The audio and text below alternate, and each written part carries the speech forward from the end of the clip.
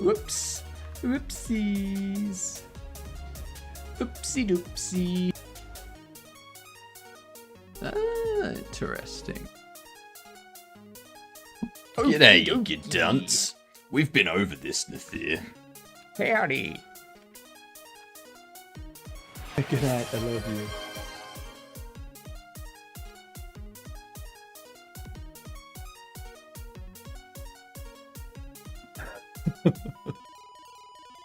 We've been over this, Nathir. What, did you think I wasn't here? Listening, organizing, getting things ready.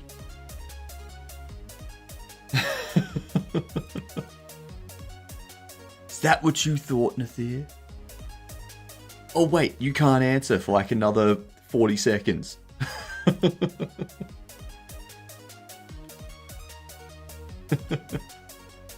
G'day, you dunce. How we doing? Hope you're having a good day. We've got workbench stuff finished, so now we're moving on to bugs and performance improvements. What's going on, Gamian? How are you doing? Let's see, let's get this knocked out first. Easy.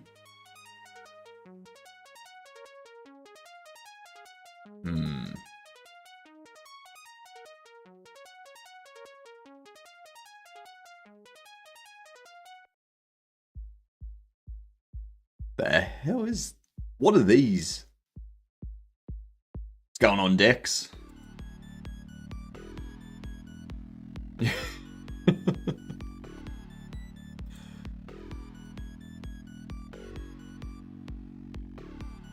Let's see. Oh yeah, they're all Muppets. They're all Muppets, just like Nathir. The Muppet.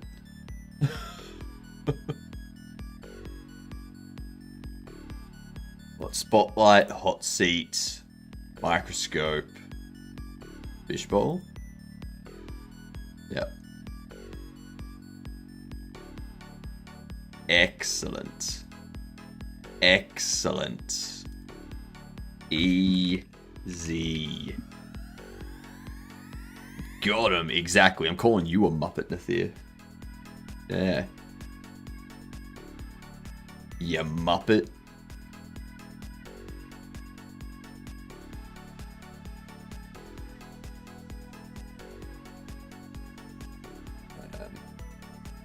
I mean, I have to do that.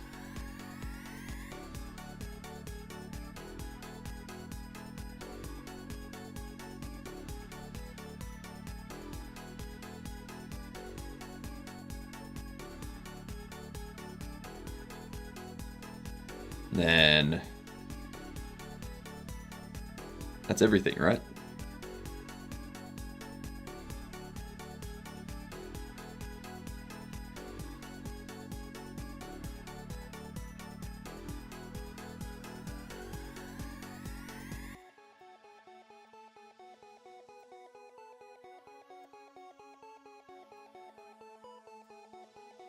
Yeah. Lovely. That was easy.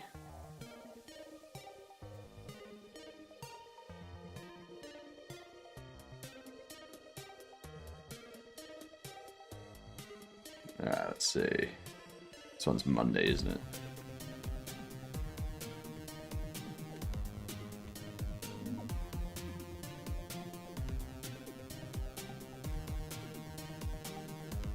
Alright. Orcris, you're first. What's going on? Is there any UK or Aussie slang crossover? I don't think so.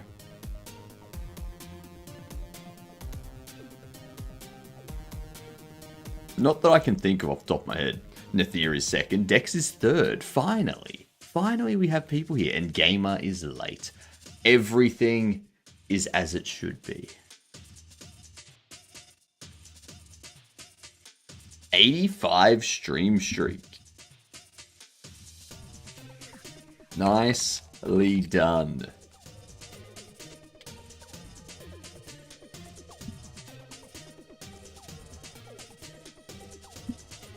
Alright, so there's a couple bugs that I need to fix. After I move this down here, of course. Alright. Tomorrow's going to be an interesting day. Tomorrow I've got dentist appointment in the morning. So that's gonna shuck. You're late, Luss. You are late. So I can't pick you up. That's the first bug I want to fix.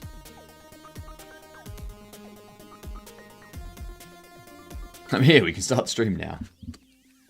I got some bad news for you. We started the stream like 7 minutes ago, 8 minutes ago. Yeah.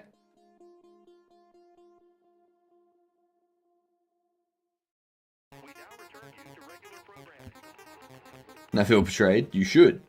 You should. And the way you overcome this feeling of betrayal, you know what you do? You know what you do? You... Whoops. Whoopsies. Oopsie doopsie. What's going on, Jordster? How you doing? You want to overcome this feeling of betrayal, us? What you do is you get here at the start of the stream. And then you don't feel betrayed anymore. Yep. Yep. I just have to do something here too, George. Let me just get that.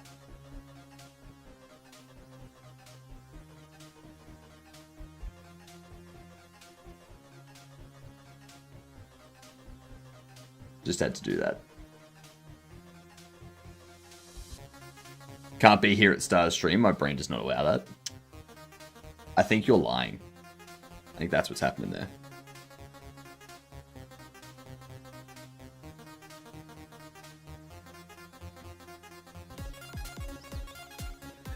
Alright, so the bug... It is returning the interaction.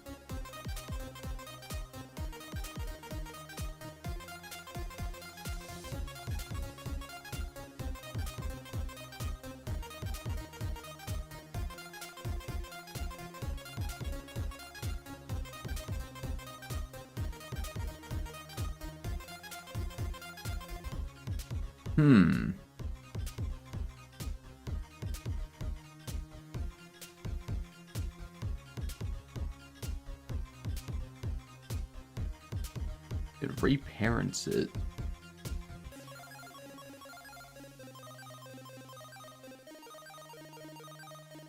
Oh, no, it's because it's pick up conscious.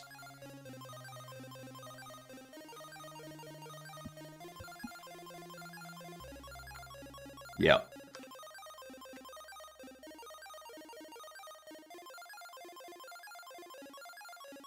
Because we need to do it in here. No, ADHD, brain and time don't go along. What you need is an alarm. Or a script. Something that's listening for my go live. Whether it's the Twitch notification or whether it's the Discord notification or something like that. It's just listening for a go live. And then when it sees that, it pops up the stream. Done. Done. Problem solved.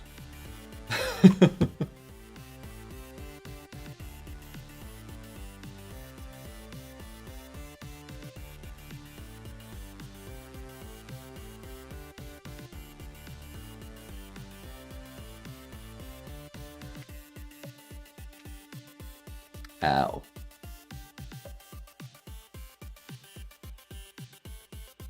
I can move these, can't I?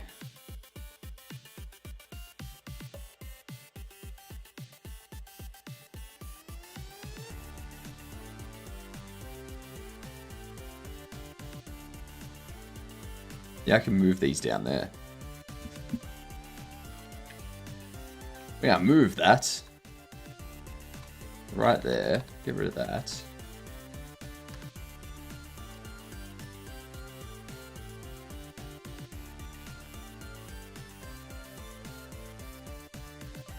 It's equal to. For work events, I need 3 reminders, 30 minutes, 15 minutes, and 5 minutes before. But if you have a script that just pops something open at the time it should, you don't need to worry about reminders because the script is automatically just like doing what you need it to do.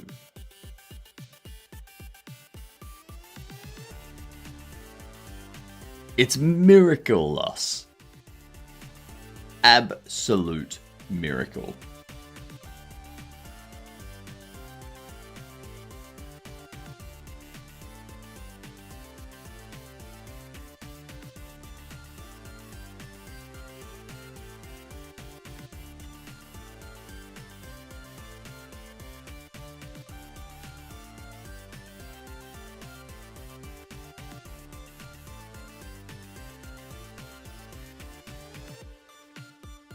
I don't need that.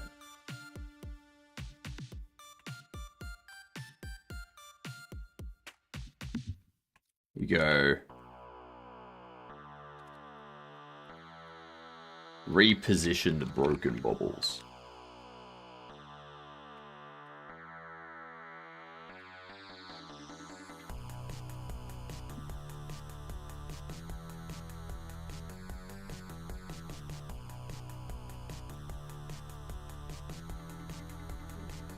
Like so.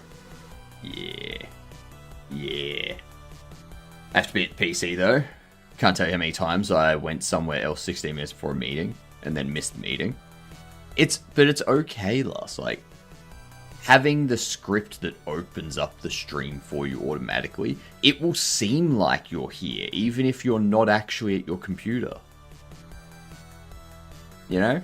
It's half the battle. Half the battle right there.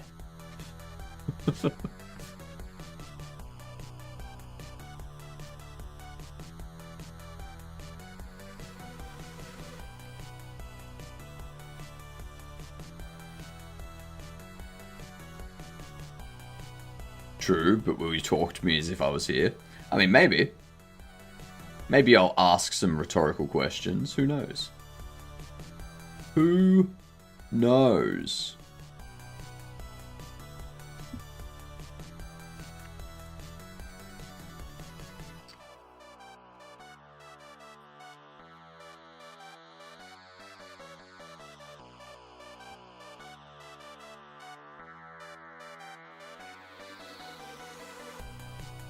What were the last magic words?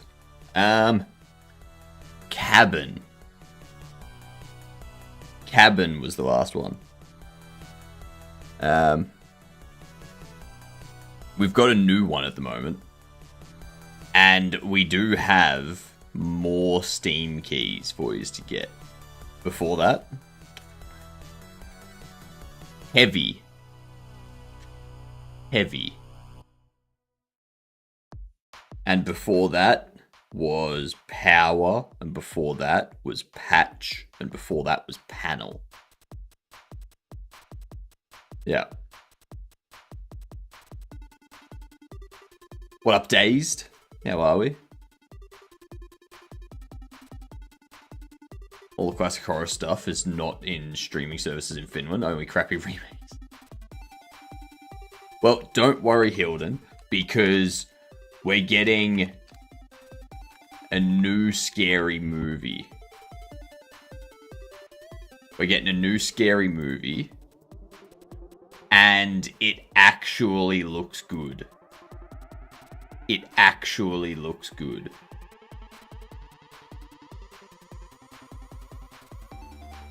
So, Yeah.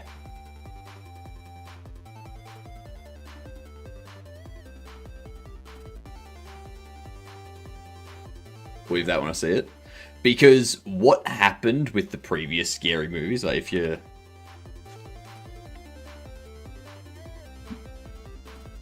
go through all the scary movies,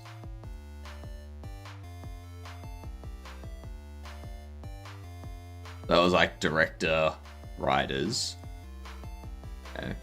And then you go Scary Movie 2, which I don't know. Can I just see sequels?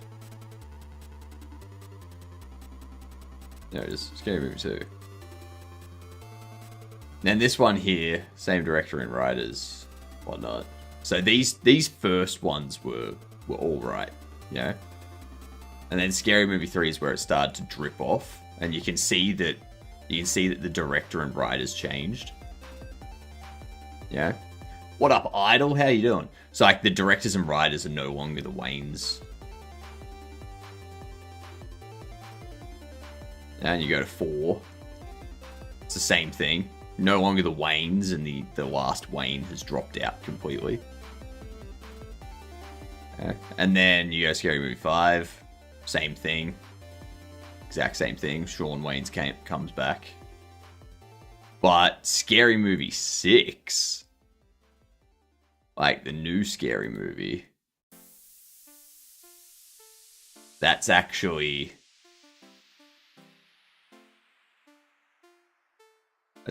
got like Keenan Ivory Waynes and Craig Waynes back in it as the writers.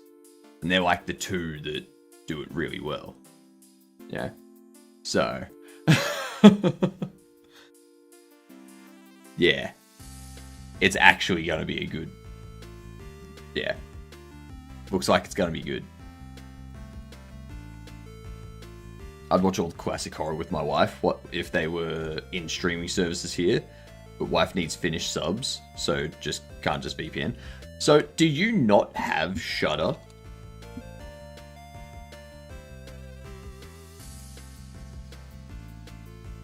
No, you don't. No, you don't. Australia, Canada, Ireland, New Zealand, United Kingdom, United States. Huh. Huh. Fair enough. Fair enough. That's slightly sad. It's like this. Oh well. Time to move, Hilden. Yeah. Yeah. Although, like, maybe Canada, New Zealand might be where you want to move to. I'm trying to think where you should move to. Won't fix the language issue. Maybe your wife should learn another language. Are you telling me, Hilden? Are you telling me, Hilden, that there is someone in Europe that does not speak English? What?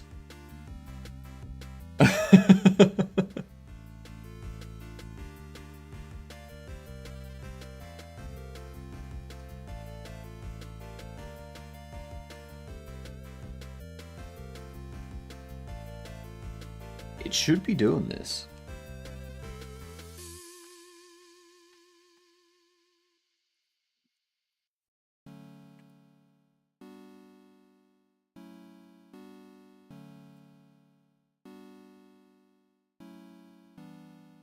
There are plenty of people who only have minimal English skills.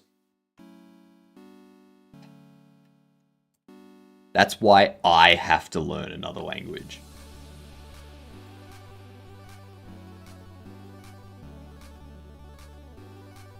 There is... So the right click's not working.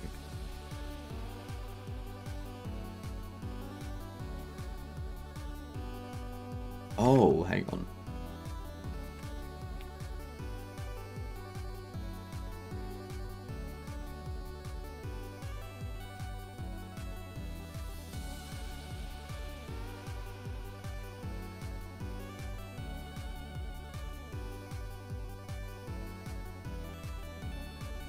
Yeah, interact primary.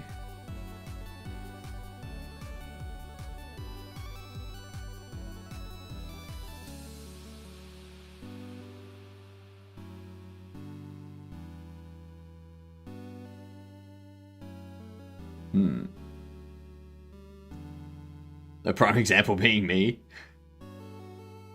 If you constantly ask me what some words are when we watch something with English subs.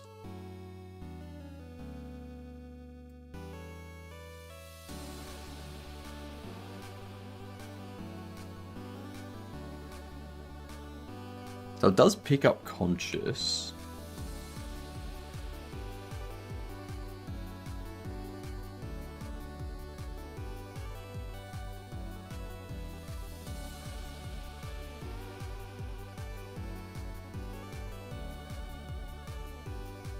Okay.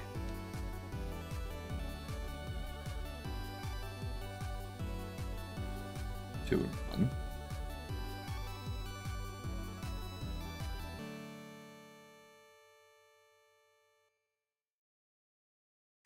There we go. That'll work.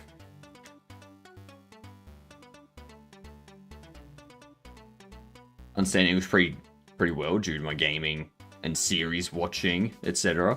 Yeah, and because of us here, Hilden, you're getting your practice in right now. What you need to do, Hilden, is you also need to get your wife watching my stream, and then they will learn a bunch of English through that. Yep. What's going on, Peter? How you doing, you get done? Howdy to you.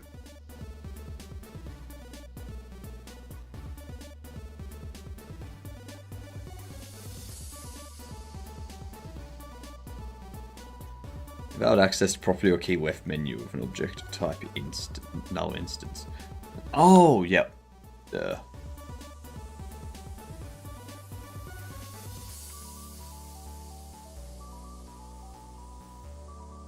We have a whole generation of I learned English from Cartoon Network. Yep. Myself, I learned English from Dragon Ball and Dragon Ball Z dubs.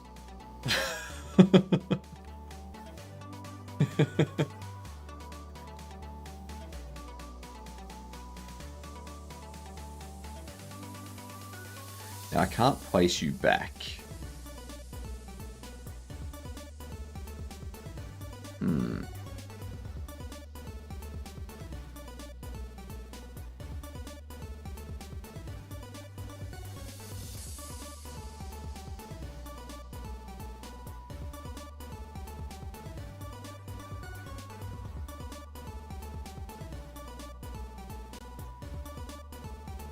Interact primary.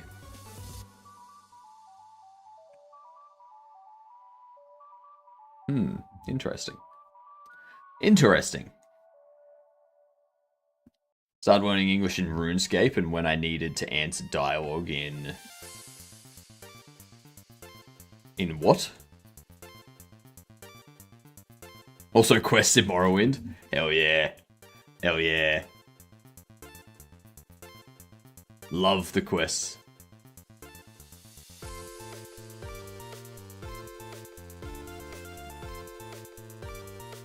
Morrowind was such a good game too.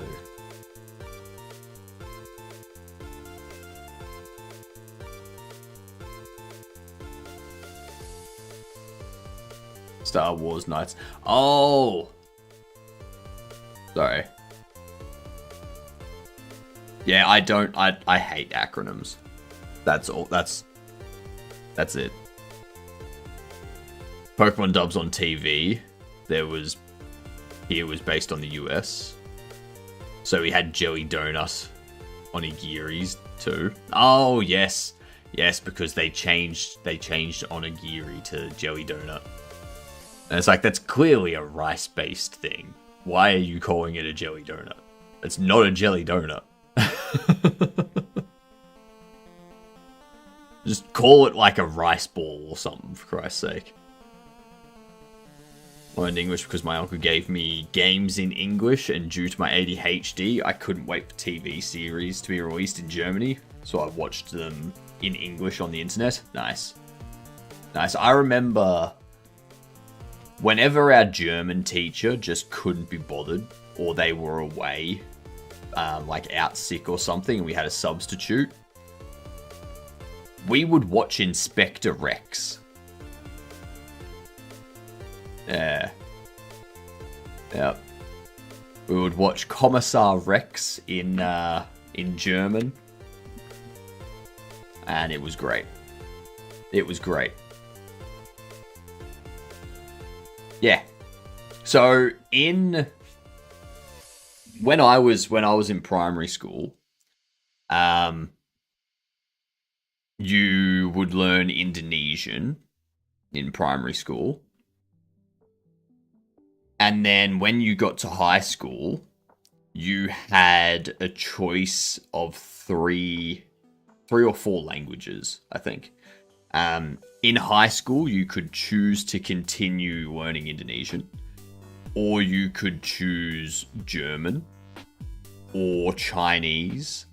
And I think they were... I don't know if they had added French, or if they were adding French, like, a couple years after I started, but yeah. So you basically picked whichever one you wanted, but you had to, for years 7 and 8, you had to pick another a language class, and whatever you picked for year 7, that's what you were going to learn for year 7 and year 8. And then in year 9 and 10, you could continue learning that language, or you could just drop language altogether. So I took German in school, and she did show a couple episodes of Theater. Yeah.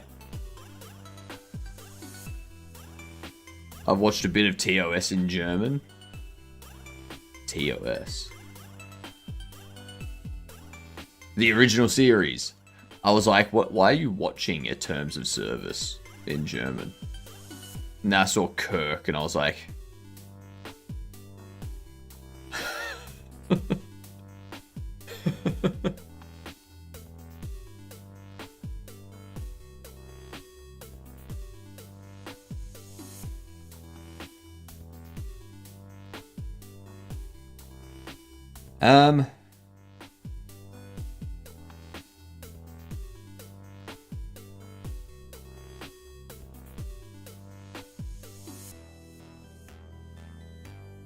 When I was a kid, I watched a lot of US sitcoms dubbed into German on Pro 7, like Fresh Prince from Bel-Air. Oh my god, that would be funny in German. That would be very funny in German.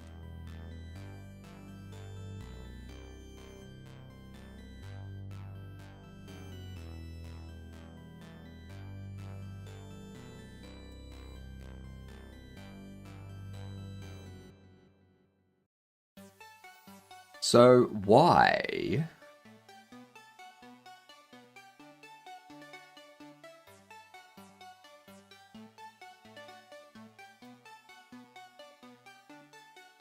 Workbench area.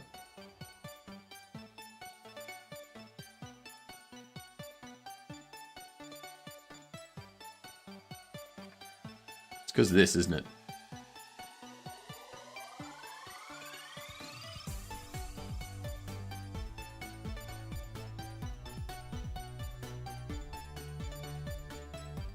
Is the workbench stuff in the demo or playtest?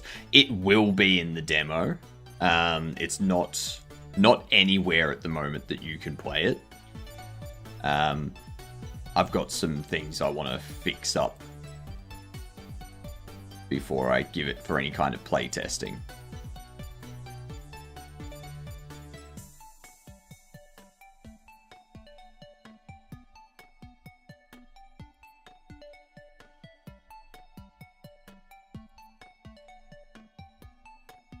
So, what? If it's not a bobble,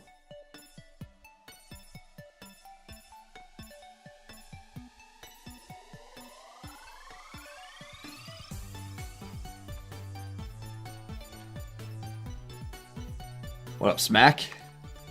You're learning to draw. Nice. How are you learning to draw? What's going on, Rebel?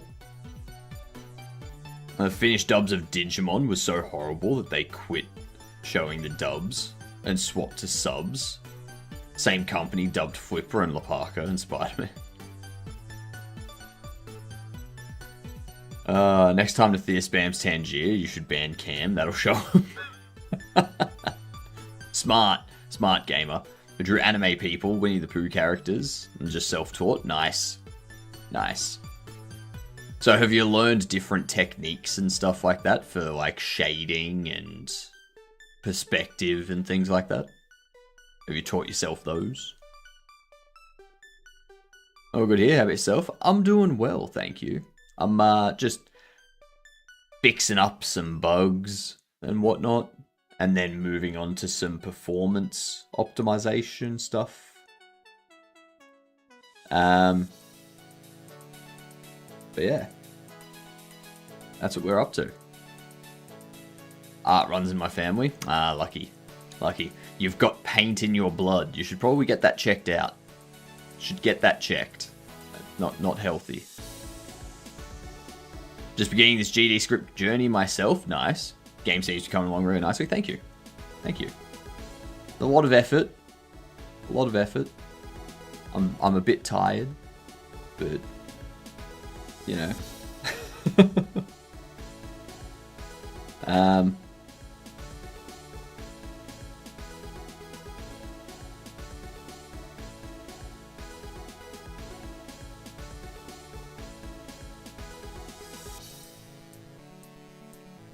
Or it's not conscious.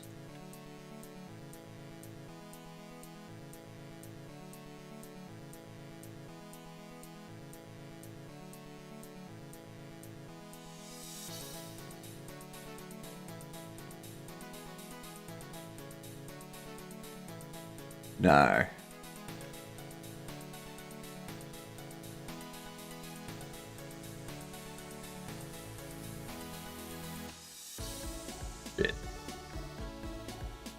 Shit.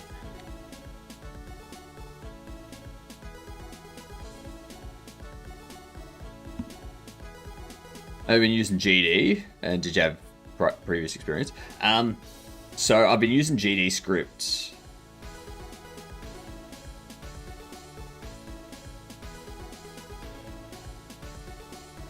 $20 months now, approaching 2 years in June.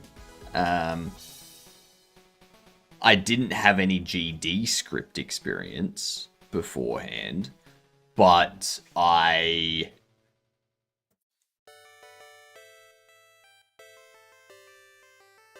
was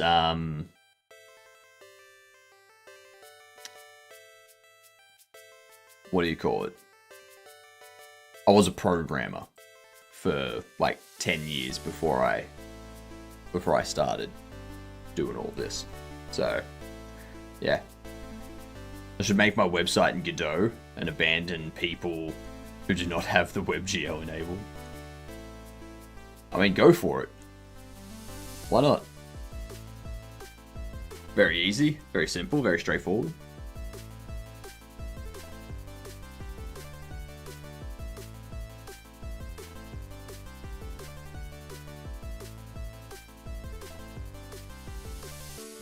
Okay.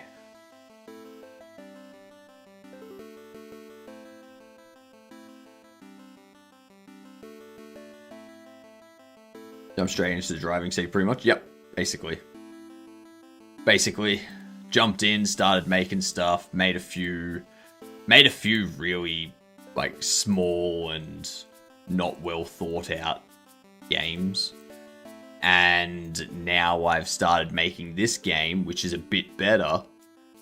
Still not well thought out. I'm kind of just thinking of it on the fly and being like, how can I do this? Let's do that.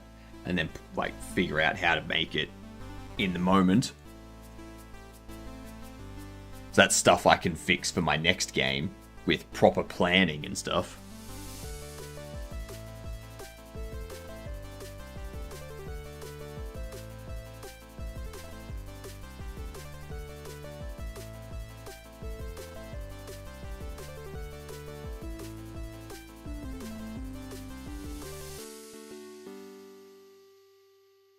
What up, Chicky?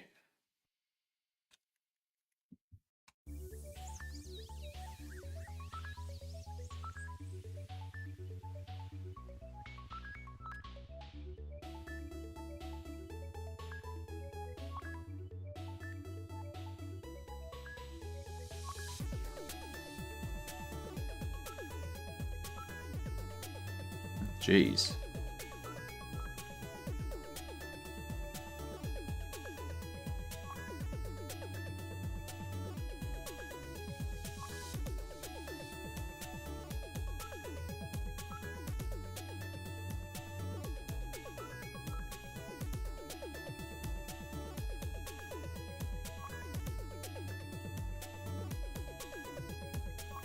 I need to rework this entire setup. How's it going? I'm a little bit tired, but yeah, pretty good. I'm pretty good. The coffee will hopefully kick in about 20 minutes.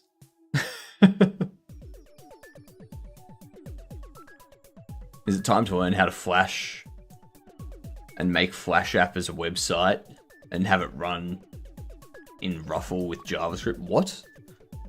Half of those words I don't understand.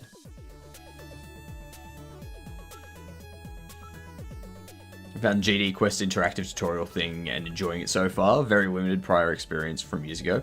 Yeah, so the GD Quest thing is a lot of people's go-to side of things. After you've gone through GD Quest, I'd recommend just going through Godot's documentation. Yep. I thought Flash was pretty much outlawed about 200 years ago. Basically, it was. Basically. Ruffle was Flash emulator made in Rust. Ugh. And there's a JavaScript version of it. Yuck.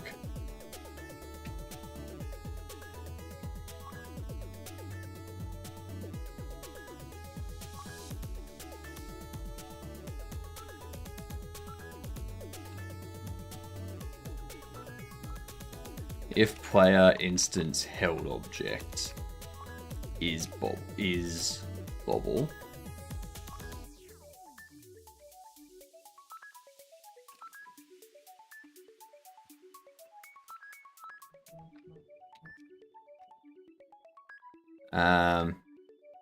those workbench function is that, and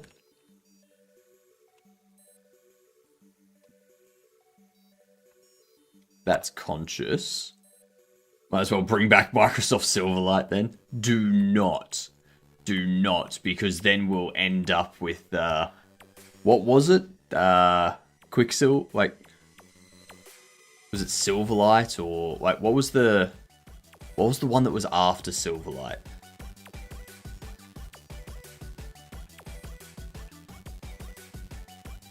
There was something after Silverlight.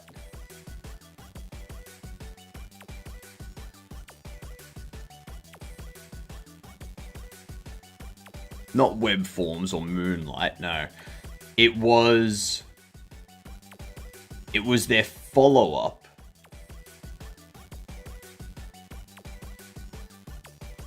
It was their follow-up to allow Windows-built applications to run on Mac before they had like the .NET cross-compile one.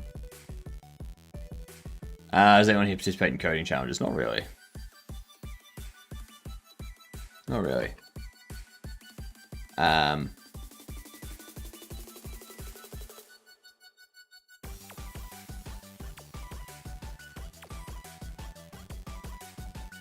When did it go end of life? Maybe Silverlight is the one I'm thinking of.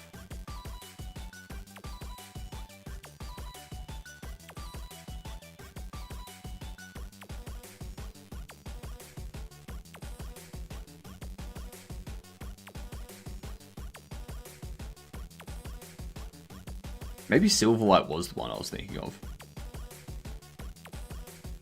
Like, just based on the end of life. Or end of sport. Maybe it was. I don't know. I remember working a job where I had to build an application with that thing. Sucked. It was horrible. The only reason we were using it was so we could do... like, so the application would work on Mac.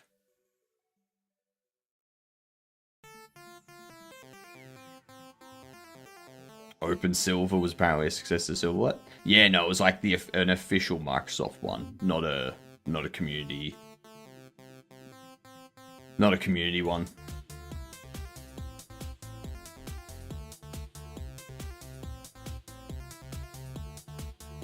Oh. Alright.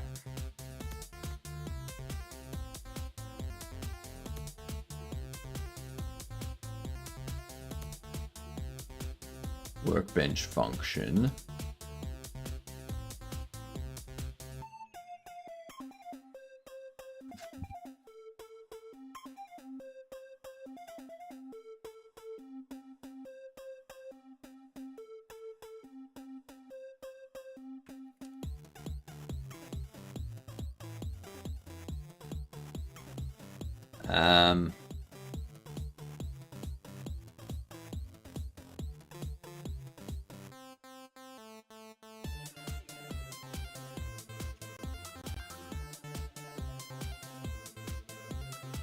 If it's not that, or not conscious...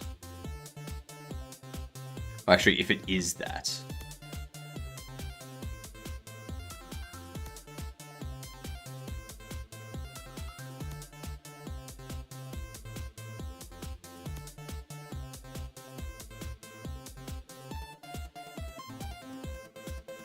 Actually...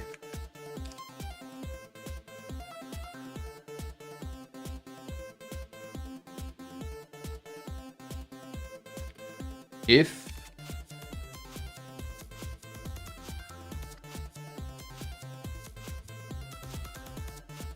is not, I'm gonna do that.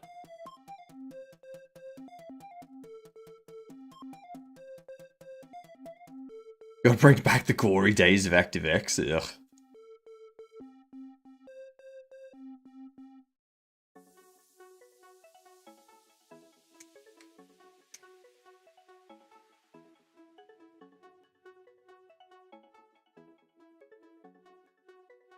So if we do that,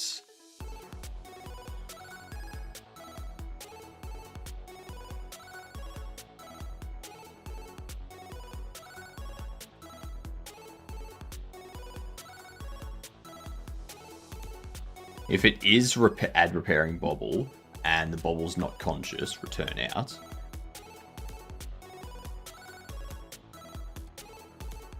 If the state is not broken,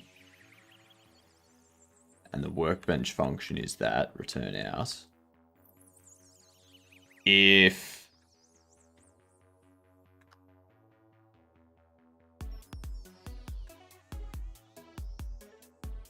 alright, I can get all of that combined up into like something more succinct in a moment, so I just want to make sure it's working first. Oh my god. I think I only got like 5 hours of sleep last night.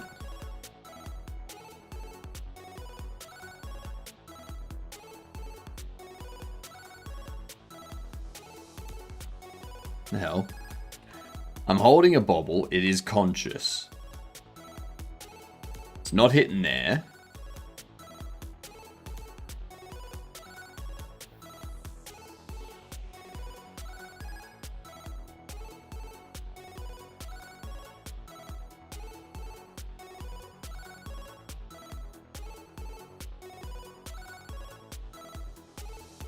Huh.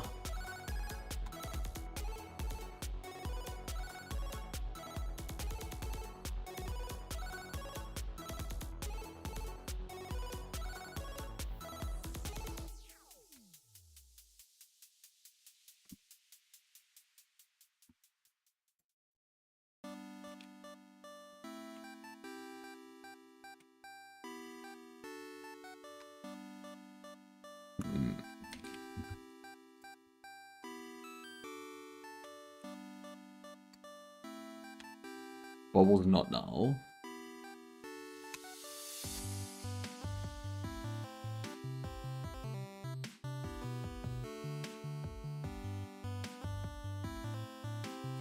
And that.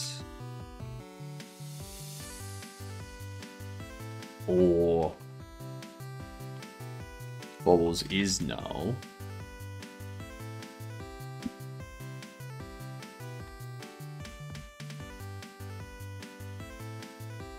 I don't know.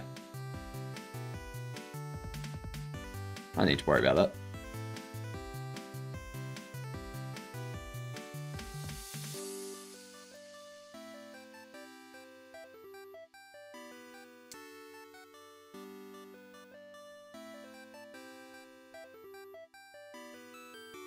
Try to fit it in some of my free time, participate in some of the upcoming ones in 2 days, I guess. Better than me, but not by much. Gotta binge in some cleaning.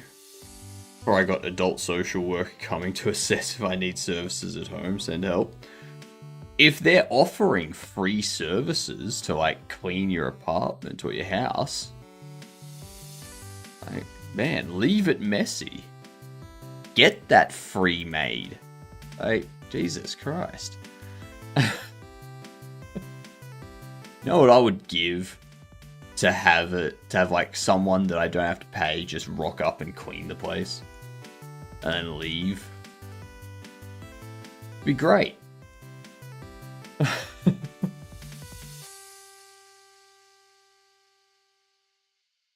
Gotta have strategic messiness.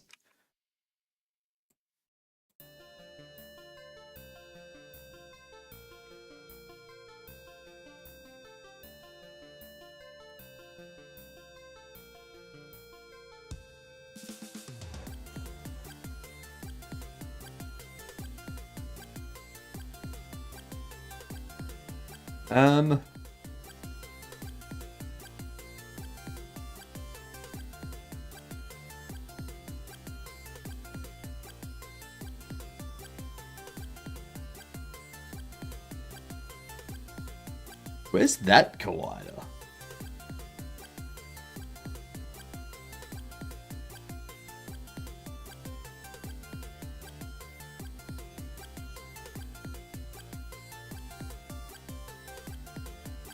Oh, no, that's the decal.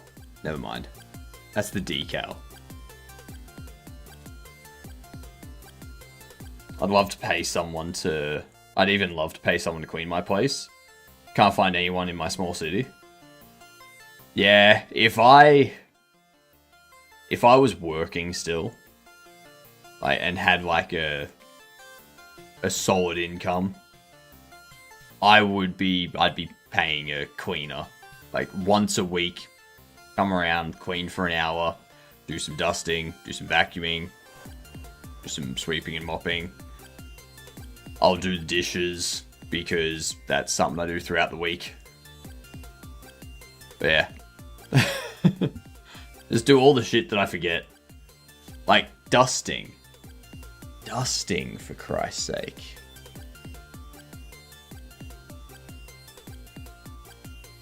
The top of my monitor.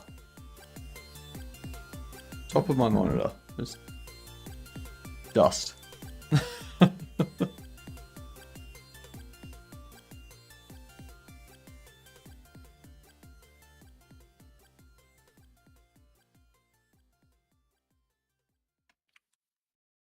Alright.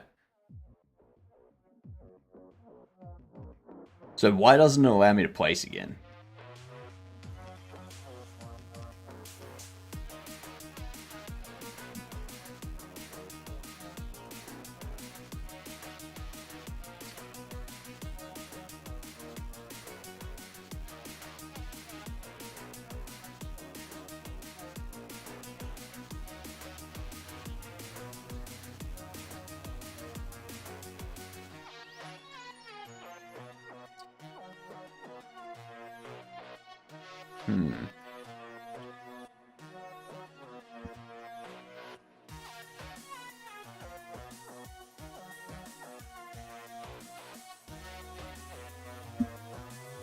Why does it not work?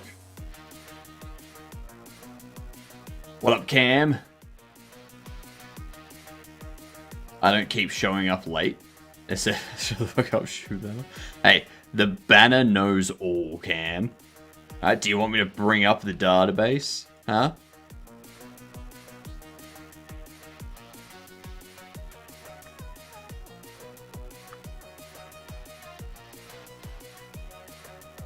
So it's not seeing that as conscious, that's the issue. Okay.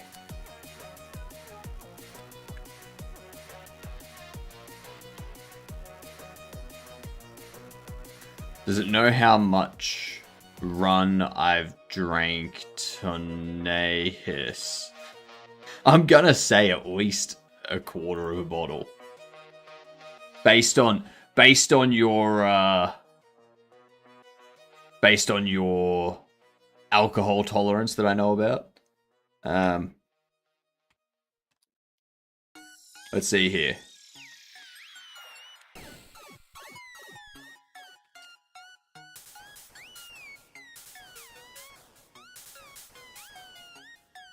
Cam.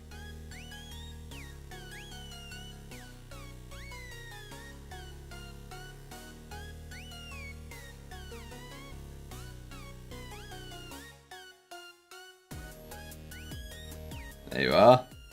You've been late 69 times, Cam. You have been late 69 times. Razor, 51 times. Gamer has been late 100 times. 100. Mike has been first 22 times. Orcrus first 17 times. Catching up there, Orcrus. Vongo has been first 14 times. It's approaching. Cam, you never press that button again. What button? Ban the car destroyer. Saw myself somewhere on there. Yeah. If anyone's redeemed first, second, third, or late, they go in there. Yeah. Yeah. We'll pass a rule. If you have not been first at least once, you can't be a mod.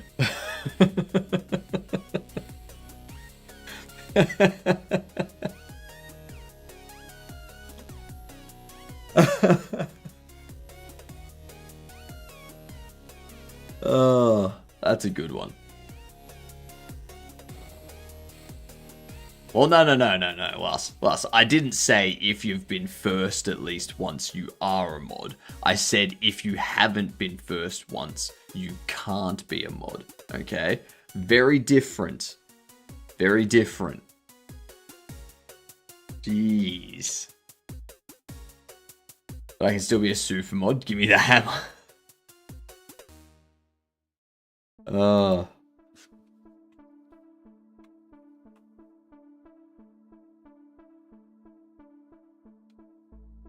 What up, Tricky? How we doing? Someone got to fill the void when we got rid of Gamer though. No, not really. Mod with most first gets to be super mod. That could be interesting. What's going on, Tricky? Got a cold? Save me from this torture? Nah, deal with it.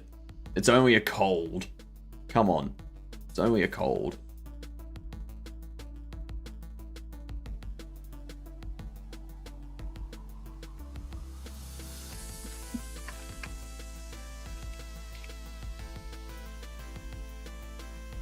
Welcome to the team.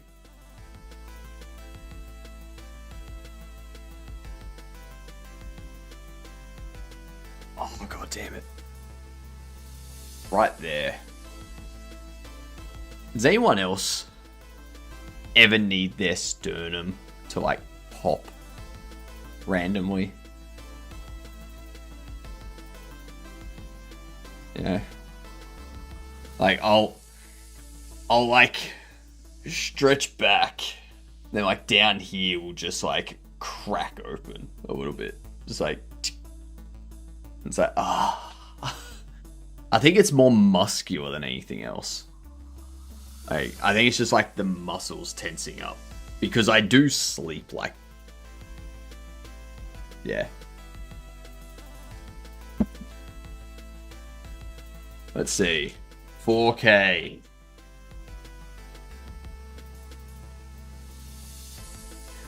Bodily skill issue? I think it is. Walk to the shops after 400 mil of rum. Only 400 mil? Jesus Christ. Hey Cam, what you could do is not.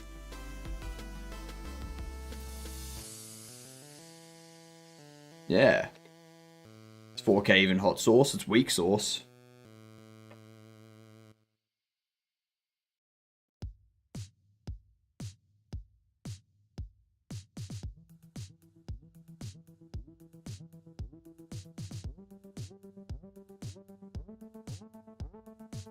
Need caffeine for work torturing me tomorrow. There we go. 4K hot sauce.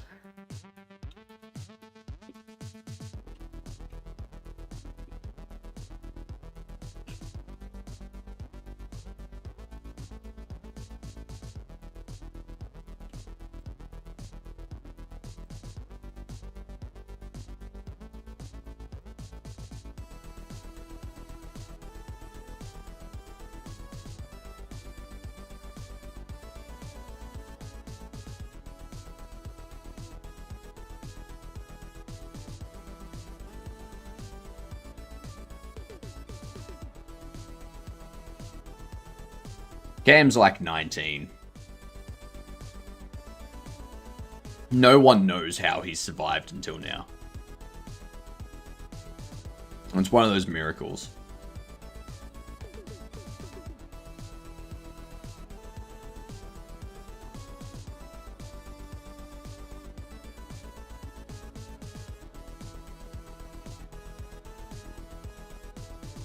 So when we load...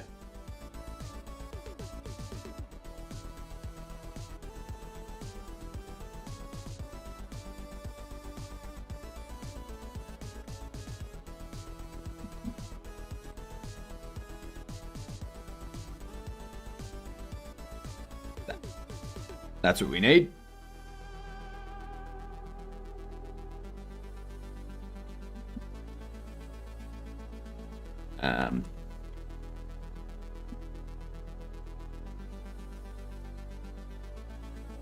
Game duel. All right, give me a second.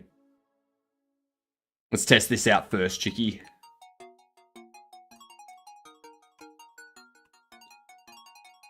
Oh shit. Hello.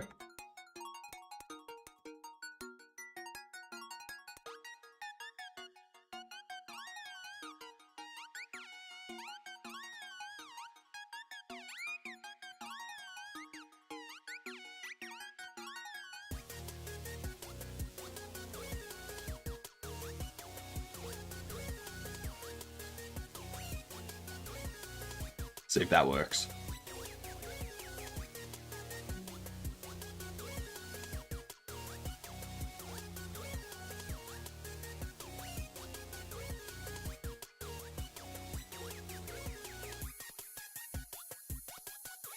Damn it.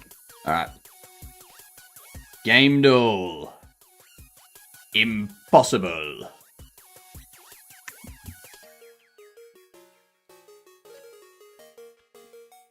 Walking Dead Season 1. So, Chicky, give me a game. Not third person. Single player with some form of multiplayer. 2013 to 2017 release date.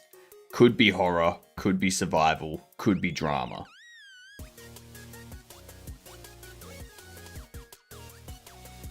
Any guesses?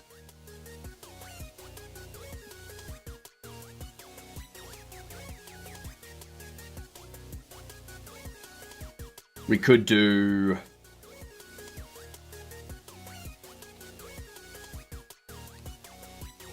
Forest. Okay, so it's not first person or VR. Unity, single player, multiplayer, co-op, 2015 to 2017. I feel this is like Sims 4. Okay. It's an indie horror or indie survival.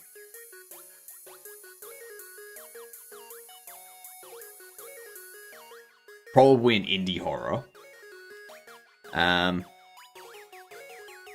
Or an indie horror.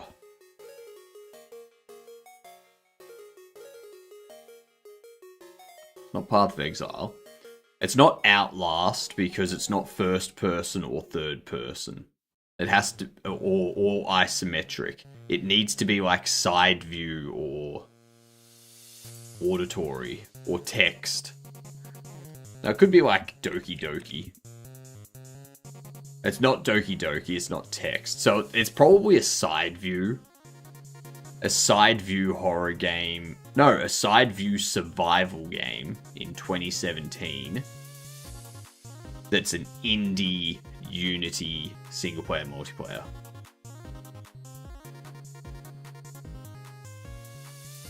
I mean, it could be drama too.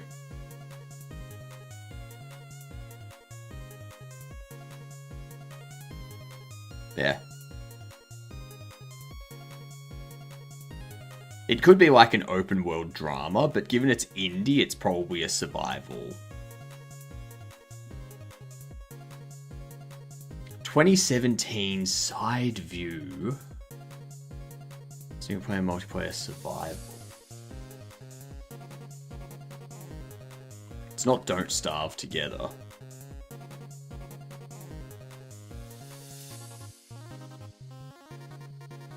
Video Cult Adult Swim Games. Adult Swim Games. Oh my god.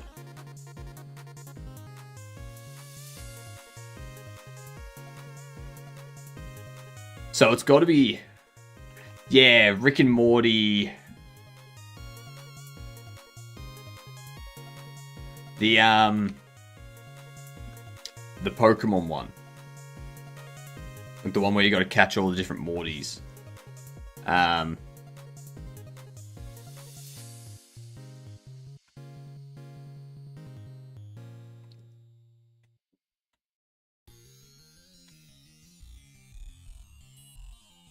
Oh my god, what's it? What is it? Pocket Mortys, that's it. Nah. It's not Pocket Mortys. Gotta go and eat some oatmeal. Enjoy eating your oatmeal, Hilden. I don't think it's Rain World. Holy shit, it is Rain World. There you go. Well done, Hilden. I didn't know that was Adult Swim Games. Huh. There you go. Jeepers. Crushed it. Absolutely crushed it there, Hilden.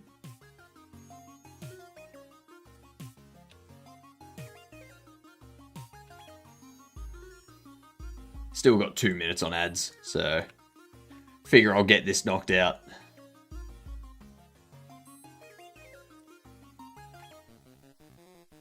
Wordy. Pluck.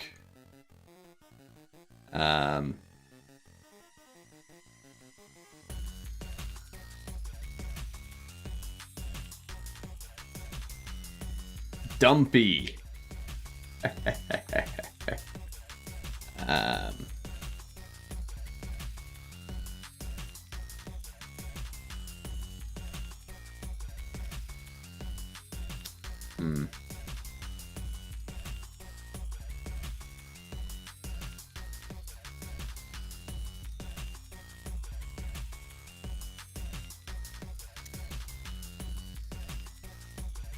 Crushed like how Hypnotic crushes my self-confidence. Good. Good. No one here is allowed to be confident.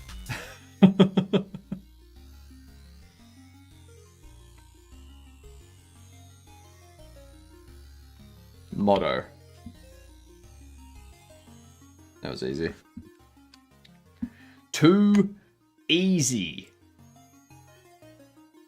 If you want to do the Wordle, look away, okay?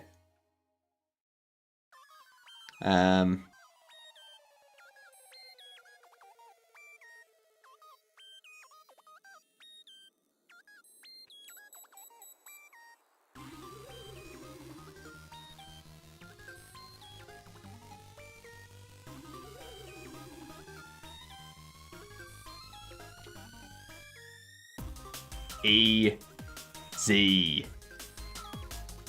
Easy. What was the game? It was Rain World. Good old Rain World. Very, very good. Very good game indeed. Alright.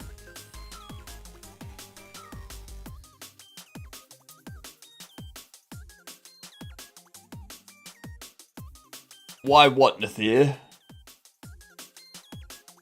Why what?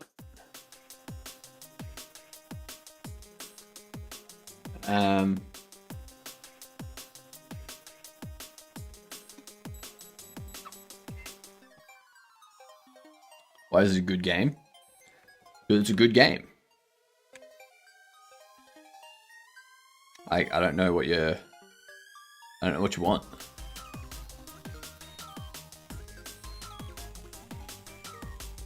There we go.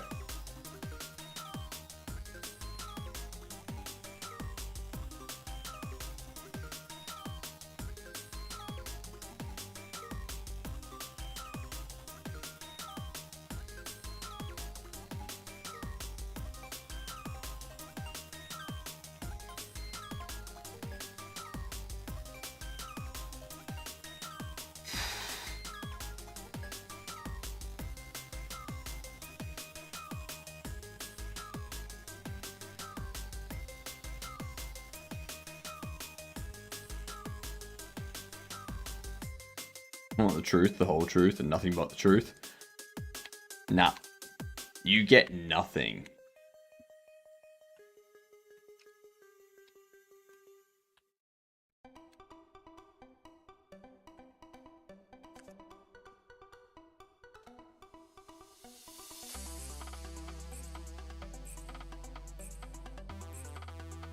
Sake.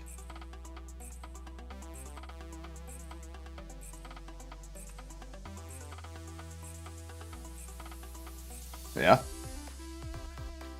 Would you like to live in Rain World or Water World? Rain World would just be normal.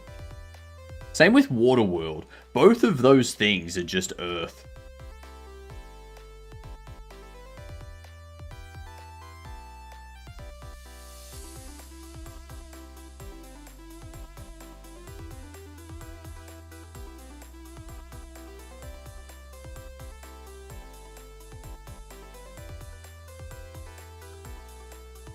Why can't I pick you up?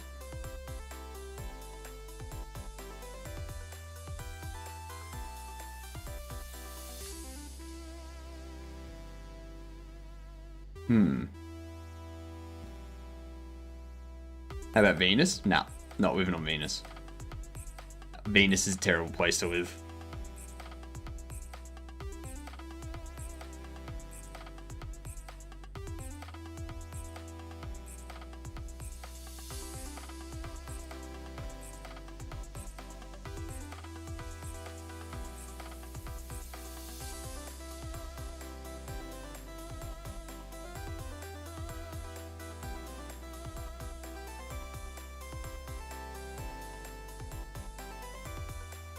If I pick you up, you're conscious. I place you down.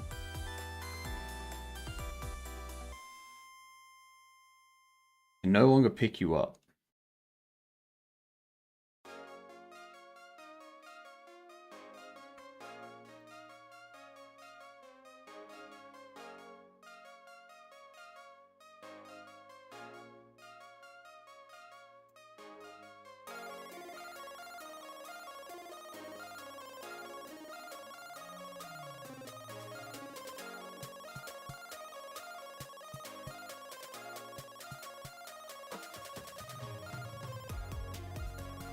Bubble workers.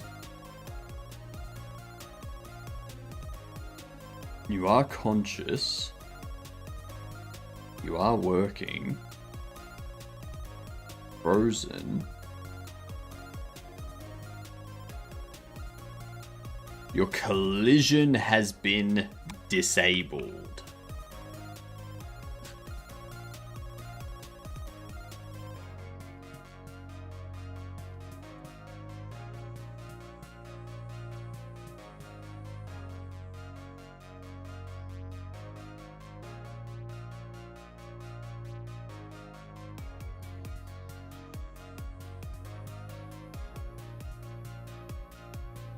Hmm.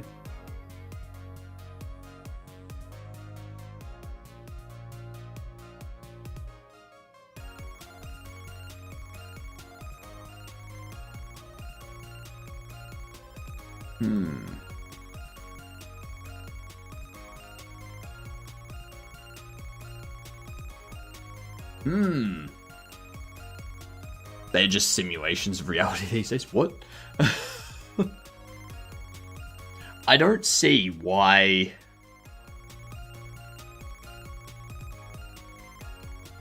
this would be set to have its collision disabled.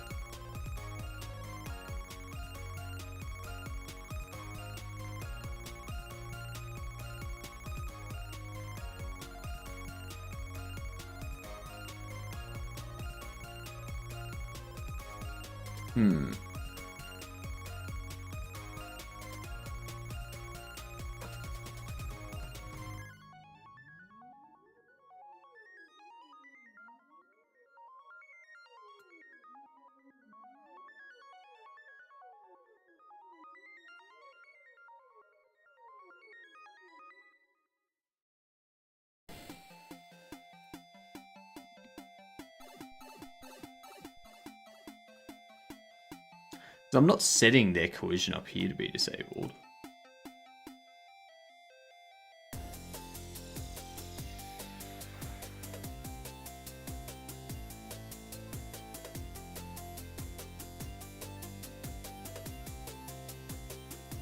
Unless it's because we started off disabled.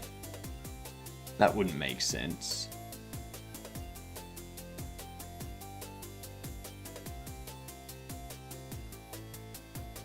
Doesn't start off disabled.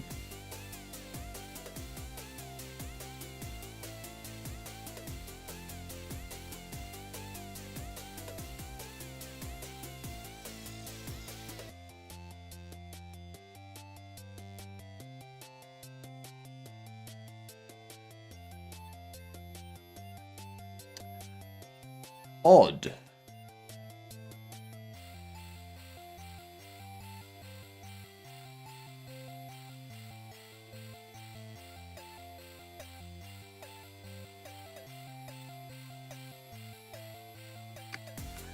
Very odd. Why would that be happening?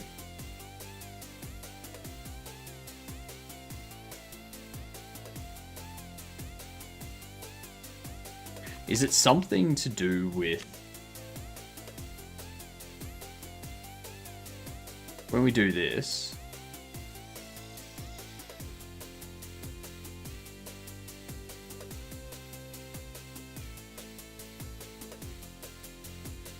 So we are reparenting.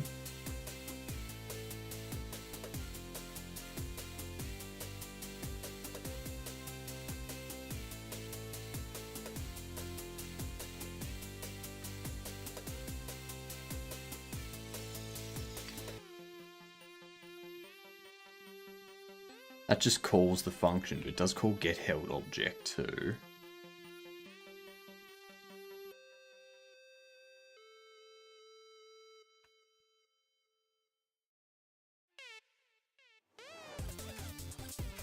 That doesn't do anything there either.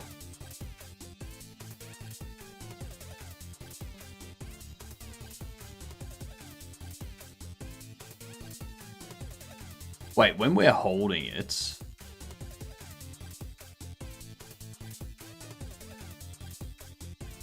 When we pick you up...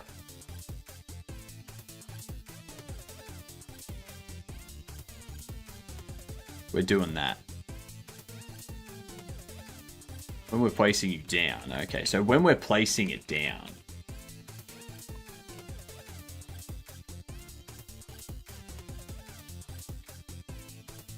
That's what we need. So it is because I wasn't reverting the pickup. That's what the problem was.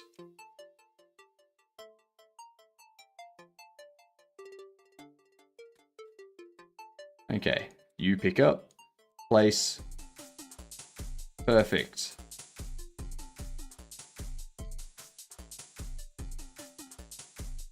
Now you I want to be able to pick up as well. But...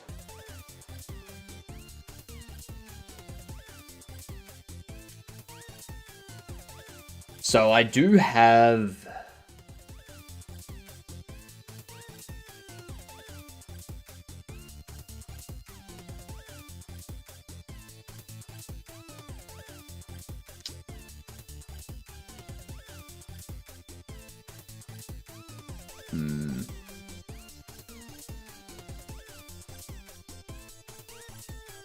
Another bug bites the dust? Exactly. Because, like, the other bug we've got, like, I want to be able to pick that up. And store it. No.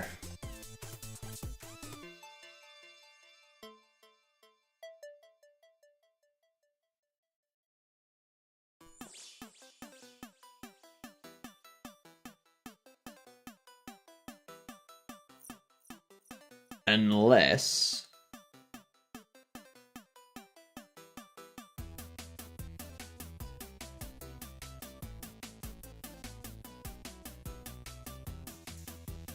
Huh.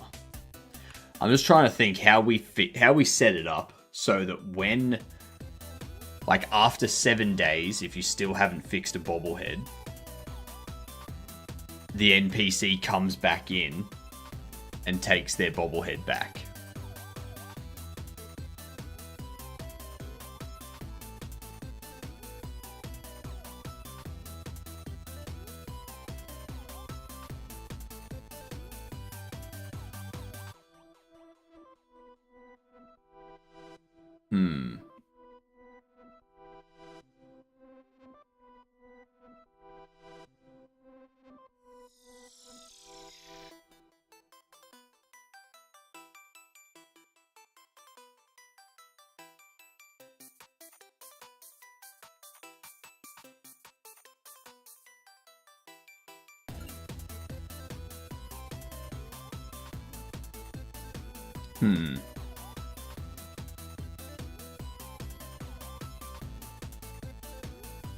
Because I could allow them to pick it up and then just place it back down.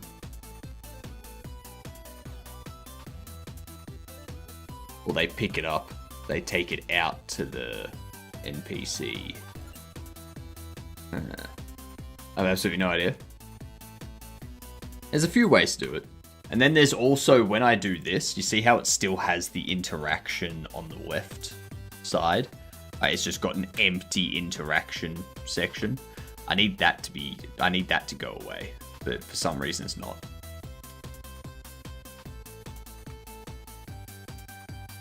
And I need repair quality to disappear too.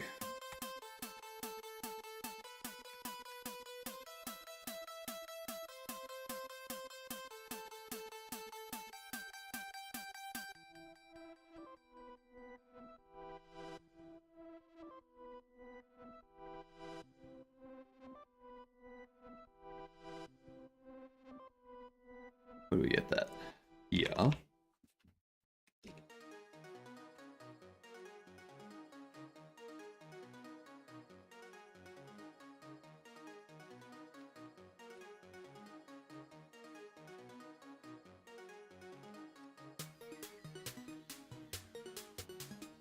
Repair quality.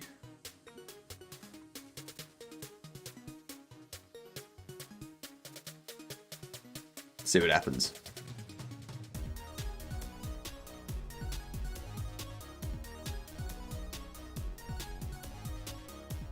Begin the repairs. We exit out. It says repair quality.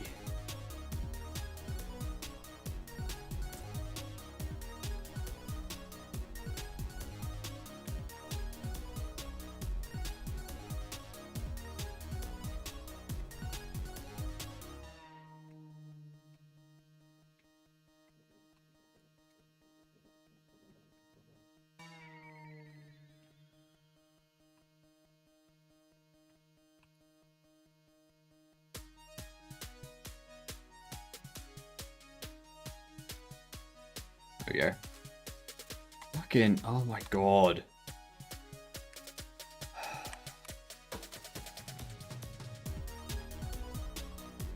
things not saving, or like LSP not connecting and stuff like that in a timely manner is killing me. Killing me, I say.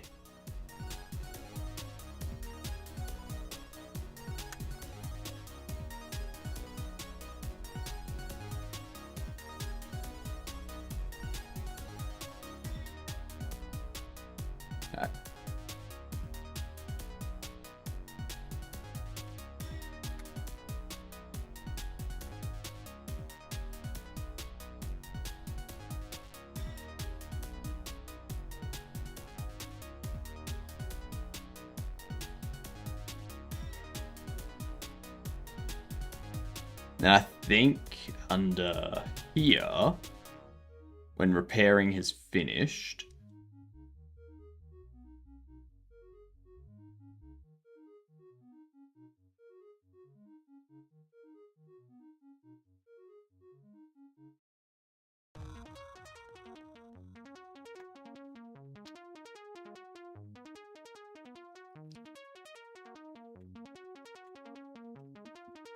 go instance.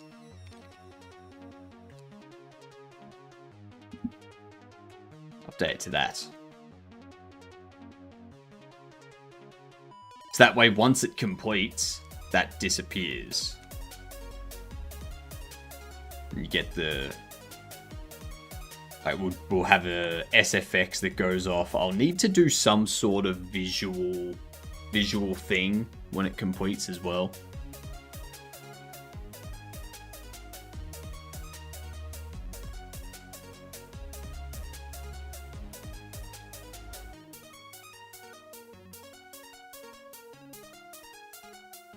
This isn't center.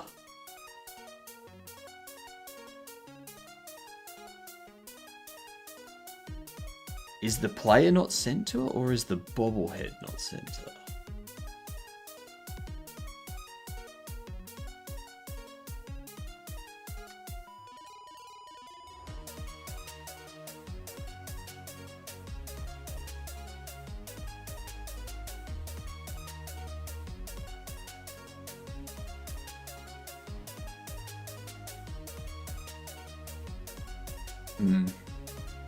I don't know.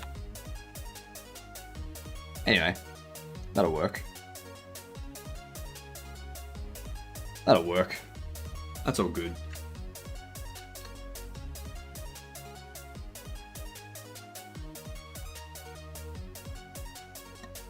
Oh.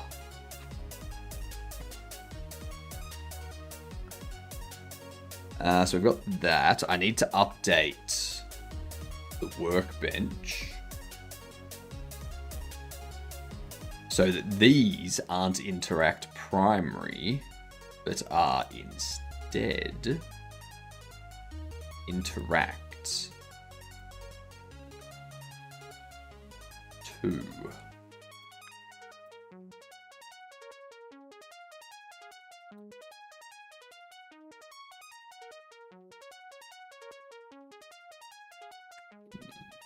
All right.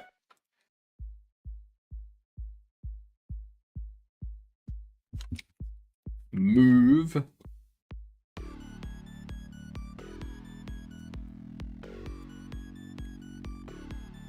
Let me do.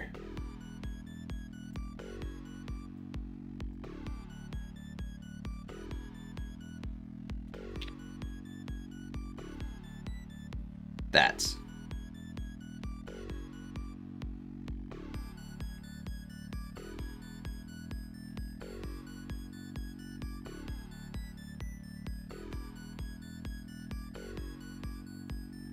Now we're not going to have any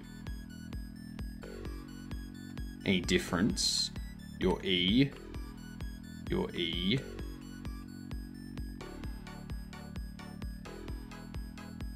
Ah, we've got E for repair. I think I can change repair to be left click.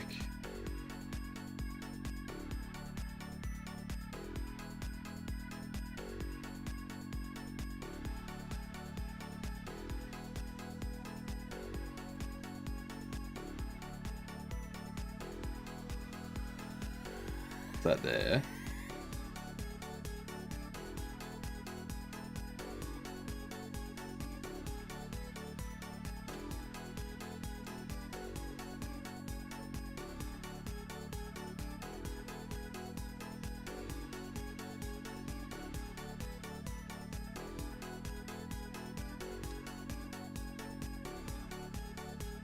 Okay, let's see if that works. Fingers crossed.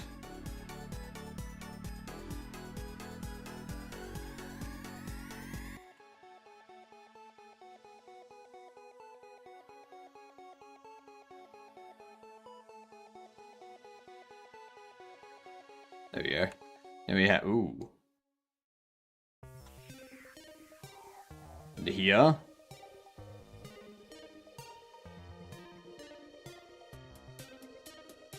Where's interact? This stuff here. We need to pop it down here.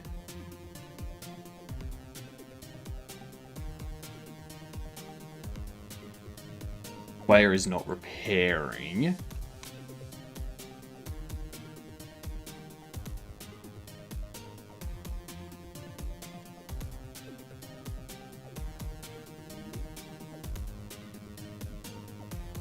We do that. Then up here, can actually just get rid of that. That should be perfect.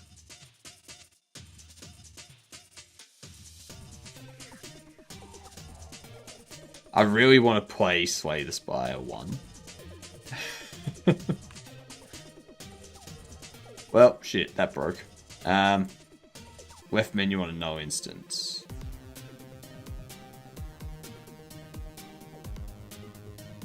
Oh, yes, of course. That.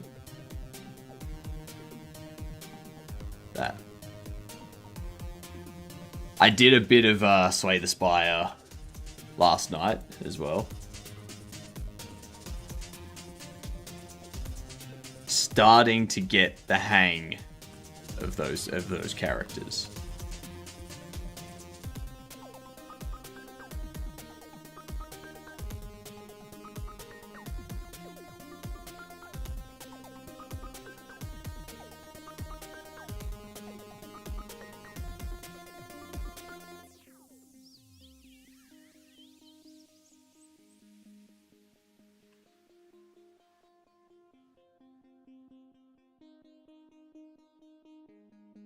I want to see that. I want to make sure it rotates correctly.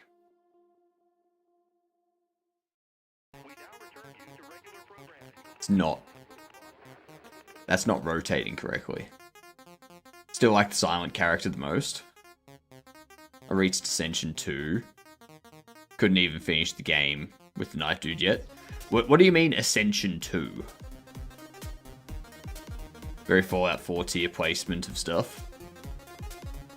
I mean, it's basic placement of stuff.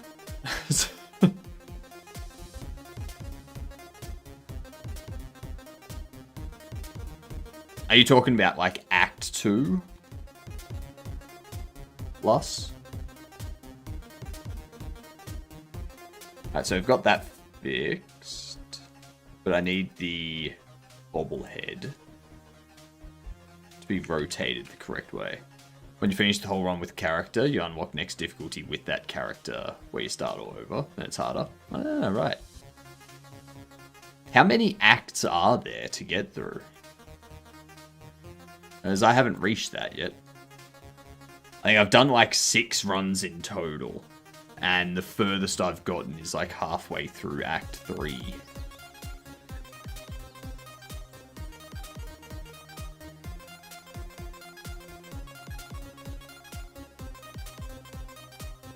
Played for 6 hours yesterday. I think that's how long I've played for in total.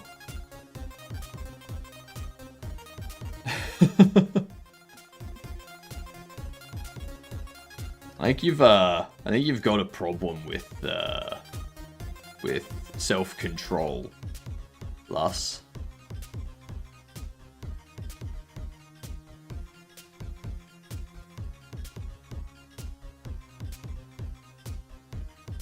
Now, I've played for 6.5 hours in total. I've defeated Hexaghost, defeated Champion, the Guardian, and the boss. Yeah. What other achievements are there? Unlock Ascension modes, that's when you ascend once, yep. Exhaust 20 cards in single combat, have 9 energy during a single turn of combat. I swear I've reached that. Oops. I just pressed D. Whoops. There.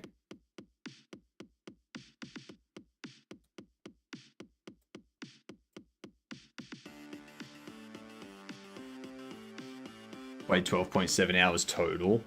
Bought it yesterday. So you bought it yesterday. You played it for 6 hours yesterday, you said. That means you've played it for 6.7 hours today.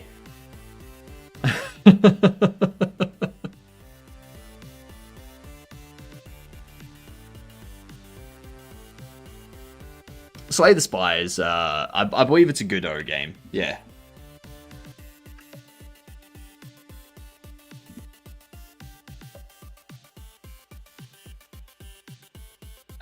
Slay the Spire.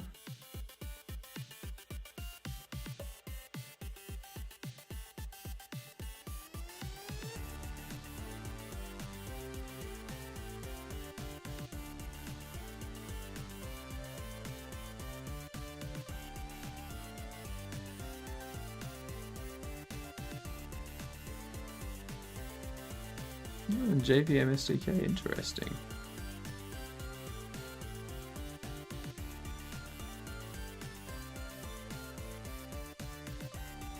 Huh.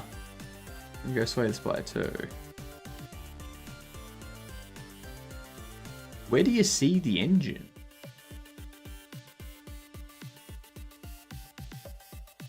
I swear there was a way you could see the engine. What up, Casper? Slay the Spire 2 is in Godot, yeah. Slay the Spire was originally developed using libgdx, but its sequel, Slay the Spire 2, has switched to the Godot engine. Interesting.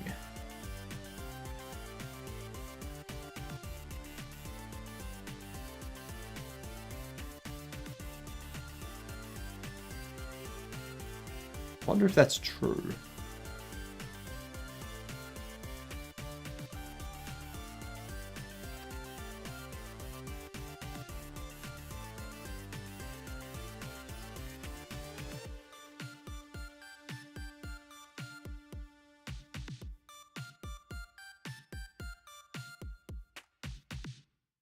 Oh, there it is. They followed through on abandoning Unity. There you go.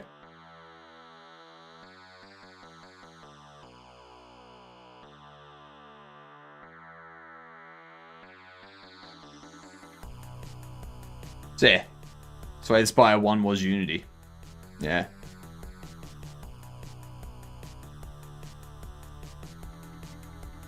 Yeah.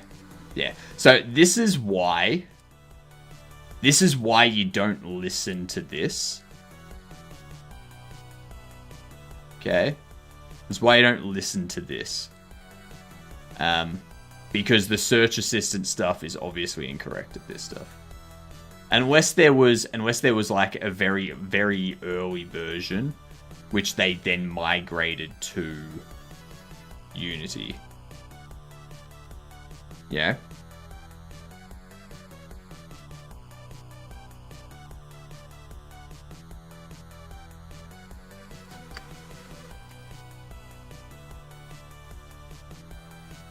Because I'm wondering if they started building it in libgdx and then moved to Unity.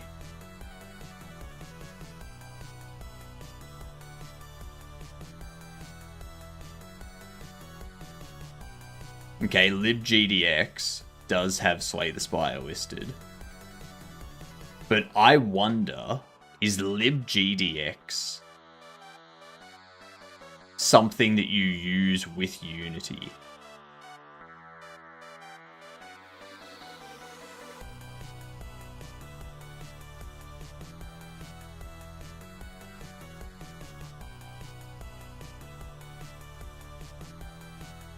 Why is it...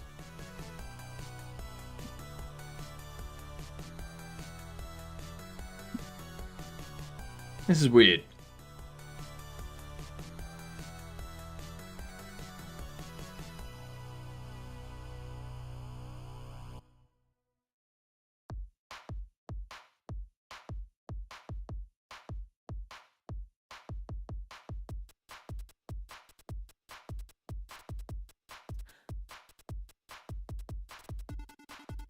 So did they build it in libgdx and then move to then migrate it to Unity?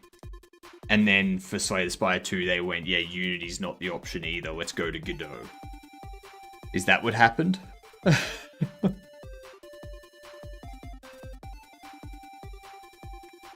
I'm so confused as to why it's... whatever. Whatever. Moving on.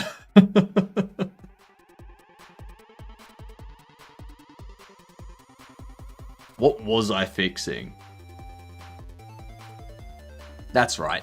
When the bobblehead finishes being repaired.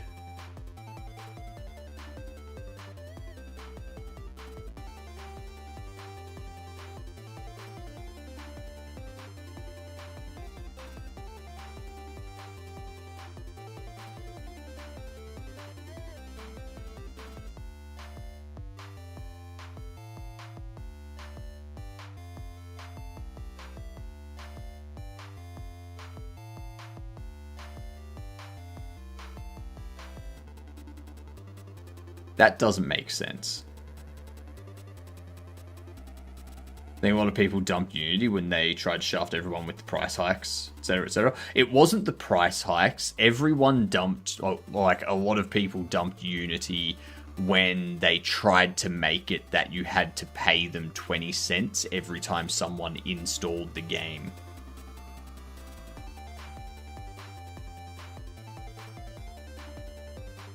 And everyone was like, what? That's stupid.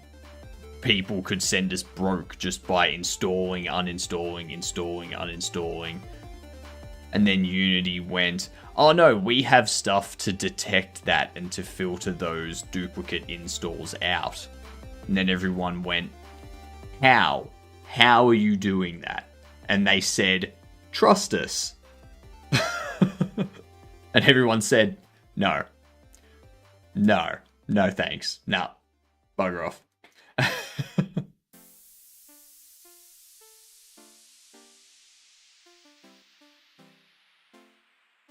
Alright, I need to get to the bottom of this.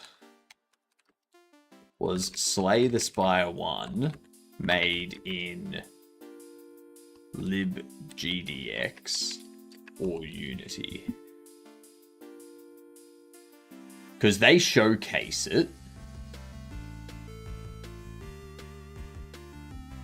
Maybe next. I'm really glad to see more complex game. Usually, I was surprised when I saw the game was made with libgdx, as I thought it would have been made something like Unity instead. How you doing, Jack? libgdx is a Java library for building games, similar to libstl for C, C++. Correct. Correct.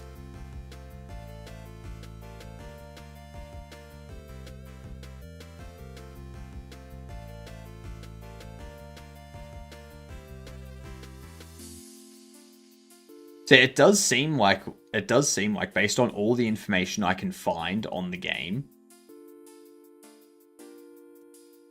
like this one here,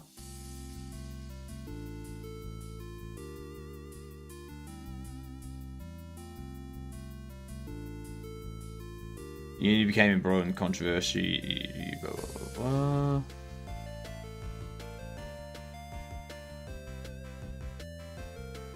It said it made much of Slay the Spire 2 in Unity.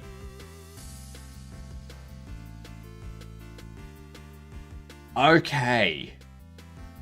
So I think Slay the Spire 1 was made with libgdx. They were making Slay the Spire 2 in Unity, but then after Unity did their whole licensing thing, they went, Godot.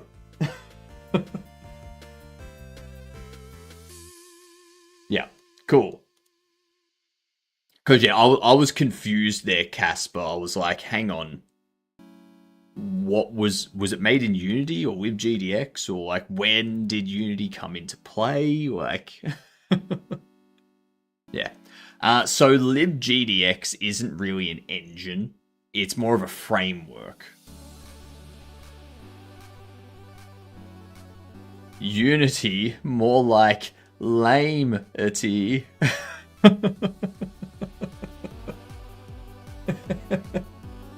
Really good, relaxing listening to you. How you doing? I'm doing fantastic, Jack. Doing fantastic. I confirm that it is indeed creating Godot as a mixture of C# and GD script. Yeah, Slay the Spire 2 is definitely Godot. Yeah.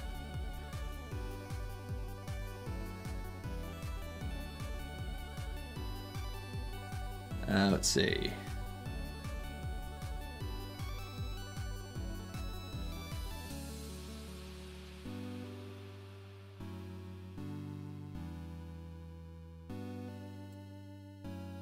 This is what I don't get.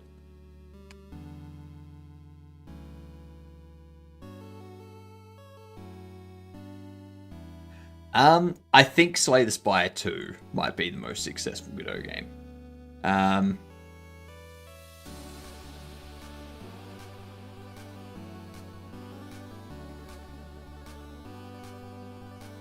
So this was last year. So Brotato.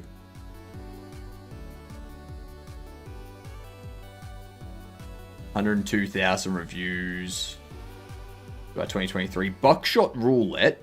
Everyone always forgets about Buckshot Roulette as well. And Dome Keeper. Yeah. Like, everyone always forgets that those two are made in Godot as well. Like,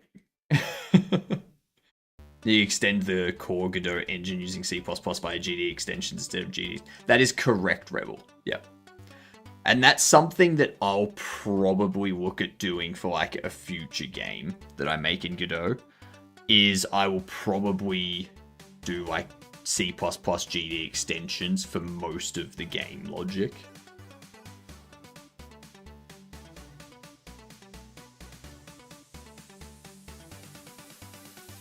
But yeah, and then if you have a look at Slay the Spire 2 SteamDB,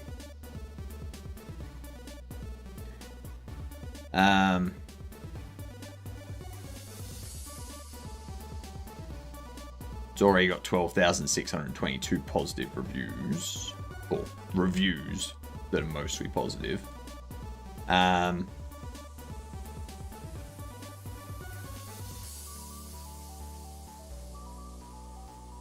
Look at charts.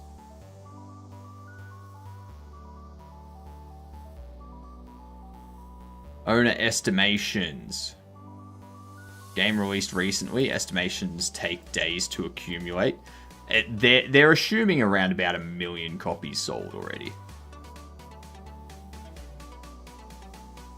That's what they're estimating for Slay the Spire 2. Which, at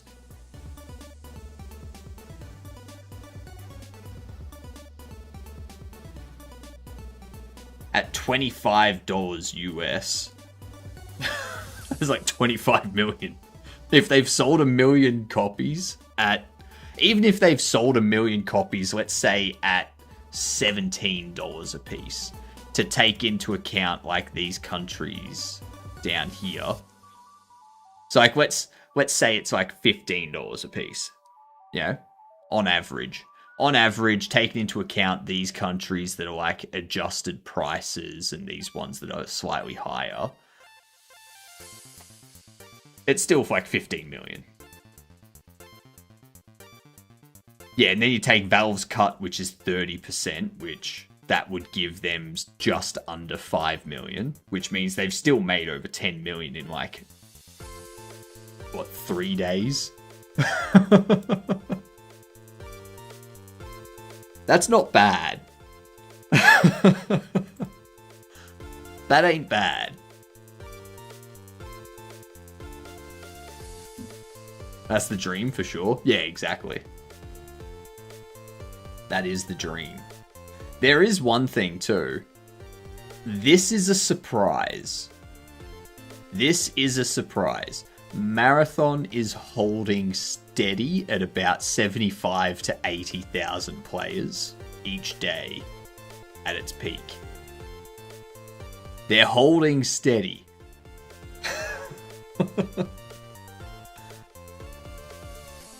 I don't think anyone saw that coming. Seems low. Well, when you look at like Marvel Rivals and stuff, they have about 90,000, 90 to 100,000. So it's not that much lower. You know?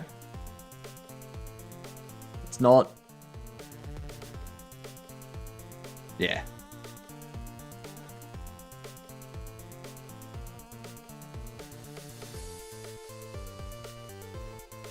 I think what I need to do... Like, why doesn't it take the rotation into account?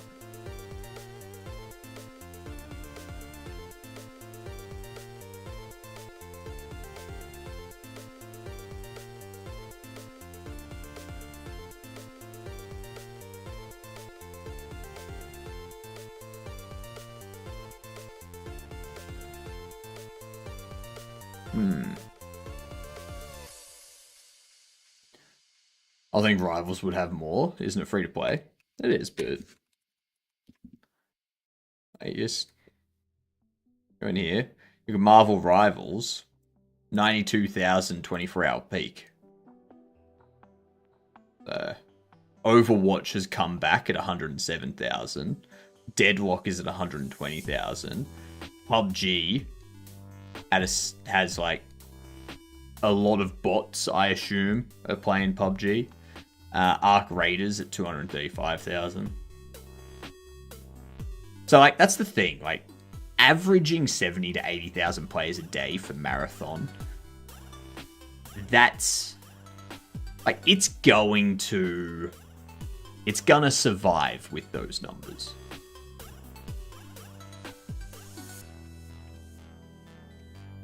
If it keeps those numbers, it'll survive.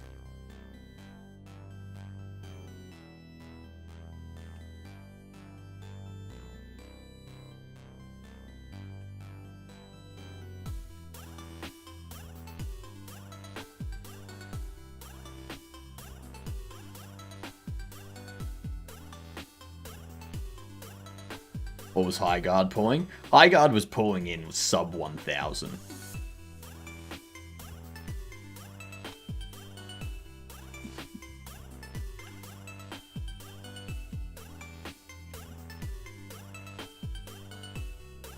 Yeah.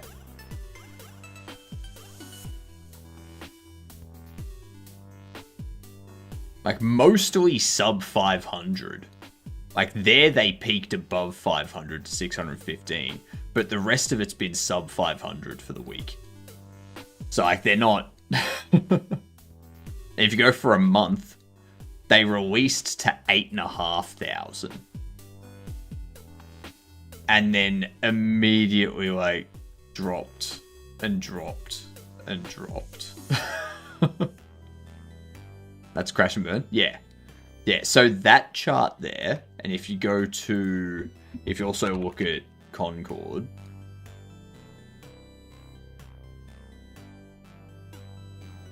Somehow they still have, like, 1 or 2 players. Okay. Concord, what? Released to 607 players. And immediately tanked to nothing. Like, immediately just shut down. Just not worth it. So when you look at those two, when you look at those two and compare it to Marathon, that opened to 85,000 and is holding 75,000 a day. Marathon's probably not going to go the same way as those two. They had to pay people to play it and people still refused. I mean, hell, if a company wants to pay me a bunch of money to play their game, bring it. I will happily do that. If it's an indie game and I know who it is that made it, I'll do it for free. If it's an indie game and I don't know who you are, I might still do it for free. It depends on what type of indie we're talking about. Is it true indie, or is it indie with like a Claire Expedition indie? Yeah. One doesn't have money, the other has money. Basically, how much money you have depends on how much I'm going to charge you to play your game. If you have no money, I don't charge you anything. If you're a large company with millions of dollars, I'm charging you a lot.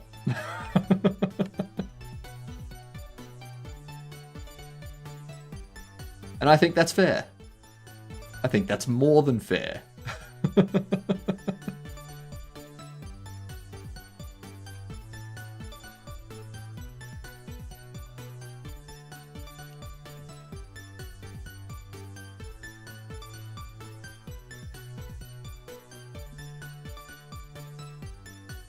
I need...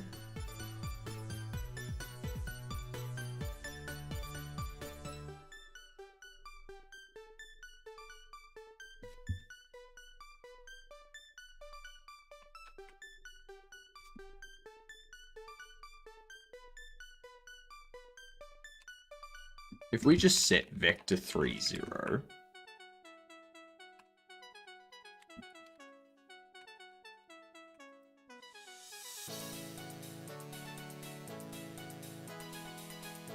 Let's see what happens.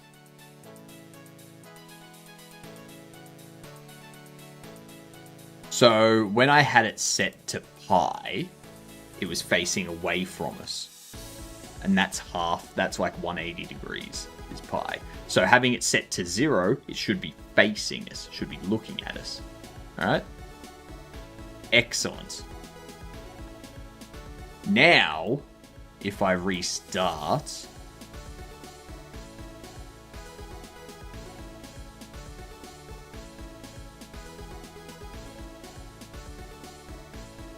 If I move this...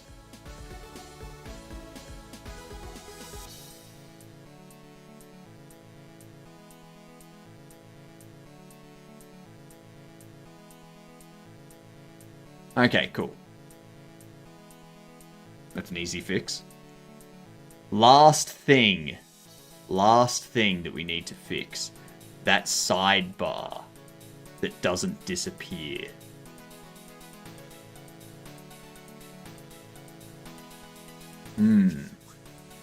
Why? It should disappear when there's nothing in there.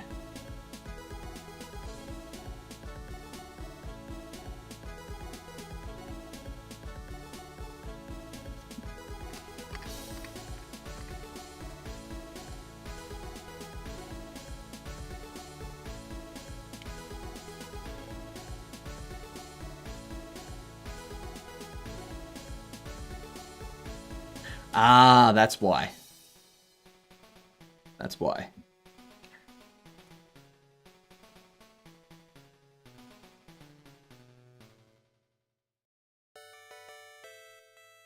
Player instance is not null. And player instance is opening. And player...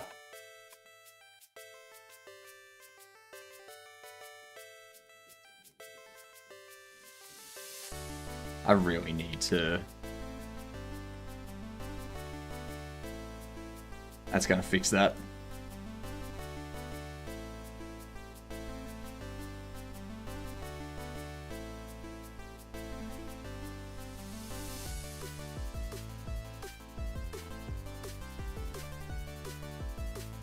There we go. It's gone. It's that simple.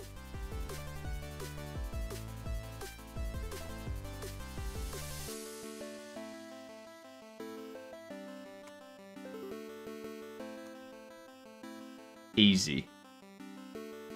Now, this placing outline here, that's only got 3. We have a look at our store.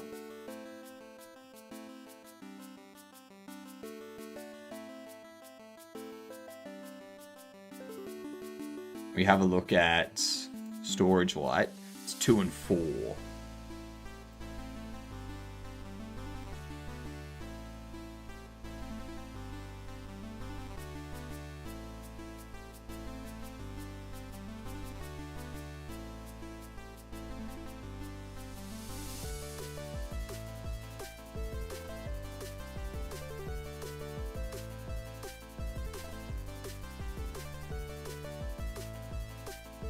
There we go. Much better. All the bugs are fixed.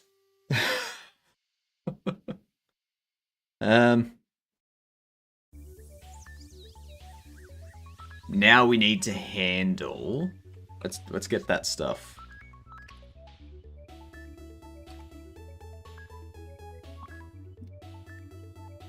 Fixed workbench. Bugs. Fixed miner.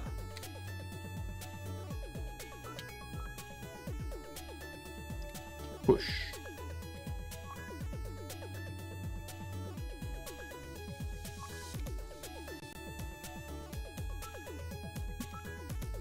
Lovely. Go to the project list so I can merge that into main.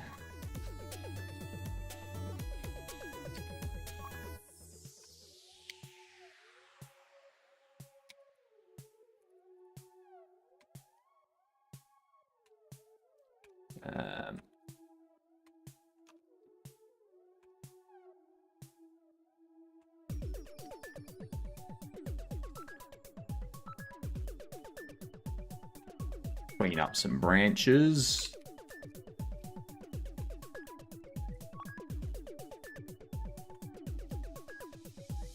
There we go.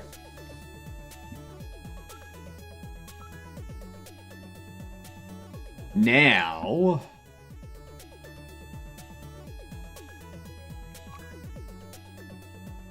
that one I've validated. Oh my god.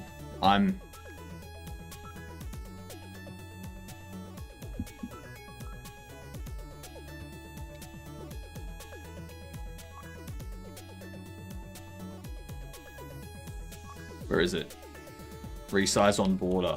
False. Piss off. There we go. That resize on border was preventing me from being able to like grab that sidebar. Oof. Very annoying. Let me get rid of all these.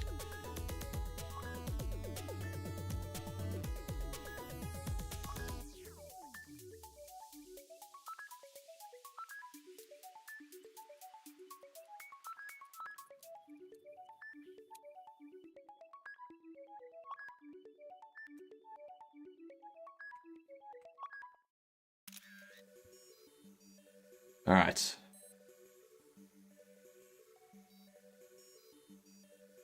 There was the issue of NPC picking up.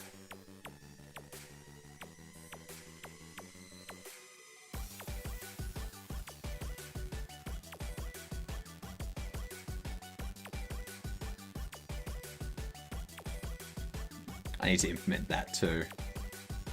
But those can be done later.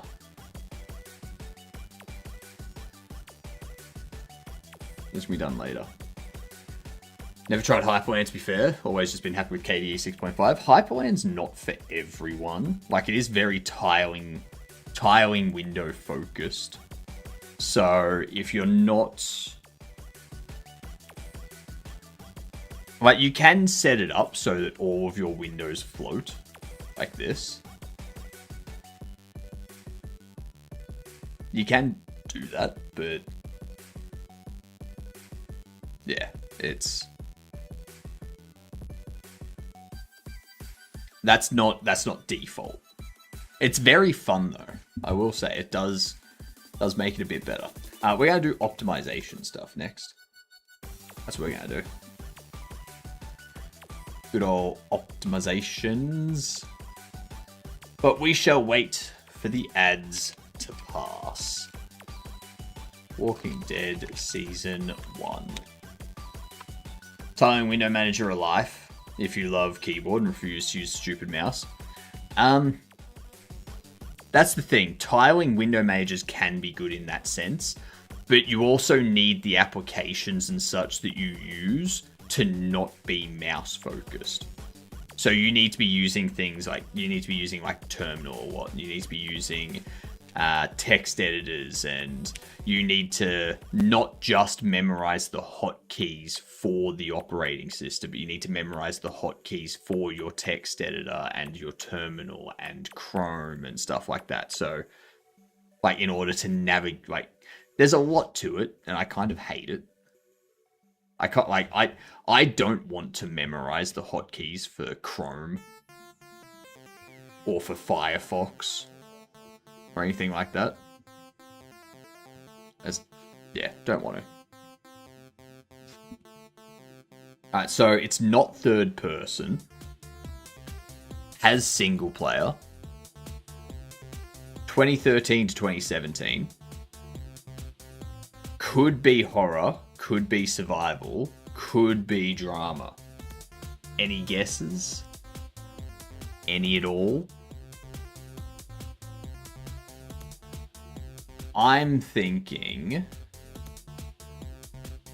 we go with like, yeah, Bioshock Infinite. Alright, first person. It's a shooter. What up, Jenny? How you doing, you get dunce? You having a fantastic day, I assume?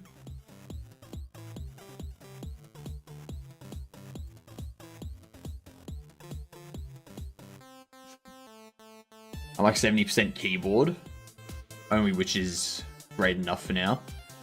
Better than most people with 70% mouse.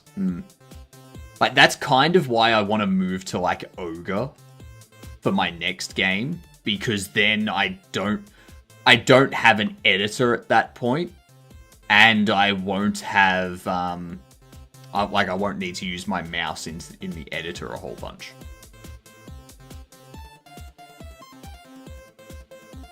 Doing well, glad to start a new week. Nice.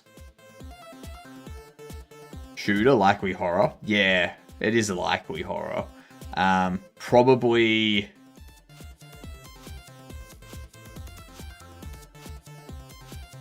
What would it be?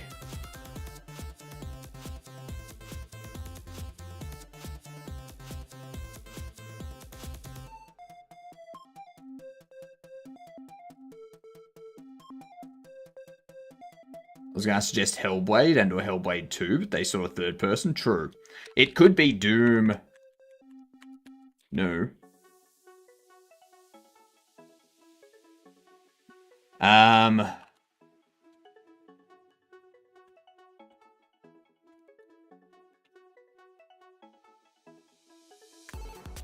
It's Bethesda published. Bethesda published Fallout 76. No. Oh, it's not Fallout 76. Ooh. Sci-fi horror stealth survival shooter that is published by Bethesda.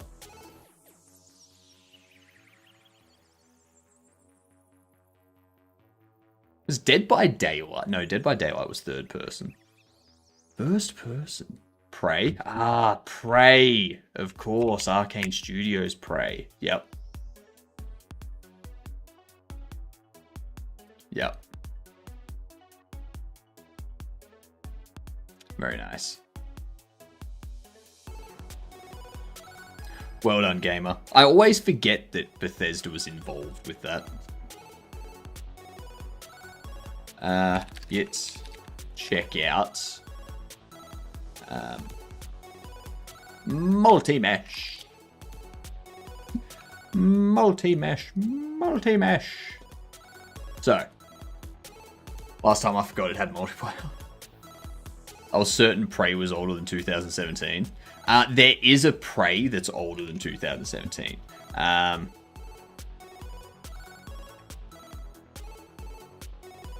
think it was 2006. Yeah. There's this Prey, which is by Human Head Studios and published by 2K Games. This is the one where like aliens abduct everyone, and you're on their ship, and like you've got like your spirit animal or whatever it is that you can turn into and stuff like that.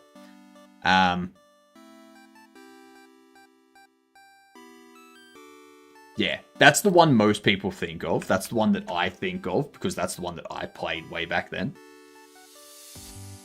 But yeah.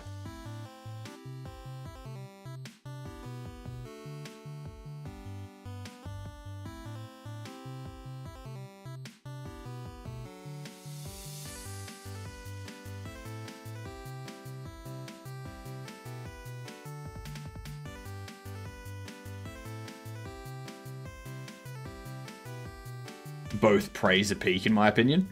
I haven't played the Bethesda one, but I did enjoy, like, when I played it back in 2008, I did enjoy that Prey, because primarily I just had fun with like the gravity platforms, and it's like you're running around a gravity platform and you're like shooting at things that are upside down, and it was weird. It took me like 20 minutes to get the hang of that. That is different. Don't expect more of the same. Entirely different experiences. Yeah. I think they played the 2017 version. I think I played the 2017 version, hoping it would be like Dishonored. But then they didn't really get into it. Yeah. I wish we got the cancelled one too. It looked very fun from the trailer. The floor became the ceiling and it got really confusing. Yep.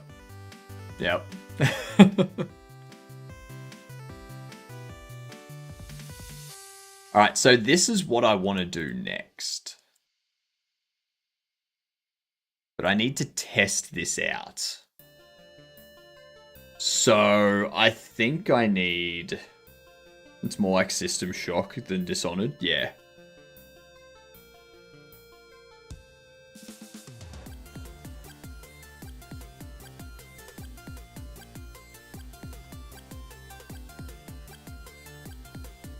I want to go... I want to tinker with multi-mesh for a second.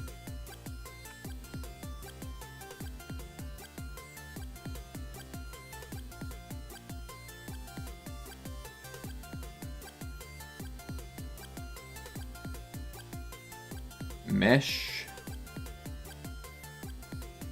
Get that.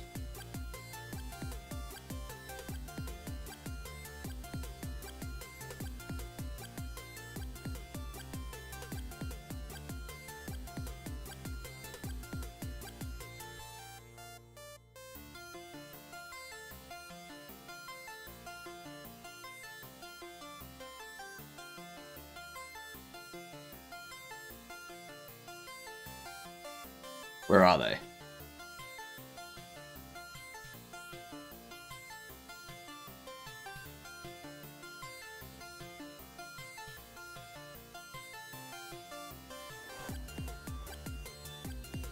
So we need to have, I think what we need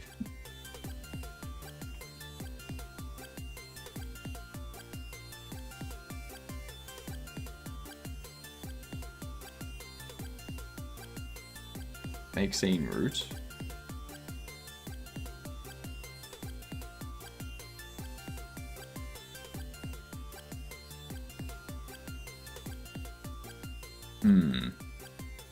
I need to learn how to use multi-mesh. I admire your diligence and hard work involving your game.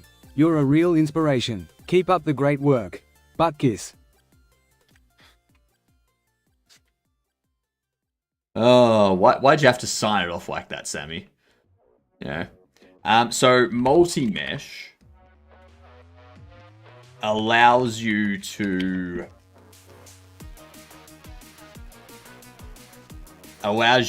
instance multiple meshes without duplicating the mesh instance. That's what we need. We go this, we go populate surface, target surface, be that, source mesh, up axis, mesh source is invalid, contains no mesh.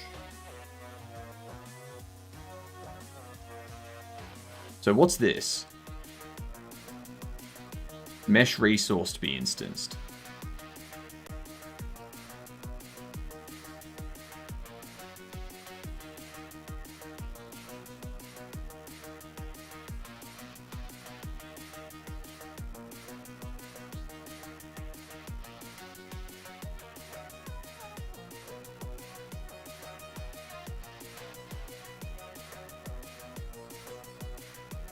Duplicate you.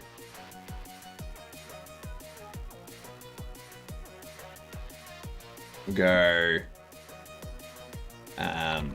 source targets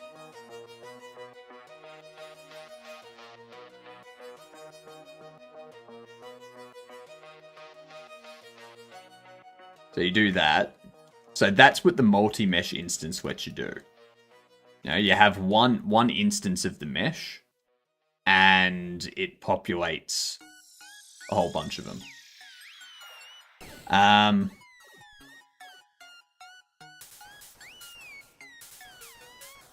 What I would want to do, go 6. Okay.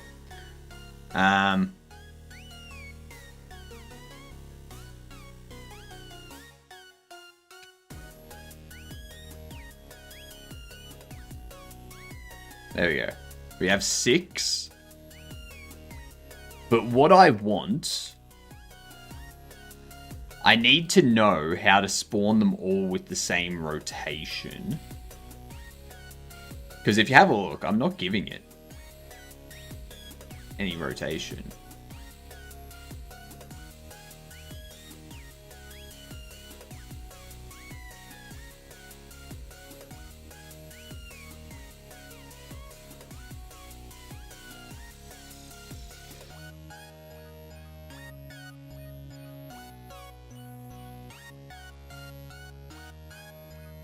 I need them all facing the same direction, and I need them to position.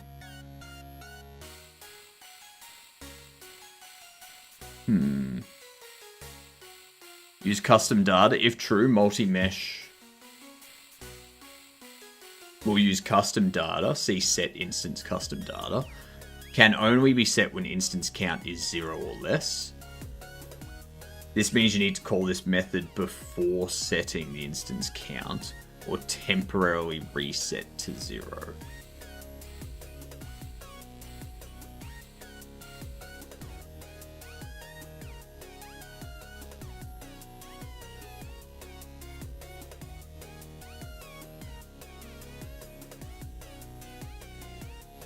Okay.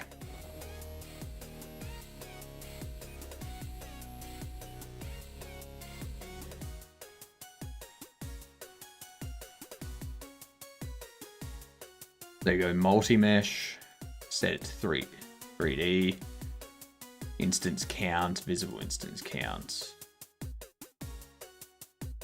Set instance transform. Okay, so that's how you set the instance transform.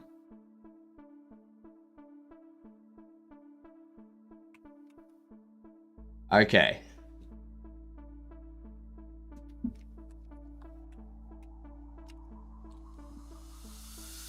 What I'm going to do...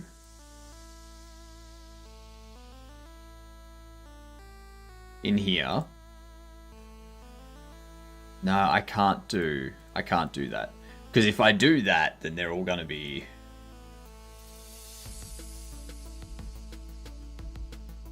Okay, I know what to do. I know what we can do. Attach a script to you. Because I just want to test it before I actually do anything. And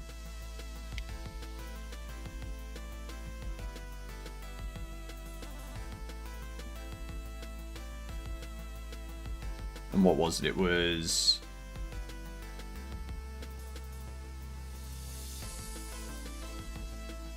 multi-mesh is... multi-mesh new. Okay.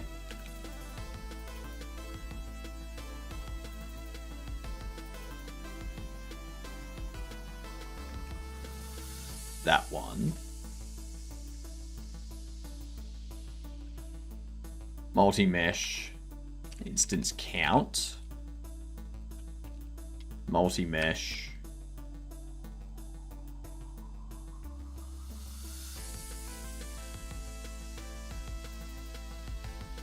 Transform format.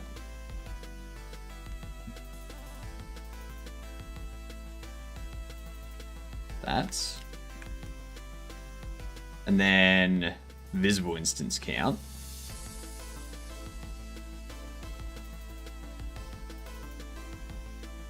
We set it to 0. We go...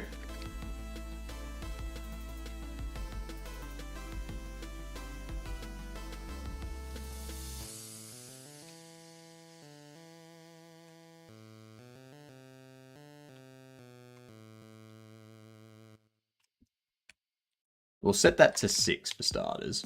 We'll go for I in multi-mesh visible instance count. So that's going to be an integer.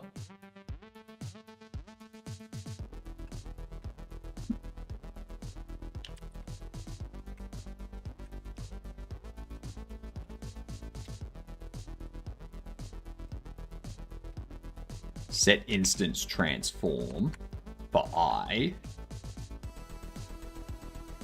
And this is where we set...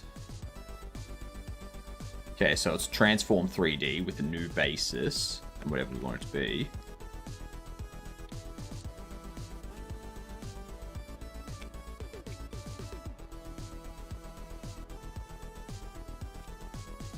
And if we go...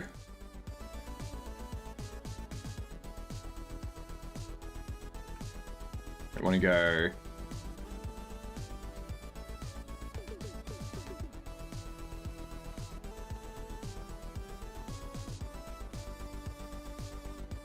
process fires on each frame, correct? Correct. That is correct. Process does fire on each frame.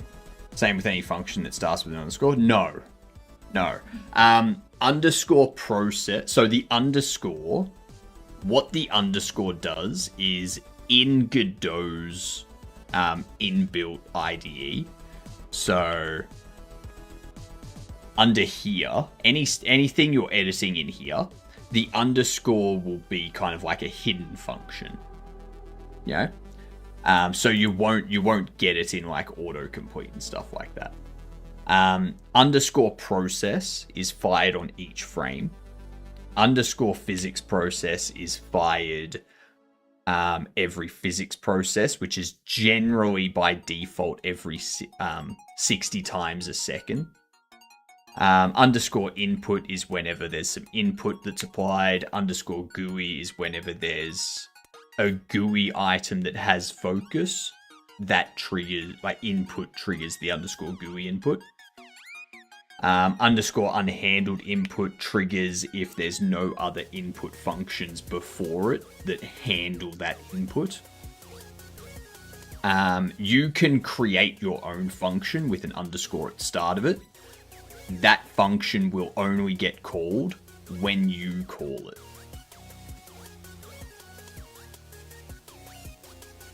So yeah, underscore is just a naming convention for private, like hidden functions, basically. Writing invoices sucks, but got 2 done. Nice.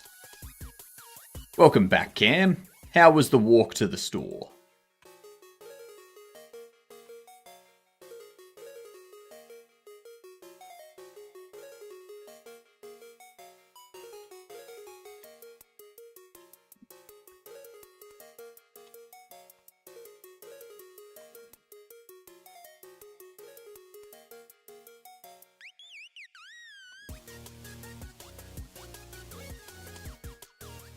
Mesh resource to be instanced.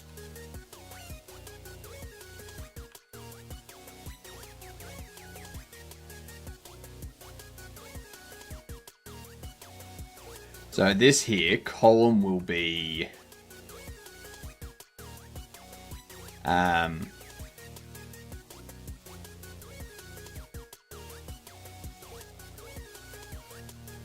row will be I divided by 3.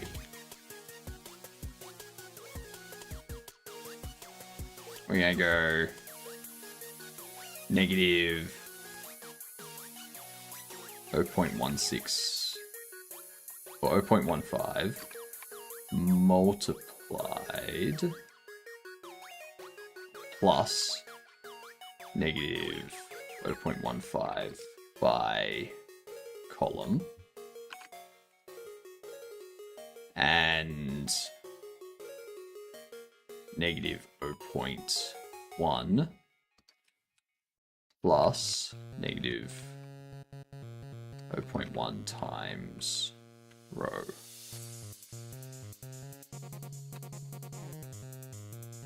think that's what we need. Also had minor fire in the kitchen. God damn it, Cam. God damn it. I have a feeling they'll come in handy at some point. Hope you've got some injury insurance. Gonna need it. Yes. Yes. Cam is going to need more than injury insurance. They're going to need all the insurance.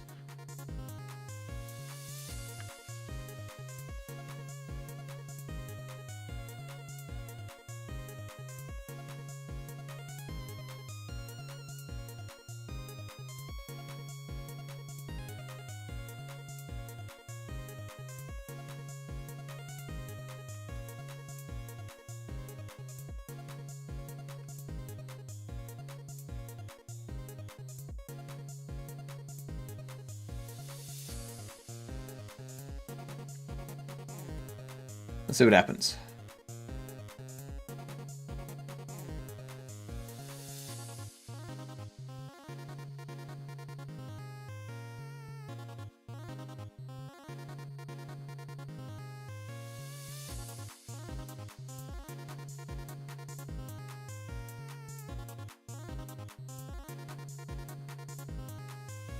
Okay, so that's how it does that.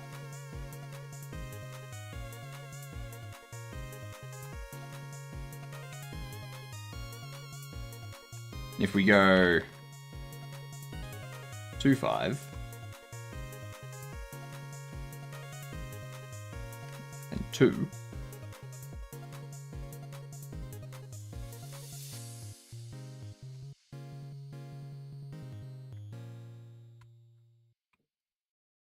so this is how you use a multi-mesh instance 3D.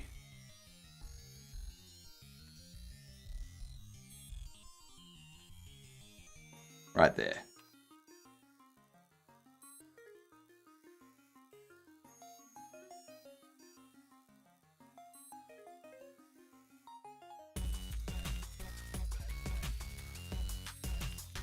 The problem is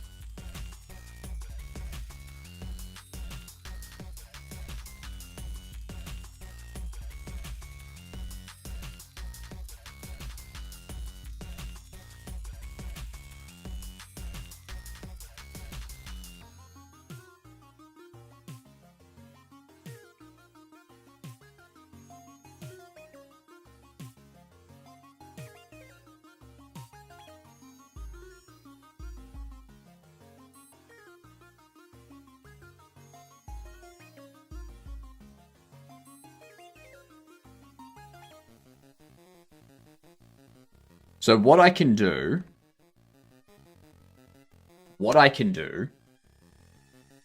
Have a good one, Rebel. Enjoy your sleep. Tomorrow is meeting Monday. Oh no. Oh no, not meeting Monday. 100 of them to really test it.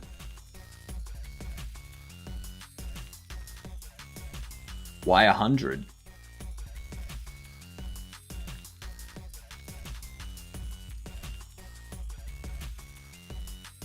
Why not?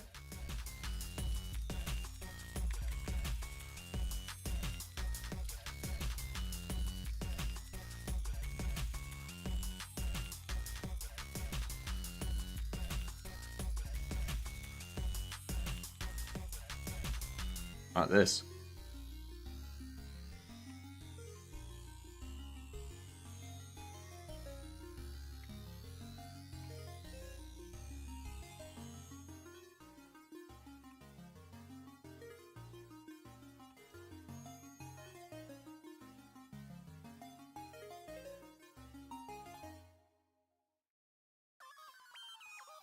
The problem is, I wouldn't be spawning this many of them in a multi-mesh instance. That's not what would be happening.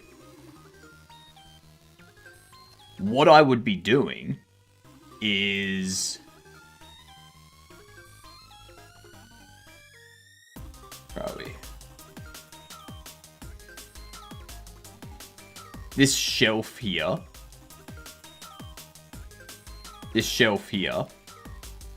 I would have a multi-mesh instance in here. Okay? And I would assign it a mesh. I'd be like, this is the mesh that you're going to instance. This is how many you need to instance. This is the position that you need to instance them. So every shelf, instead of having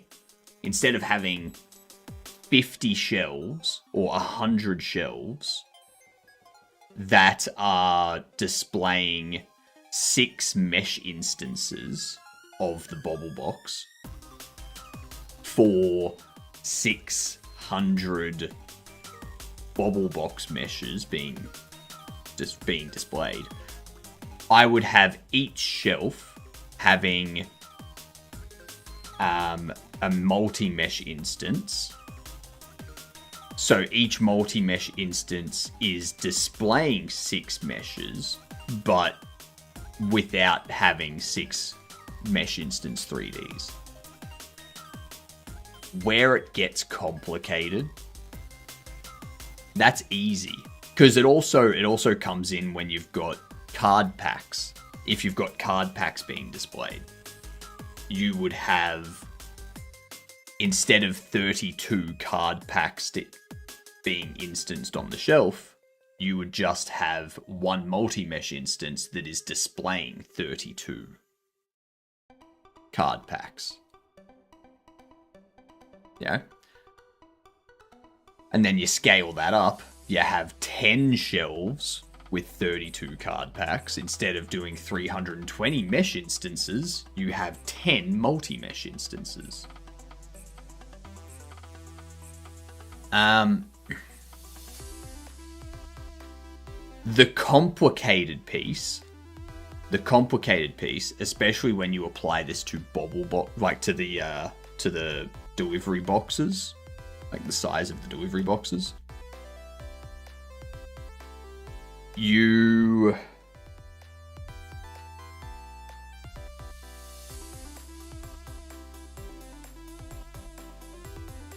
When I take one out, I need to reduce the visible count of the multi-mesh by 1. I need to instance that item, like that interactable there. I need to tween that to its position on the shelf. When it gets to its position on the shelf, I need the shelf to then increase its visible count, and I need to delete the instance that we just had for the tweening. That's where it gets complicated. And to make it even more complicated, the bobble boxes. If a bobble box has been broken and a bobble has broken out of the bobble box, that bobble box now needs to be a broken bobble box, which is a skinned instance. So we need to decrease the displayed count of the bobble boxes.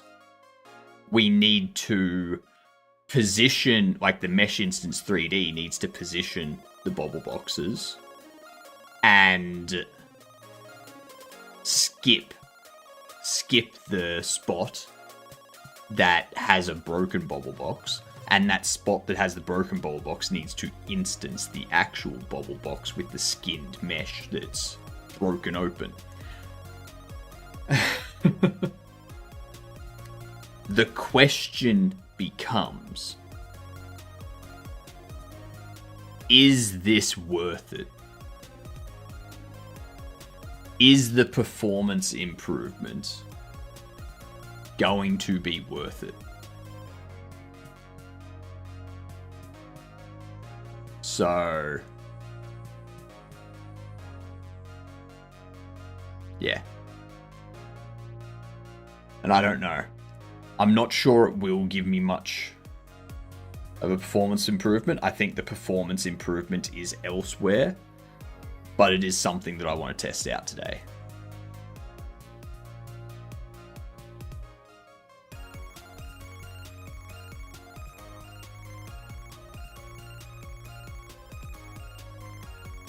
Stuff like that can always be done to improve performance if the time comes. Well, that's the thing, like,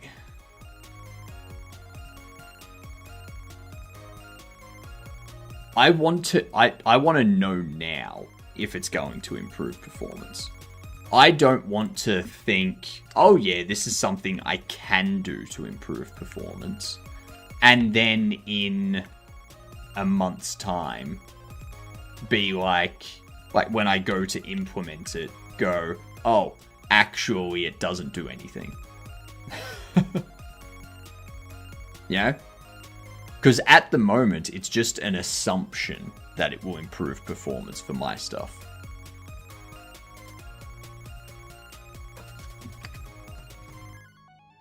Because I think there's other things we can do, like double checking if this has a process function. And if it does that process function need to actually be running? Yeah?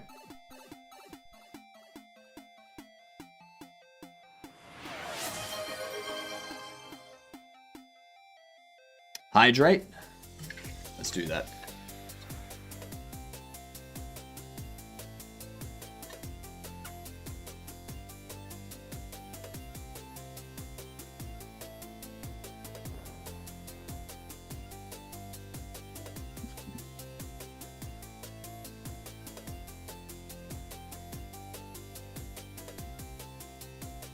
Price tag does have a process, but that's only for the exclamation.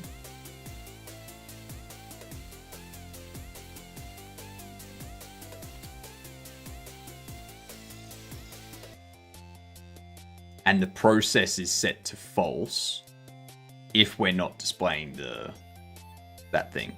I slept for 2 hours. Now I'm rushing off for a train. You slept in 2 hours. Oh no. Have fun, Fanny Slam. Enjoy your Monday. Ugh. That sounds horrible.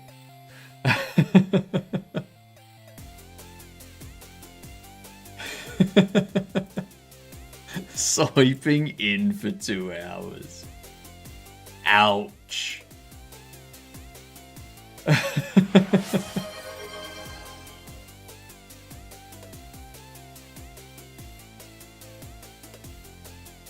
What do you want me to focus on, Cam?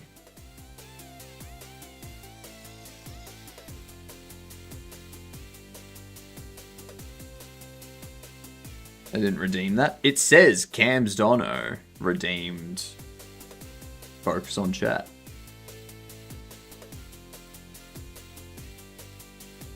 I didn't touch it. I'm pretty sure you're lying. Mike at 945,000% lying. Focus on me. Me. Hi, Hypnotic. G'day, you get done. How are you doing, Sammy?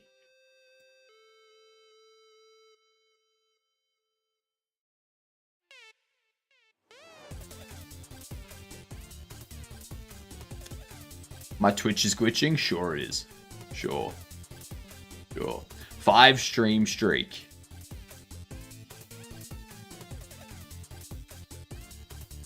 Hey, thanks for giving me privilege. Privilege! Exactly. Privileger, hey? Privileger.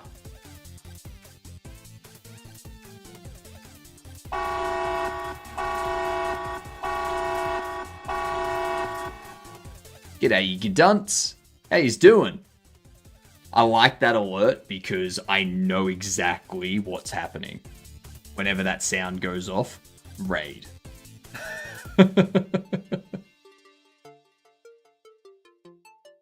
It made me shit myself.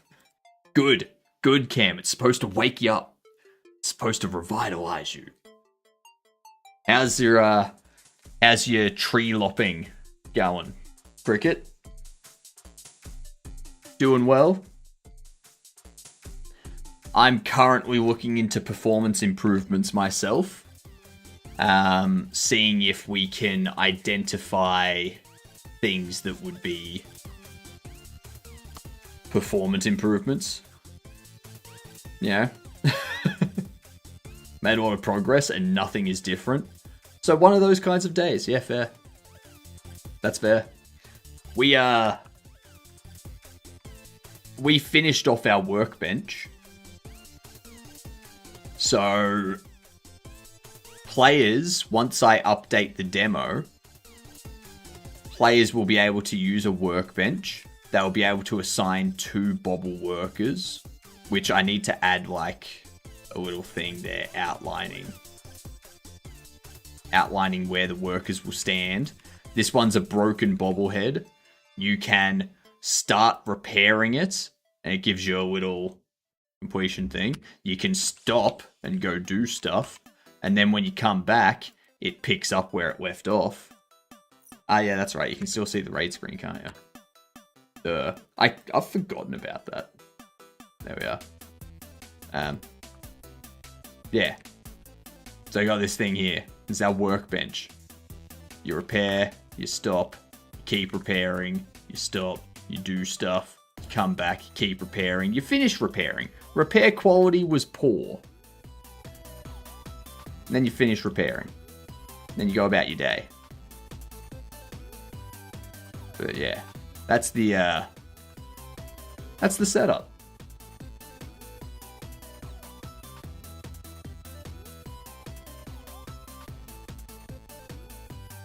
Can I break it again to improve repair quality? No, you can't. No, you can't. At the moment, repair quality is random. Just random repair quality. I need to come up with a mini game that people can then use. Like, they can play the mini game to repair it. Or they can just place their bobbleheads here, and the bobbleheads that they have working will randomly repair it. Daily Akari? I've already done the Daily Akari. I don't know what you're talking about. Yeah. How is your game looking for... Because you're making it for D2 Jam, aren't you, Cricket?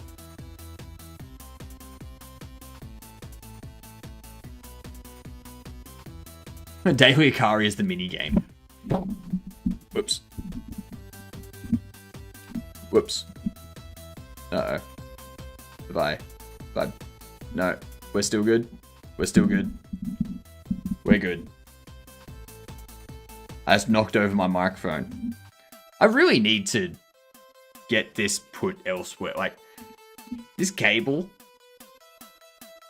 here. I keep hitting it and, like, pulling my microphone over. No, it's a weird coincidence. Started this month ago. Nice. Are your trees procedurally done? Is that what, like, that's what I saw you doing the other day, right? Is like having trees that are like...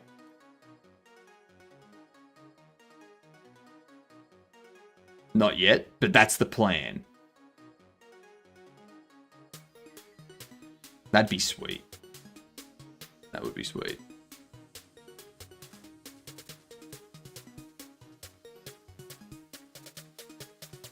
I glued cable clips all over my desk and put cables along them. Makes for nice cable management. That doesn't work with a cable that needs to go to your head. Because like, unless I get something like up here that can like, you know what I mean? I was talking about doing it by hand for scenarios. I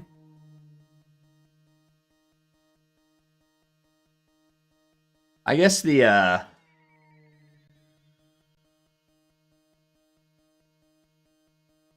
I guess doing them procedurally generated would be extremely tough. Especially because you're going to be like cutting parts off. So like, yeah. That would make it difficult. Loading head can't receive audio wirelessly. Not with my microphone.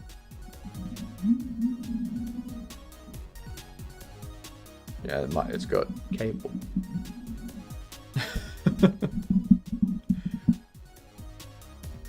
Yeah.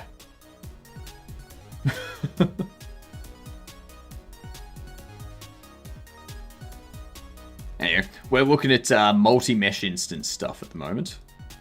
Stop repairing is already connected to given callable.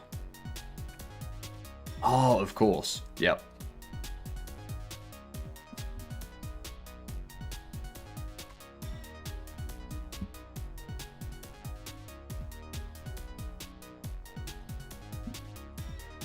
Player instance. Stop repairing.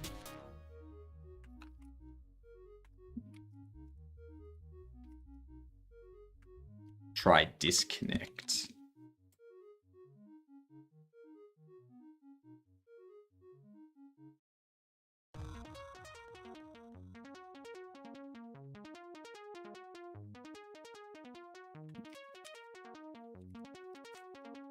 Gotta do the try connect.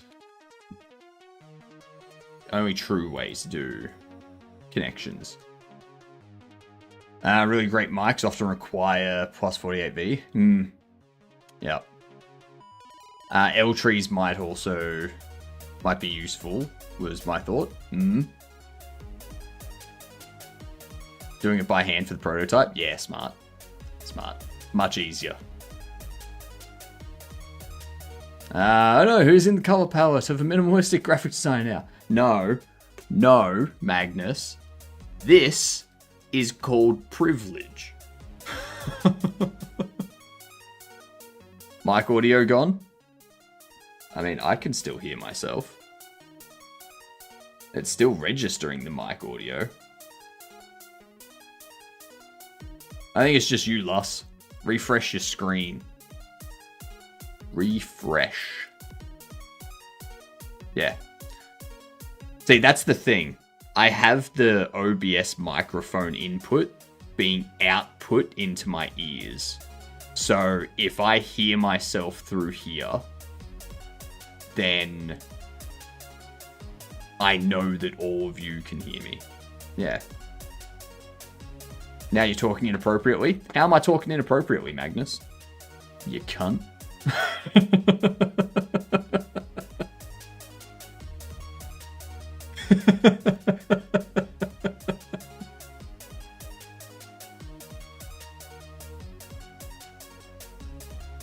Yeah, you didn't see that coming, did you?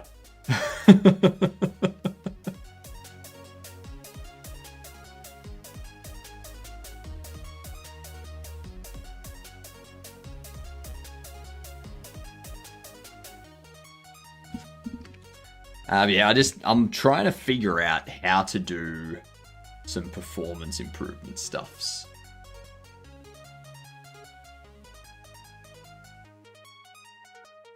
Admit it or not, every time I come here and send around 4 to 5 messages, it brings joy to you. I don't know what you mean. I just got an amazing update on AI. The US Supreme Court just declined an appeal for a case regarding copyright protection for AI-generated work. The precedent stands. So AI-generated work cannot be copywritten. So if you generate something with AI, other people can just take that and use it for their own stuff. But you can't sell it because it's taken from other stuff. Is that right?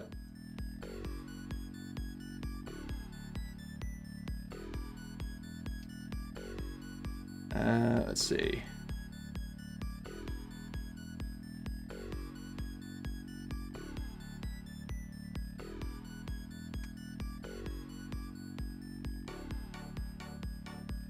Basically just like owning a rock or whatever, more or less.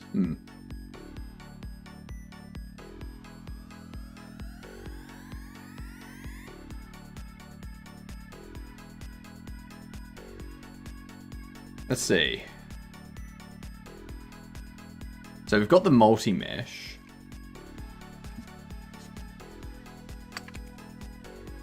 Maybe furniture has something that's always running.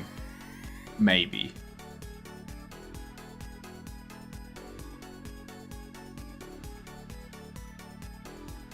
There is unhandled input and physics process that are always running.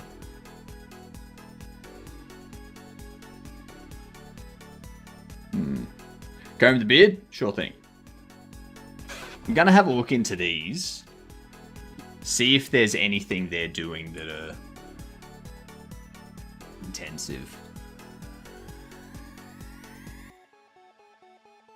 You can still sell it, but it's not yours. How can you sell something that's not yours?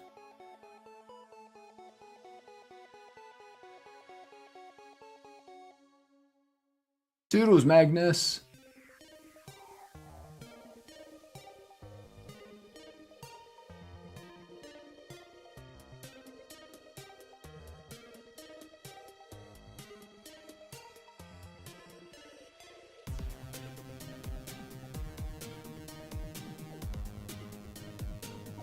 See, now here's the issue you've got with that type of stuff.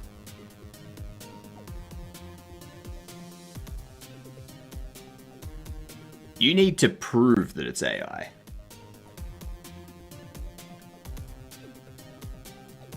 Like, if someone puts something on YouTube or whatnot, or if someone uploads a video or art or something onto their own website and sells it, and it's stuff that's generated by AI, you like if you buy it and you assume that it's made by AI, but it's actually not. Like let's say that some of the stuff they put up is AI, others not. And you get one of the ones that isn't AI, you assume it is, and then you sell it. Don't the LLMs put metadata in there to know it's AI? So, that's the thing with metadata. Metadata can be removed.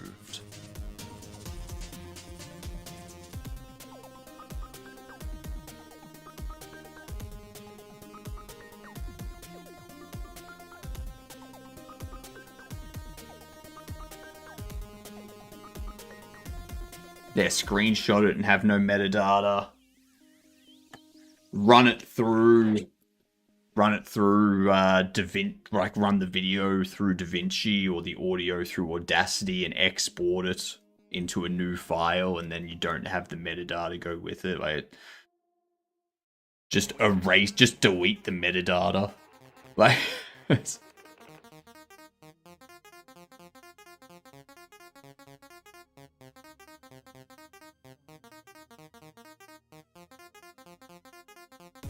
that's fine, Mike and Hill. That's fine.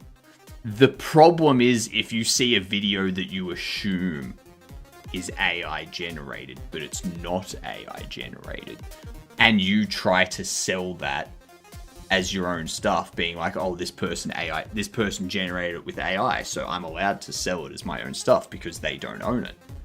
And then it's like, oh, actually, no, that was something that they actually made themselves. Now you're screwed. Or if they make a video themselves and they purposely make the video look like it was generated by AI, but it wasn't, this is a whole new avenue for scammers to use. Create videos that look like they were generated by AI but weren't. Put them out there.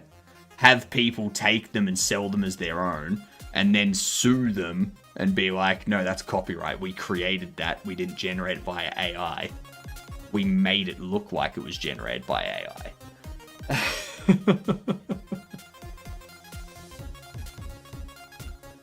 My biggest problem with AI is people claiming something is AI because they don't like AI. Yeah. But that's not a new problem. That's just taking people's existing logic and applying it to AI. Like, people have been claiming something is something else for ages because they don't like it. Yeah.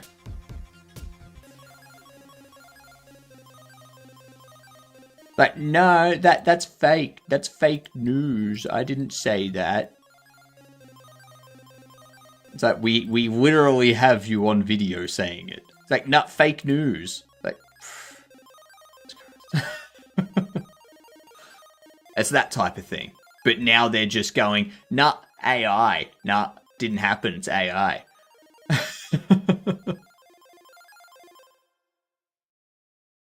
That's copyright infringement. That's not the point.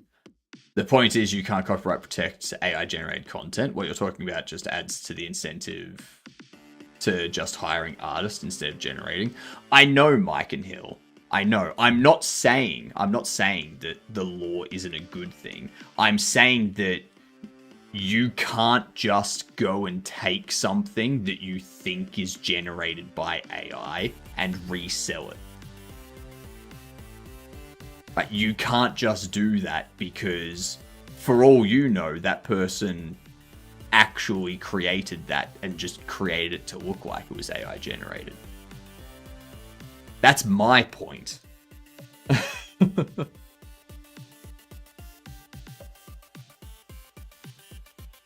Just because that law exists doesn't mean you should just go online and be like, oh yeah, that looks like AI, I'm gonna take it and sell it as my own.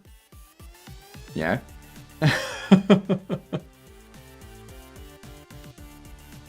That's a very dangerous game to play.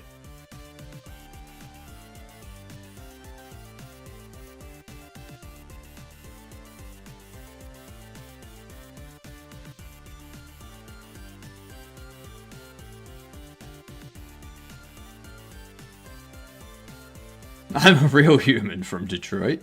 No. Loss.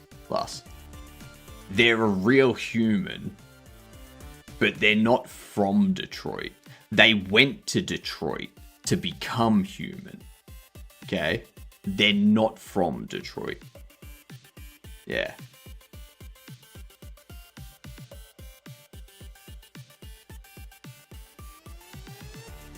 That's not a new issue. But it does add the need for a new type of profession similar to those who study images to see if they're doctored, except in the form of AI-generated work. We've already got people that study, like, validate if things are AI generated and stuff like that. Yeah. Because there's things that AI still can't get right. Like, and it's in the very fine details that people don't see when they just, like, look at it at a passing glance. Like, if you just watch an AI video that's, like, very high quality, you might think that it's real. Right? But when you start to look at all, like, the fine details, like creases in clothing, the, like, skin, the hairs on the arms, the distortion between the edge of, like, the outline of the person and the background, stuff like that still has imperfections through AI.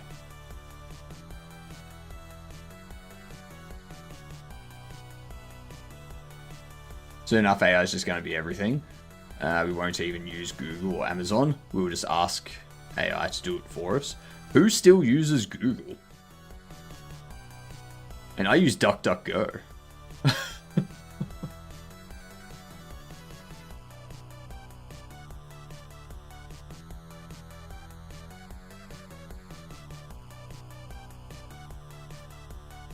This thing here.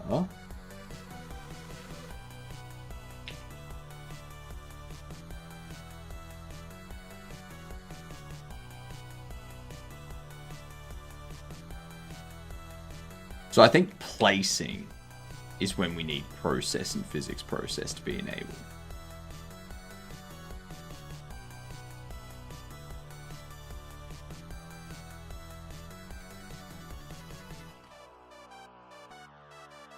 I think in here we can do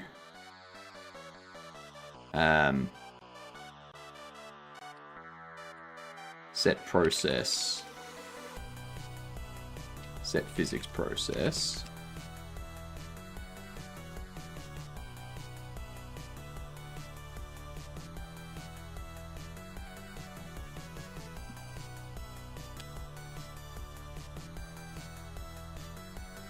And what's the unhandled input doing? That's a gain just for this, isn't it?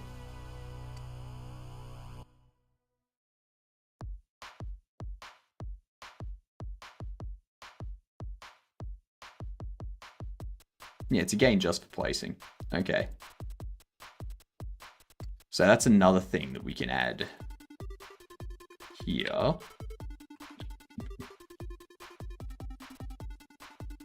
Set process unhandled inputs.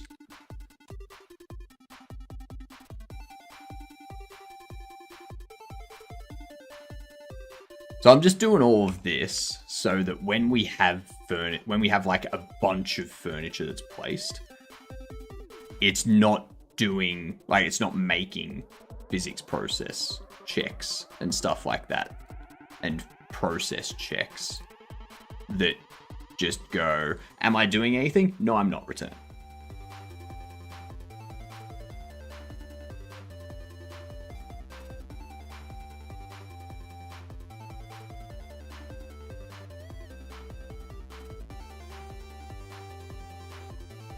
Yeah.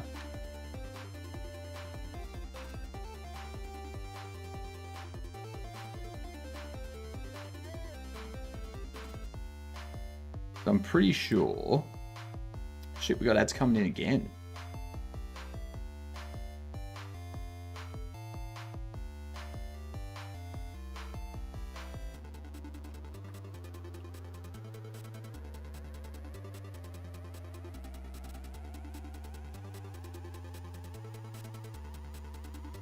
Okay.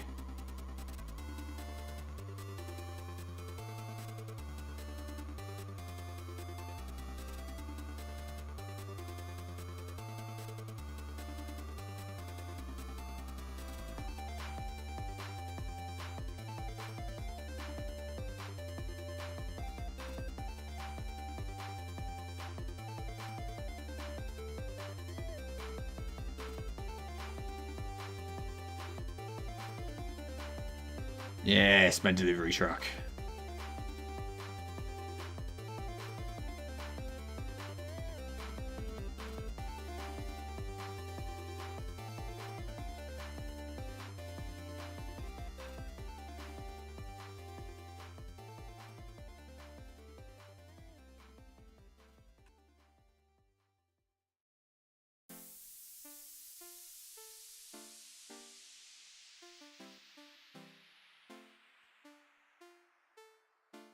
Ooh, hello. Current state on type nil. Display 33. Display 33. Interesting.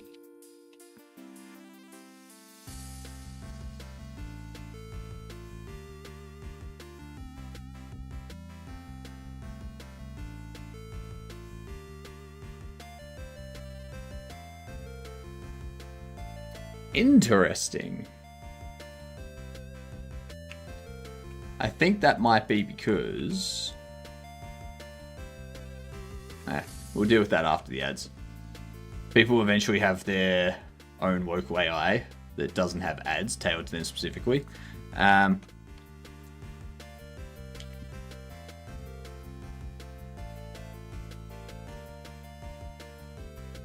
is it? Where is it? Where is it? This thing. You buy one of these. You buy one of these. It has 40 tops at int 4, 20 tops at int 8. It has 8 gigabytes of RAM on it, plus the RAM you have on the Raspberry Pi, of course. And you use this to run your own chatbot or decision support applications or whatever. A lot of people use it for like Quen, Llama 3B, vision models such as YOLO, all that kind of stuff.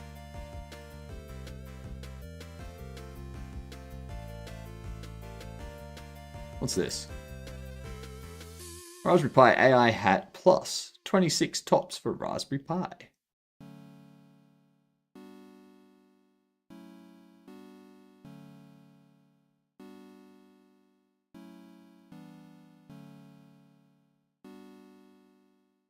Yeah.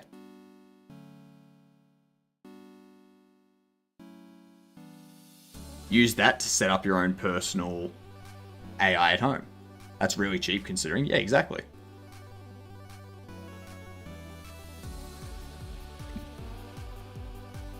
So as NVIDIA GPUs and RAM start coming down, I'm planning to build my own local AI system. Huge AI critic here, by the way. But I do understand that it has amazing uses, which I want to start experimenting with. Trust me, when the internet is full of thousands of bots than we have now, or thousands of times more bots than we have now, you won't have a choice. Yeah. True.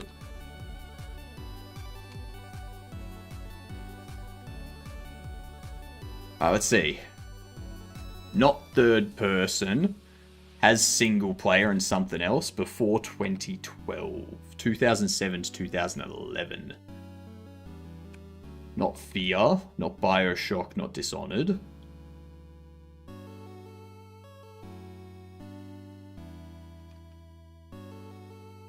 Super Meat Boy. Okay, it's a 2011 fantasy or comedy. It's not side view or third person, probably first person. Could be isometric.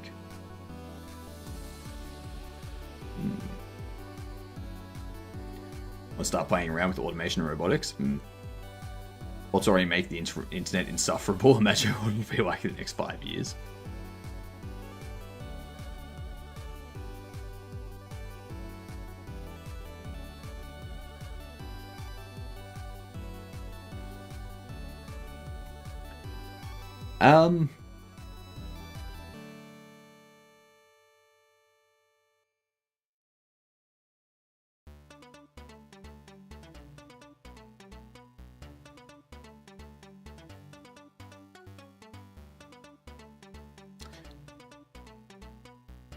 No, Lus. I would argue against that. I think you're equating normies with people over 40 or 50 years old. So I can tell you right now that most normies that are under the age of 30 will have ad blocker installed.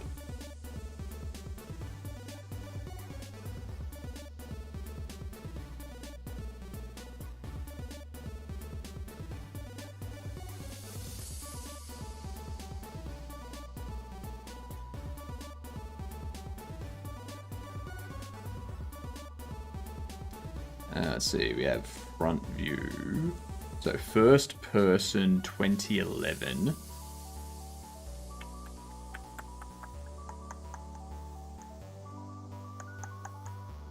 What would a 2011 first person that's not horror?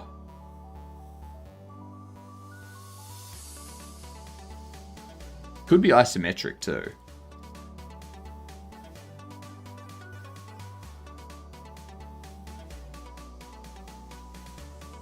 Oh my god. It's not Binding of Isaac, is it? Okay, so it's not isometric either, so it has to be first person. It seems like it's either a shooter or an RPG. Probably an RPG fantasy.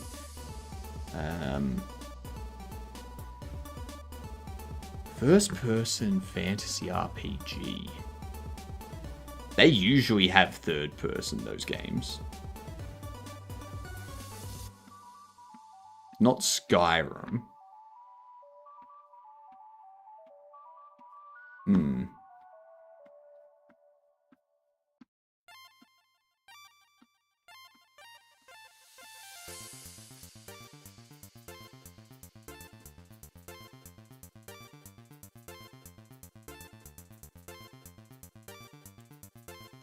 It's not Red Dead, but we'll see if it's a shooter.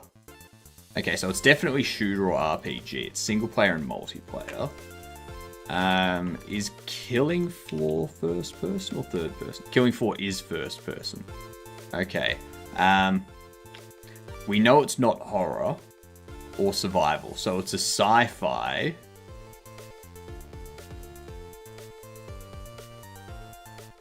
People can fly. And Epic Games.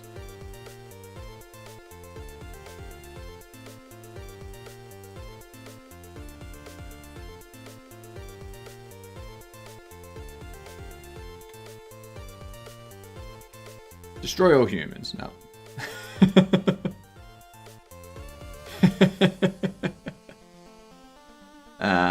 It's a shooter, not RPG. Yeah. It's a shooter first person by People Can Fly.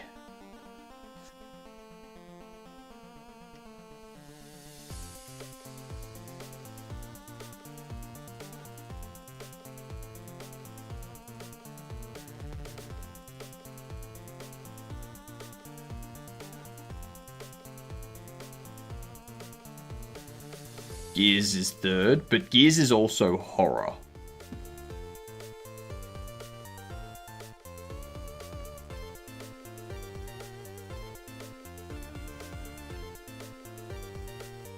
And it's by EA, so it's not going to be a Tom Clancy. It's not Infamous, because that's Sony.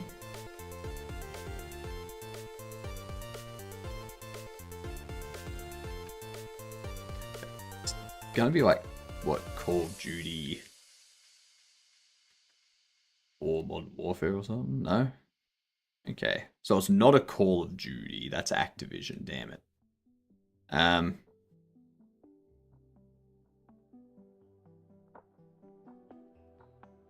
I be stooped. I be stooped. I hit Bulletstorm. There it is. I keep forgetting about Bulletstorm. I keep forgetting about that. People Can Fly.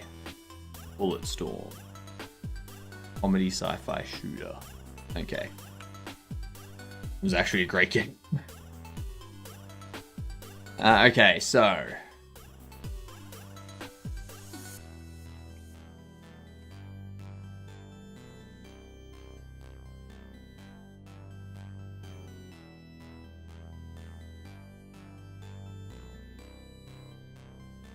those changes aren't going to hurt. That's right, I need to go into...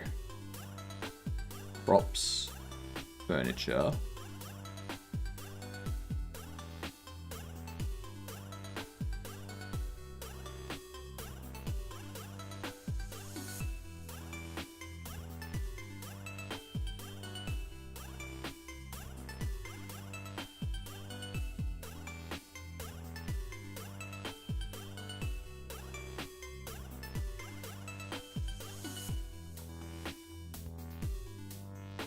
Current state is placed.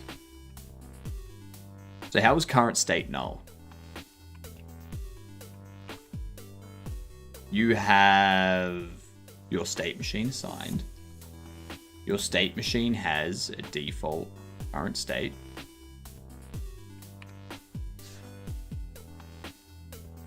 So how was current state null?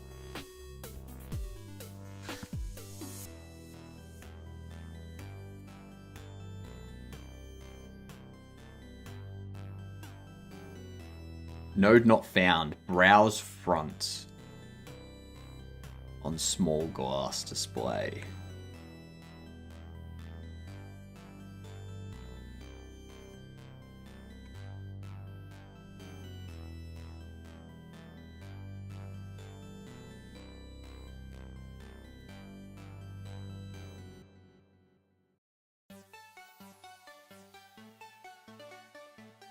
Yep.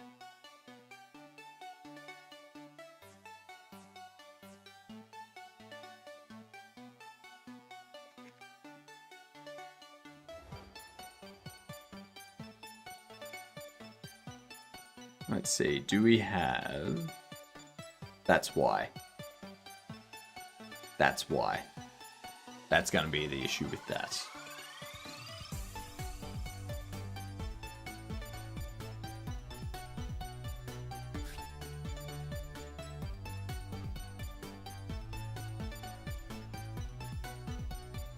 Invalid property or key current state.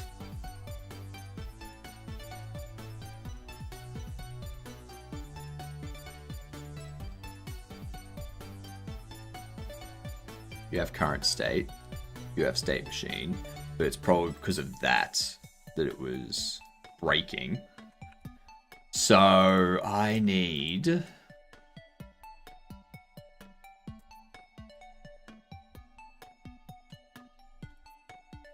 change this to an export. Get rid of that.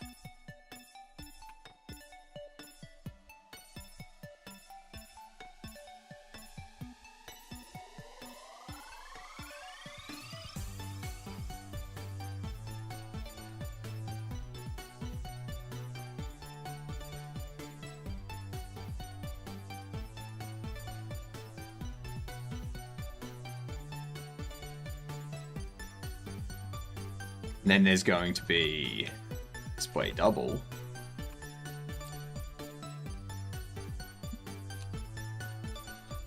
We'll have that.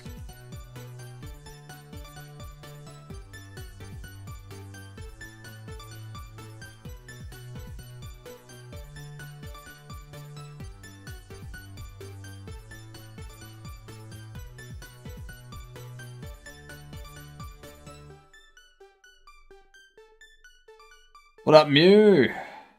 Reminds me of Serious Sam a bit. Yeah. Yeah, Bulletstorm does give off that vibe when you look at it. I have to correct that.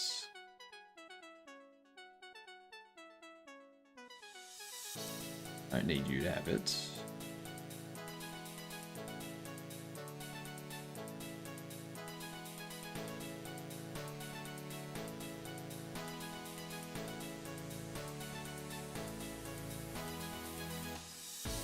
Browse front and browse back.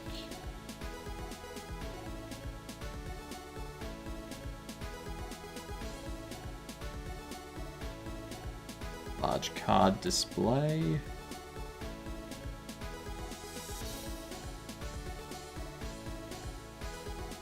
Browse back and browse front.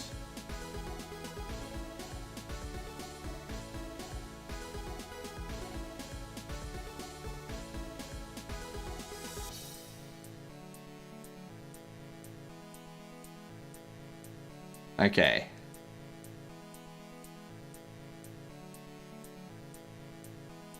Now the storage shelves, we need to set up the same thing.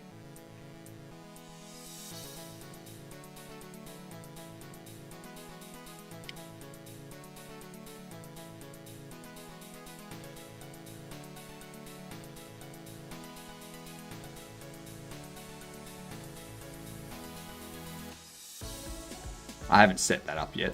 What ID is this? This is NeoVim. We've got NeoVim here. We've got Godot here.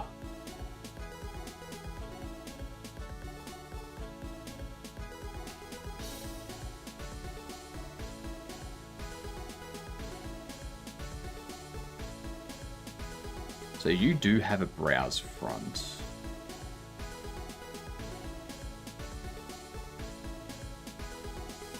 You don't have storage being used anywhere.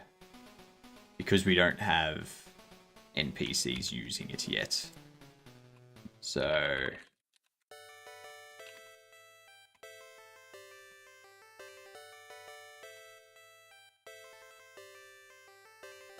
browse.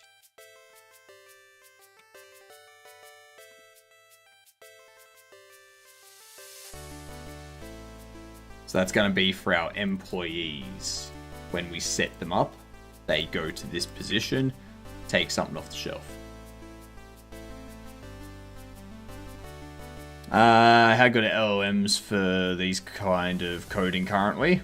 I haven't used a lot of them. I haven't used any of them personally. From what I know, they will get you the basics done, but they won't get you anything complicated or any custom logic. And they definitely aren't going to be performance focused.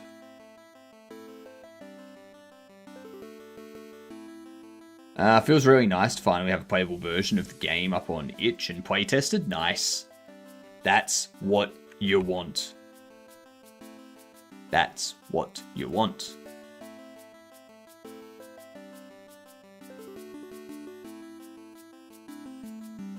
Studies showing that after about 7 instructions, the AI starts making shit up. Yeah. Yeah. And that's why they're good for the basic stuff. But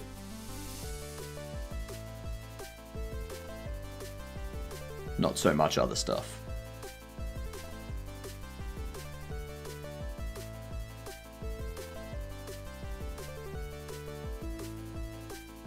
Let me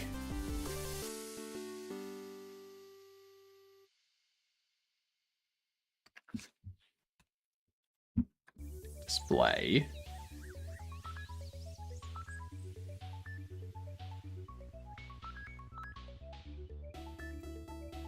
and browse if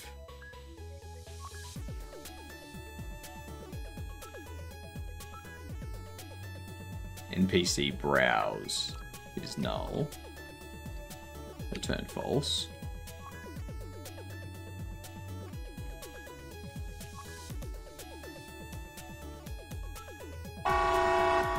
Holy criminies! What's going on, Coco? How are ya?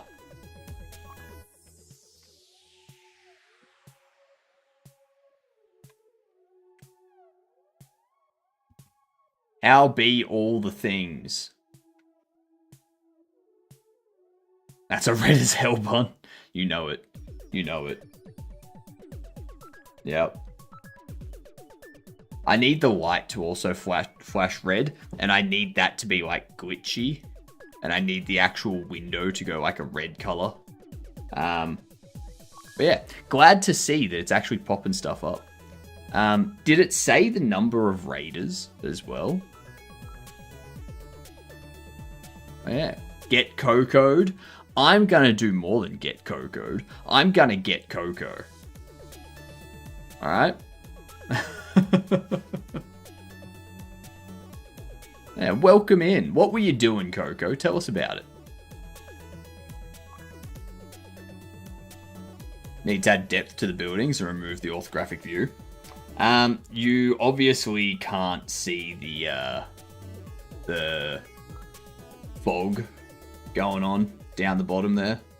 You can notice the notice one of the buildings over there.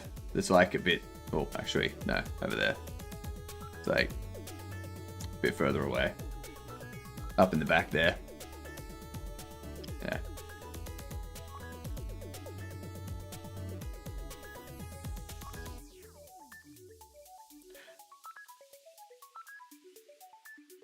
You just need to get glasses, Mike. That's all you need to do. That's all you need to do. Anyway.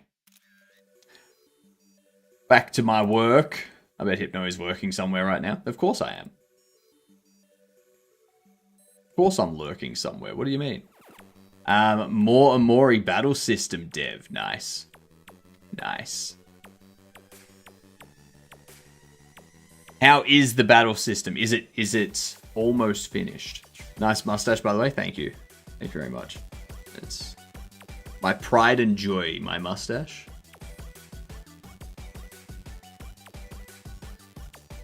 It's very nice. Very, very nice.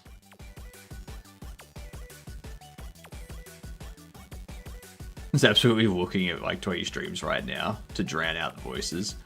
Not to drown out the voices. There are no voices. You forget. I have nothing up here.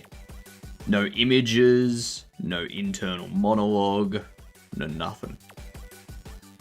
Nothing at all. It's quite good. Only thing left really is target section enemy AI. Nice. Very nice. Oh, your own voice in your ear with the monitor? Exactly. Exactly. And the background music. The background music from Stream Tunes is also coming through. But it has the same thing. I love that. It's very nice. It's so nice. Everyone's like, oh my god, like, there's always stuff going on up here. And it's like, yeah, that's why you get distracted and crash your car. That's why you can't pay attention for more than 2 seconds. Need to switch your brain off, people.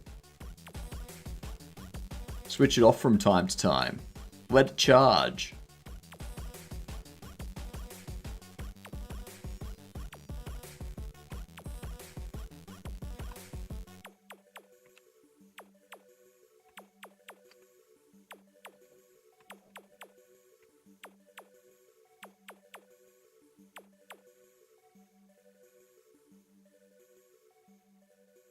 So if browse back is null, let's return super can browse. And that's going to check if NPC browse is null and that'll return false. Otherwise, it'll return true with whatever stock shelves there are. No. Return null. Return false. There we go. That'll work. I'm too busy thinking about trying to stop thinking that I can't stop thinking.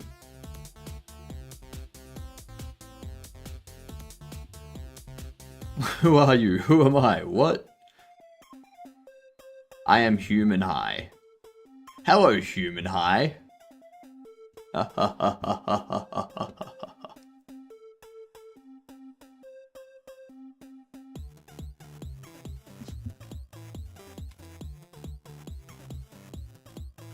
Also get rid of those.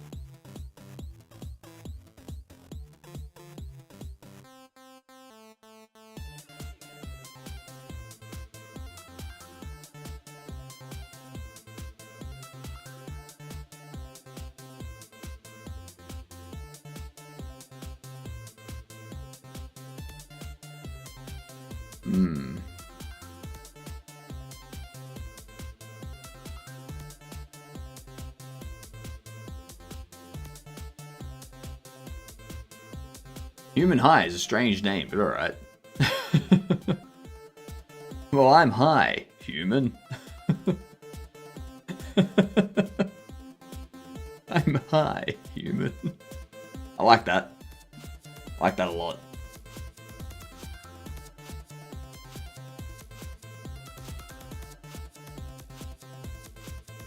Okay.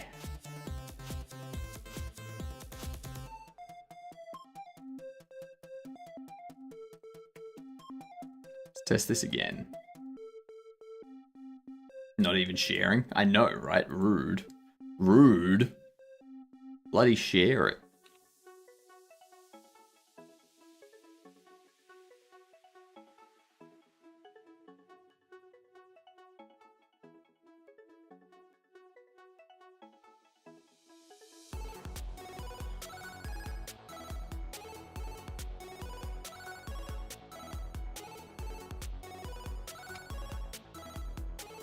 All right.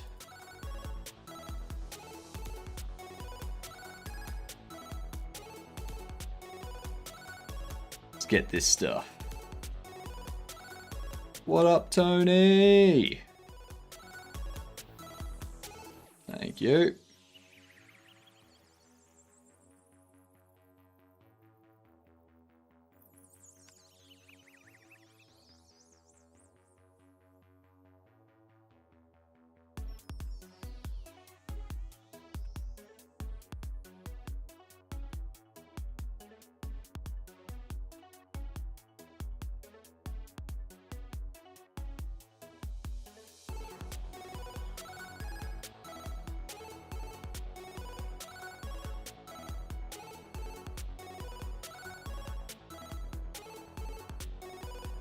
Pop that there.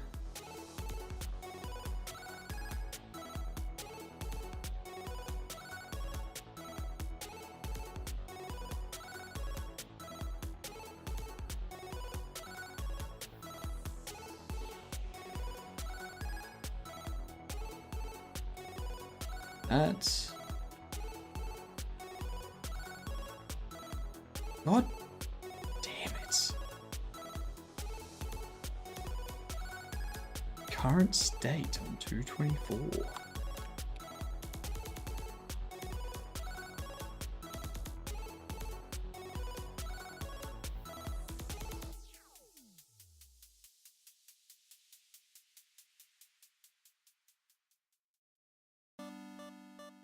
How is the state machine null?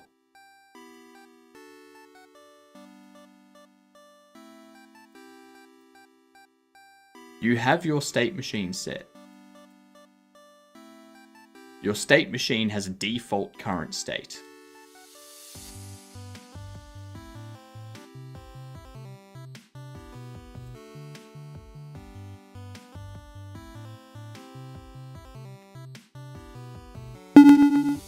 Ooh, thank you for the follow. Much appreciated, you fantastic gedunt.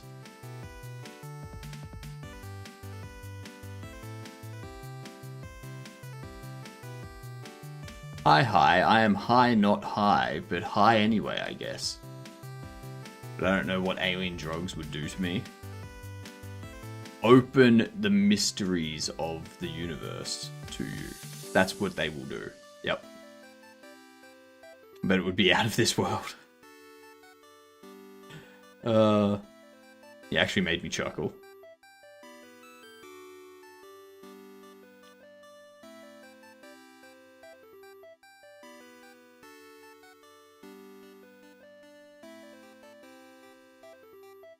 Okay, so we have that.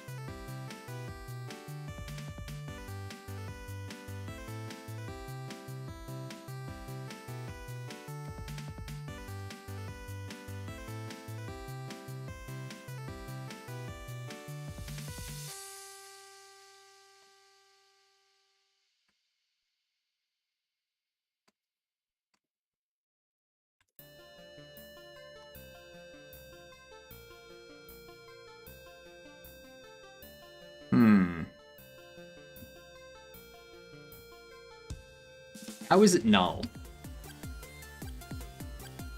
Did you make all those store sim systems yourself? All of the code and whatnot, yes.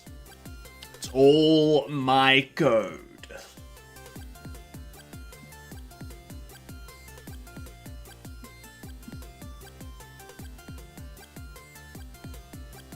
How the hell did this tangle while I was holding them? While I was wearing them? Doesn't make any sense.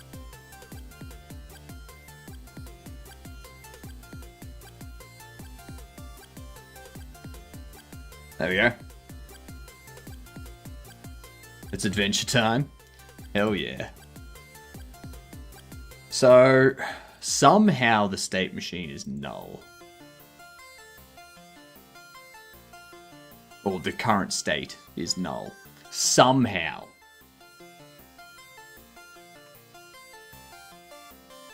It starts with a state.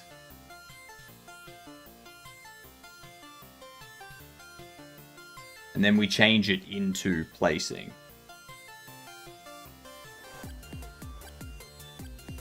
This one.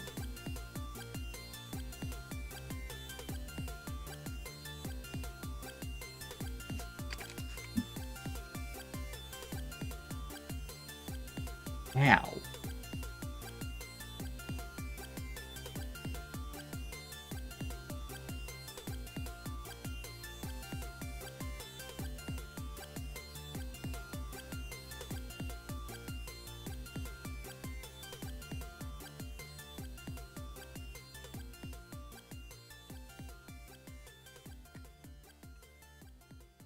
Okay.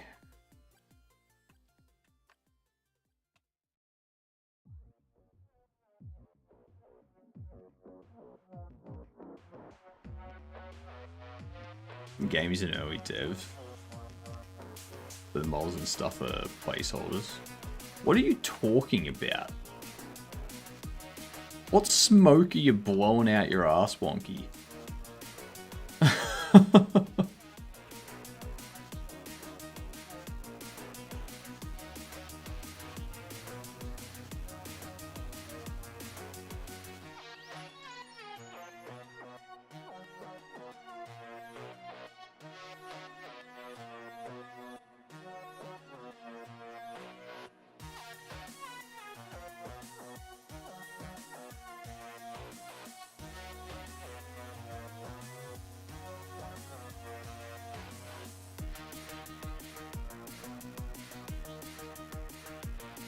See, another wire shelf.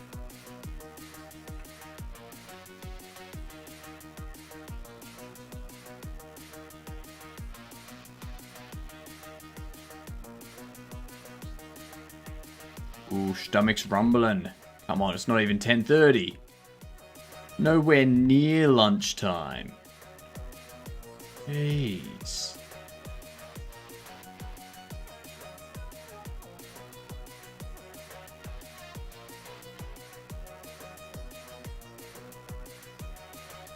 You were still making stuff?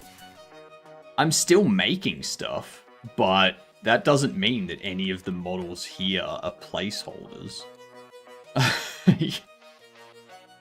I've just got new things to make.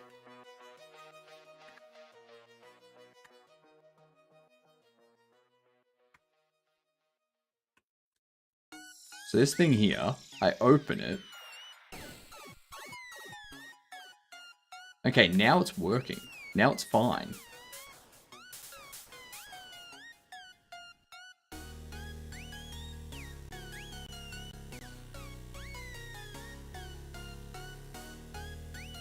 There we go.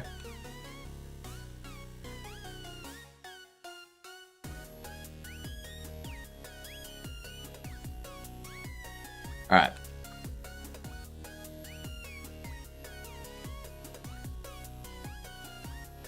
I want to have a look now.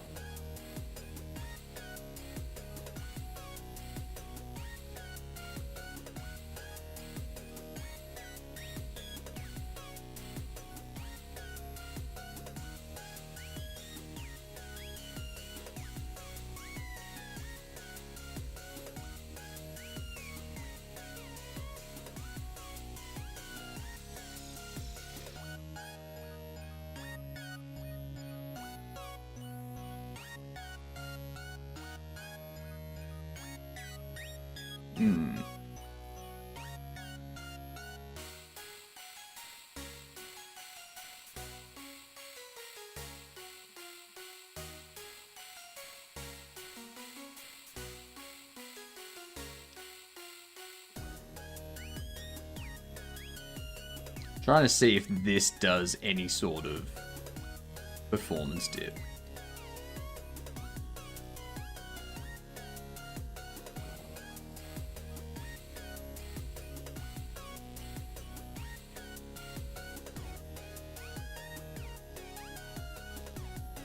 Let's see.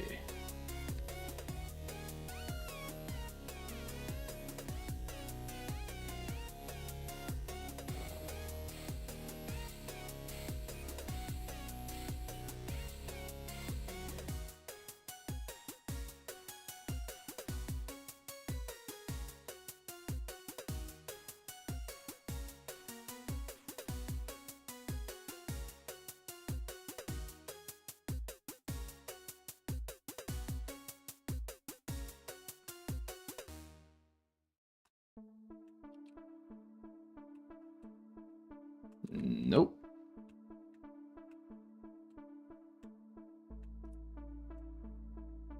So I don't think it's the price tags that are causing issues.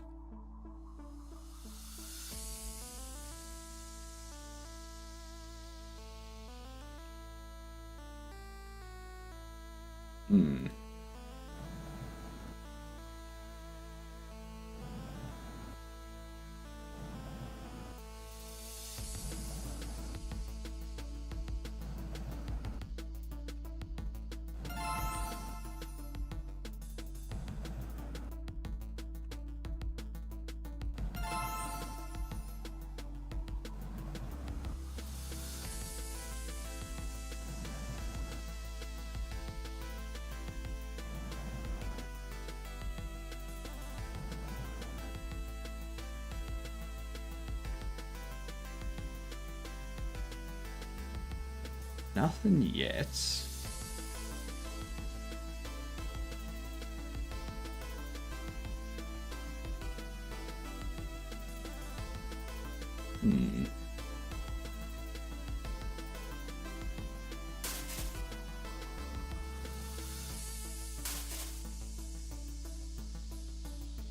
Maybe cards.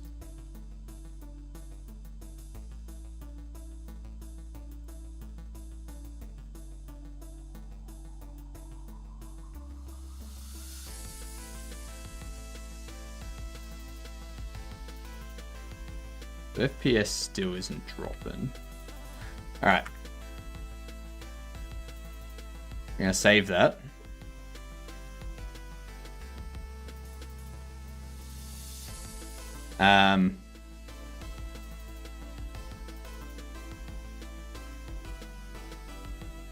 Very interesting. Very interesting indeed. You mind if I link my game in chat for people to test? Go for it! Do you think the Pi AI will be outdated in a few years and be unusable with new systems? I don't think it'll be unusable with new systems. I think there will be more performant versions of it that get released in the future.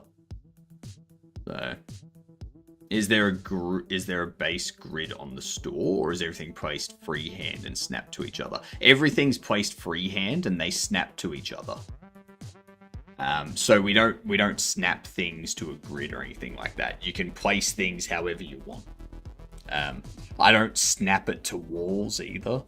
So yeah, if you wanna have like your shelf like go across a corner so no one can get to that corner there, your call. Completely up to you.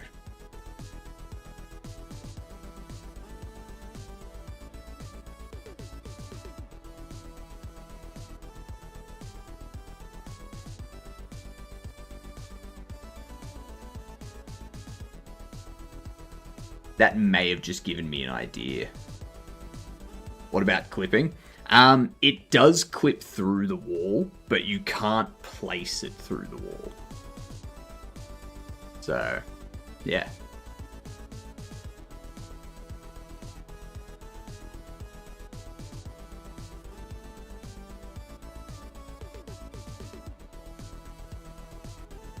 You have just given me an idea, though, which is For this, you see how I've got this this area collision here.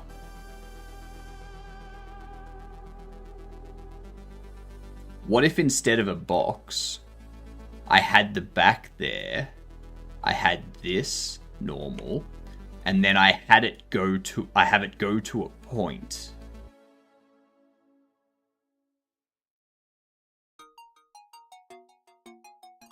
And then you can place them opposite each other, offset, and they can be closer together, and you have like a more narrow.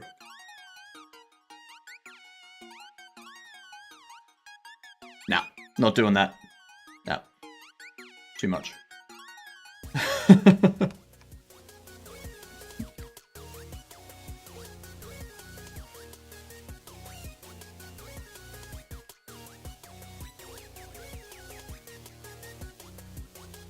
Let's go into...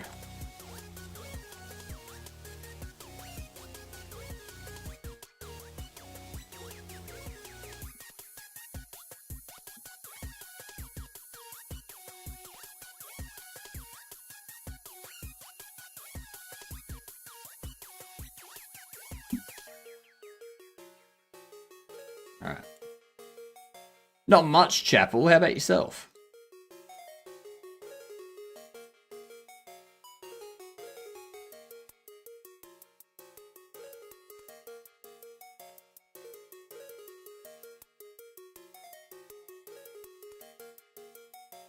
Alright.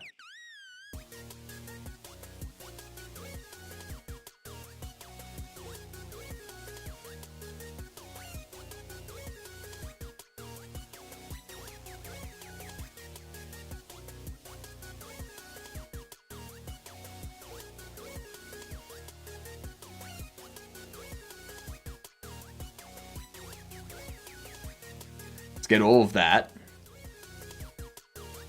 I'm going to place them around the store.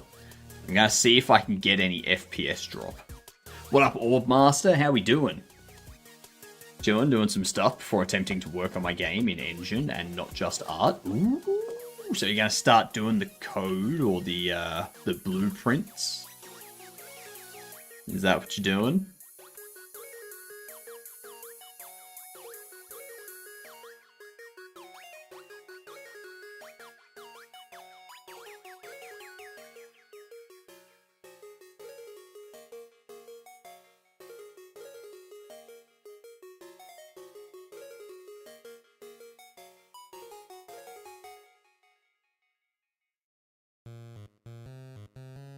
Alright. Hopefully he'll even just importing new art at least. Nice.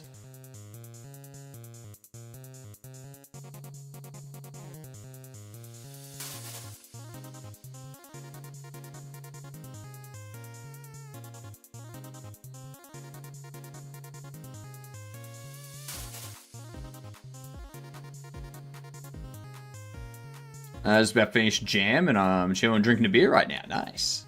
Nice. So you were doing D2 jam, is that the one? I'm just doing a bunch of testing of things. Seeing if we can find where performance issues lie.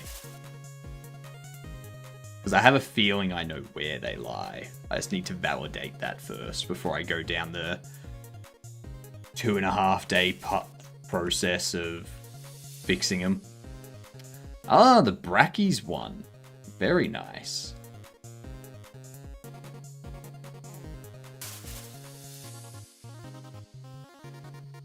How would you say is the best way to evaluate my skill level with C#?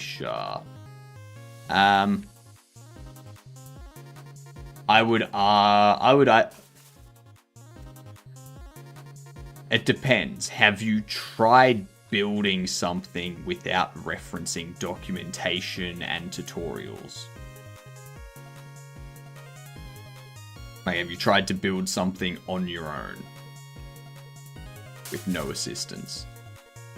Because if you can do that, if you can build like a a terminal application that like runs something or passes something, like passes a JSON file and finds all fields matching something that you specify without looking at documentation and stuff, then I'd say you've got pretty good skill with C#. You can make something, it can work, doesn't have issues, and you didn't rely on anything to tell you how to do it. That's the best way to evaluate your skill.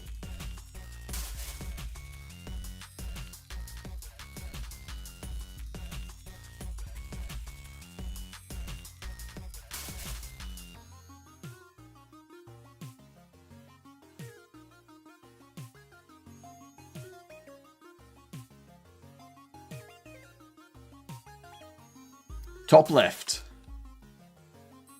It's up in the top left of the screen there, Sammy.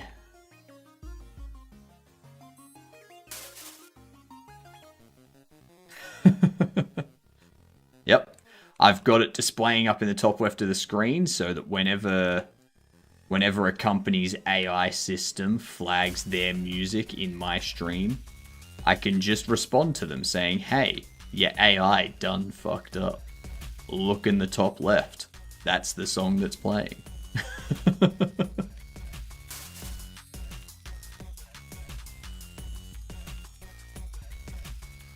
I have not. I've created a simple input and output, but it's like input X. It gets stored on display variable info.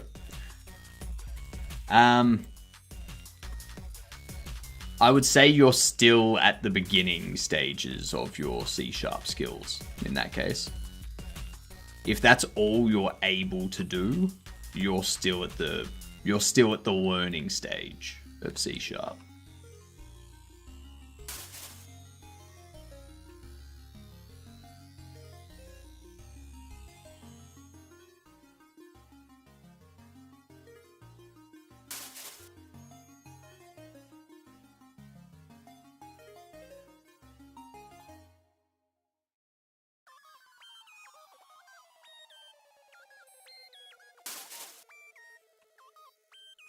So before, we had no issues with FPS dropping. There was no FPS drops at all.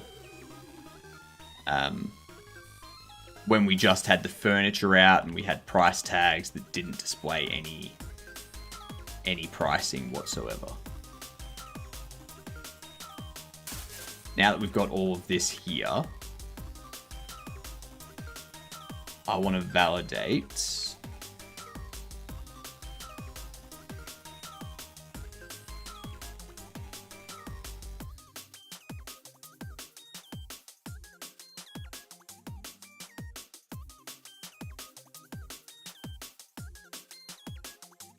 We're still not seeing anything. Oh, there was a tiny dip. There was a tiny dip there. I lost 1 or 2 FPS.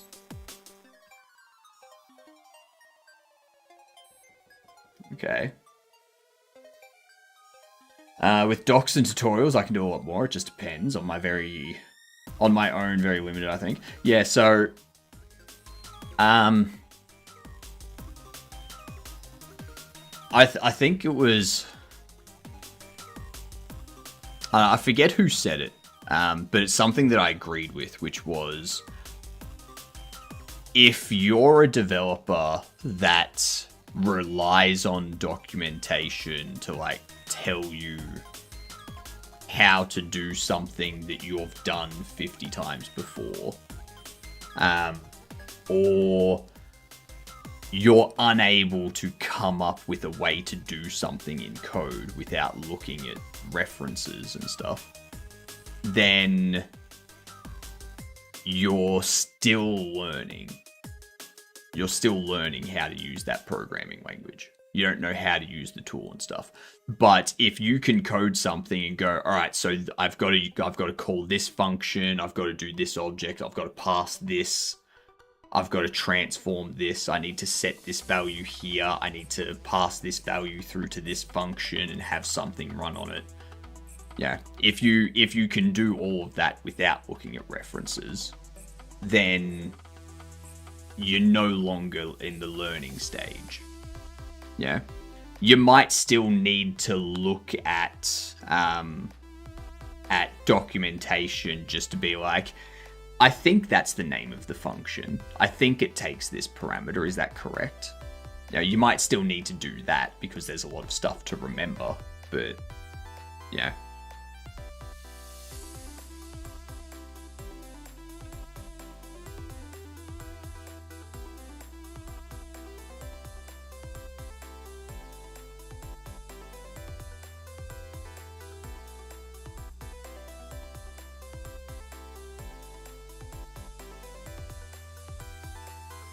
So we're going to save that. I'm going to put in an order for more bobbleheads. More bobbles. Card packs.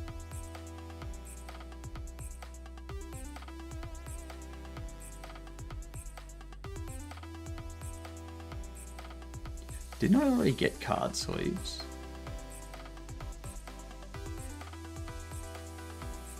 I swear I ordered card sleeves.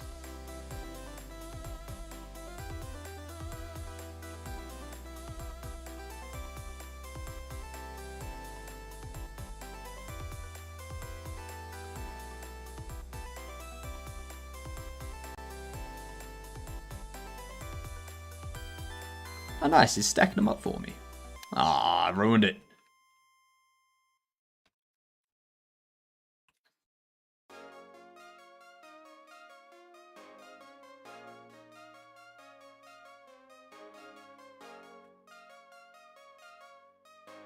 Huh. Okay, so there's a bug there. He's not delivering card sleeves. Interesting.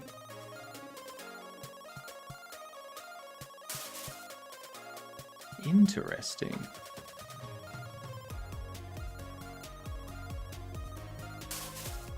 I believe the program is always a learning experience. There's always new ways to do things that you can learn. If you stop yourself from learning, you're not progressing.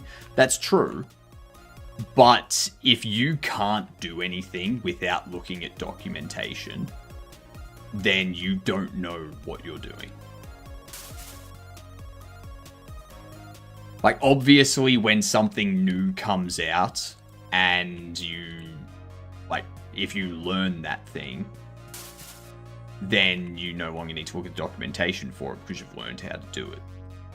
But if you go to create a program and you're like, all right, how the hell do I set up the project to begin with? And it's like, all right, well, you don't actually know what you're doing. Always looking at docs to remember how something works. I've got, when it comes to GD script, I'm pretty set in it. When it comes to JavaScript, I know most of it. There's still stuff that I have to look up, but I can get by. When it comes to C++, probably same as JavaScript. I know how to do most things, but when it gets to the complicated stuff, I'm like, all right, how the hell do I do this? And that's the thing, looking up documentation to confirm what you're thinking is different to looking up documentation because you don't know what you're doing. Yeah?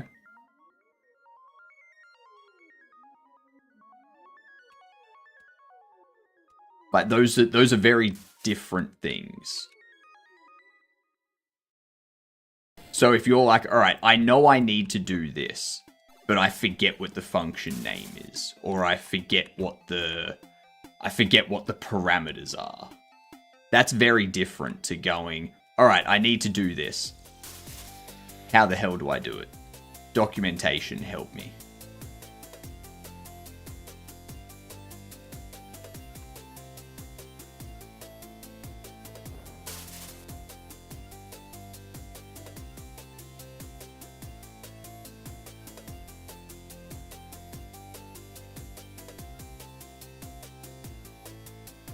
Not really seeing any dips.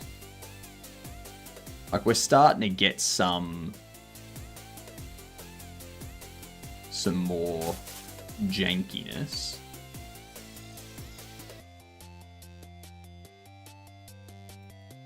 But yeah, I think this is where the multi-mesh will come in. This is definitely where the multi-mesh will come into it.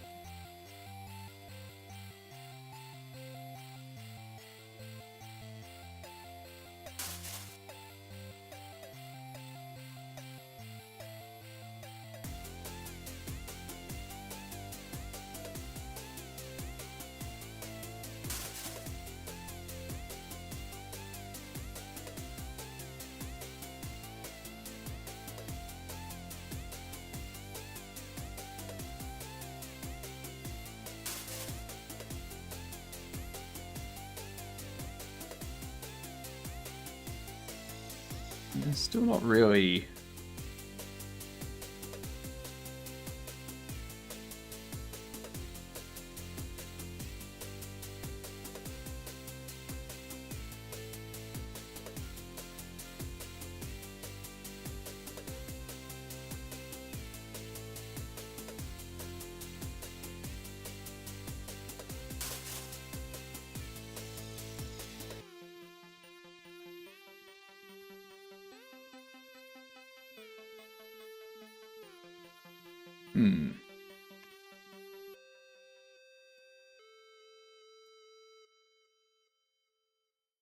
Let's take on AI for coding art and sound.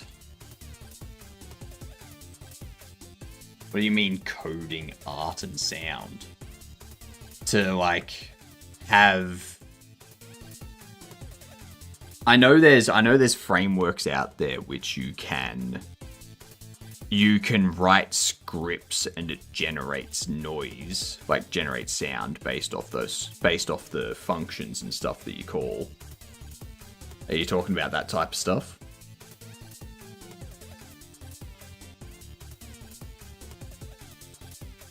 I haven't read documentation in like 10 years, unless I was trying to figure out arguments to a function. Yeah.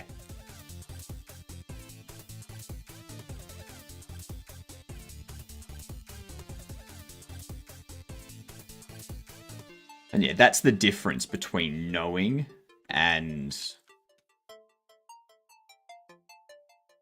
Yeah, between knowing and not knowing. Like, between being someone that knows how to develop and someone that is still learning how to develop. That's the difference between...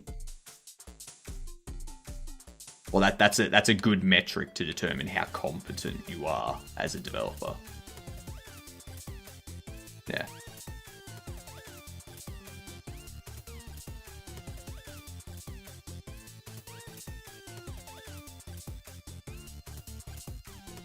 Let's get some more stuff.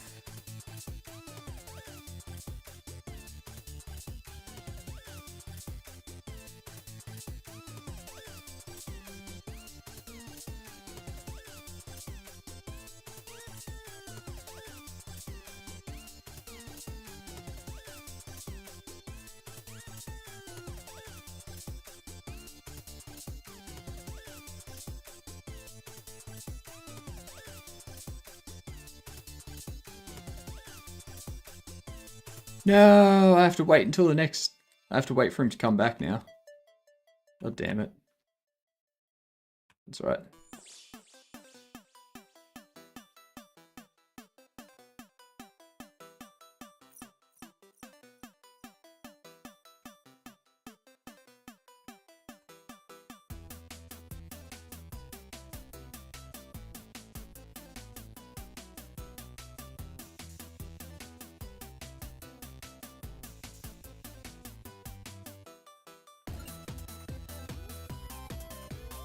Sweet.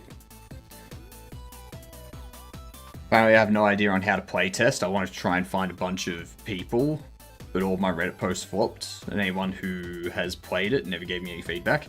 So that's something that I found as well, Devable. I had like 130 people that I'd given access to the playtest, and only like 10 of them actually gave me feedback. My next playtest, what I'm going to do is I'm going to give specific people access. Oh, you're in ads. Alright, we'll wait. We'll wait. Anyone who likes programming, the only advice I give is find a game that supports high-level script modding. Just start making mods for it. That's fair. That's a good way to do it.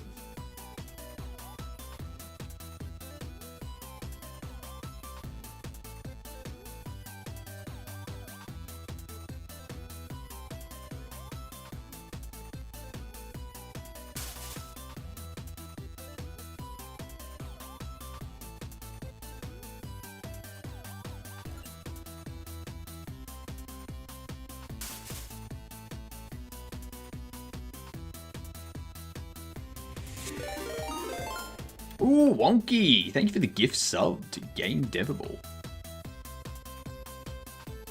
No longer need ads. Get those ads out of here.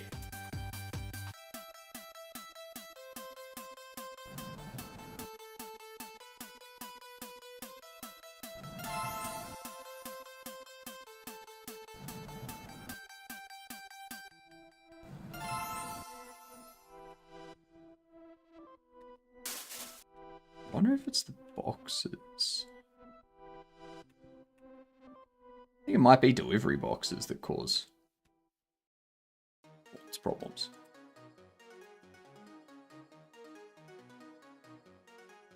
Kick those ads to the curb. Yeah, so Devable, I noticed the same thing with playtesting. So the next playtest I do, I'm going to give specific people access that I know provide feedback. And I'll give access to a couple of extra people that want to playtest. But if I give access to someone and they don't give me any feedback for like a week or so, then I'm just going to take the access away and be like, no.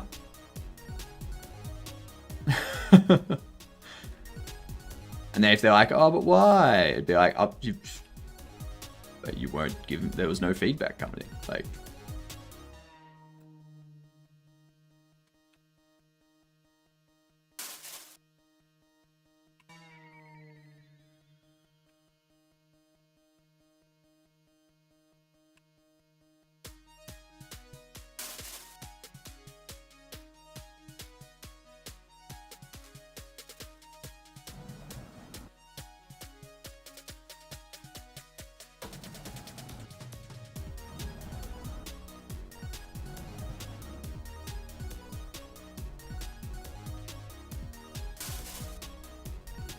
there could be something to do with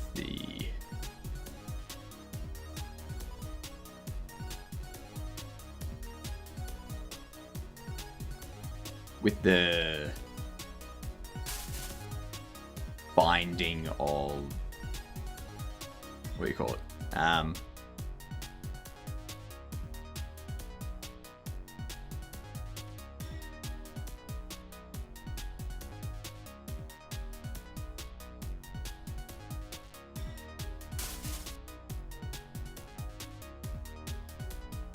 Like the different free shelves and stuff like that.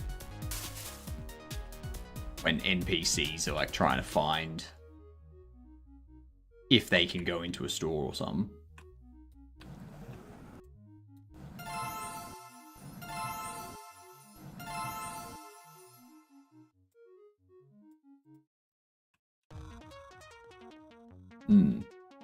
There goes the bug splat. Good. Good. We're just trying to get performance stuff identified.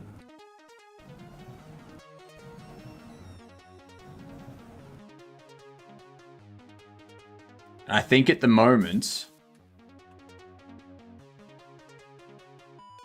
that's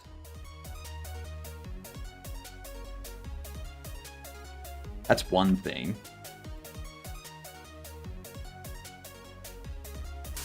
Like that animation caused a little bit of a dip. Not much, but a bit.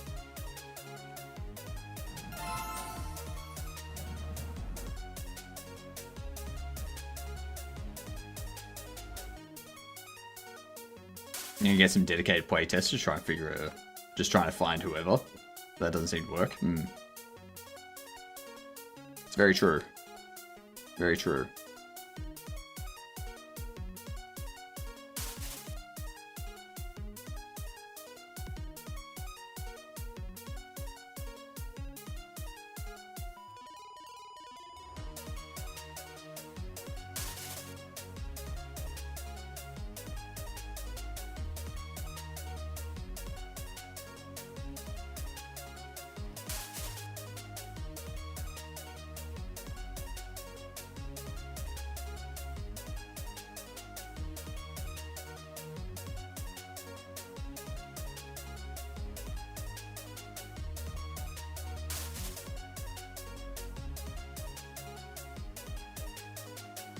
Okay, there we go. Now we're starting to see some dips.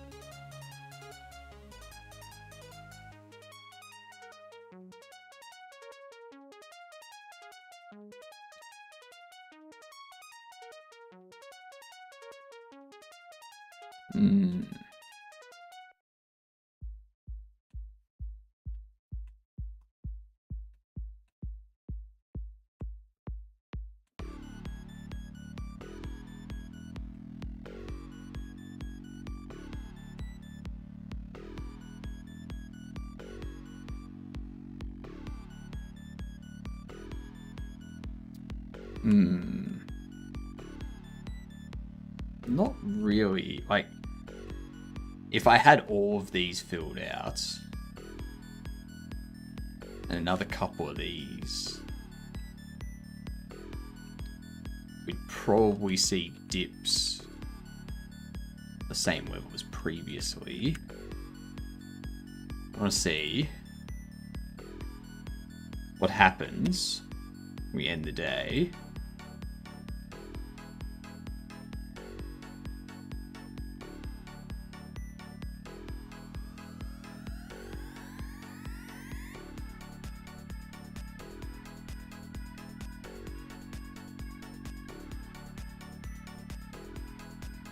So it's not like it's anything to do with people, like NPCs walking around or anything.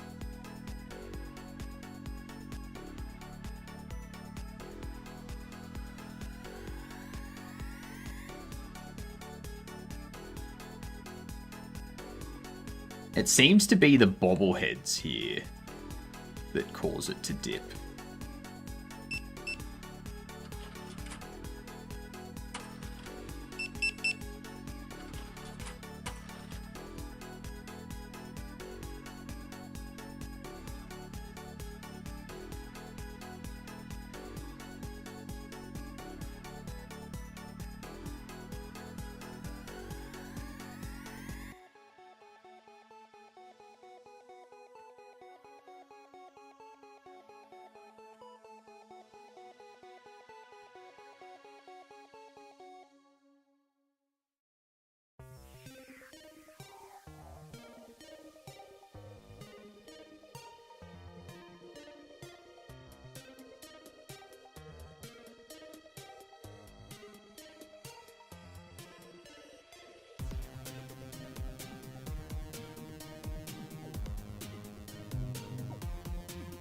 Wonder.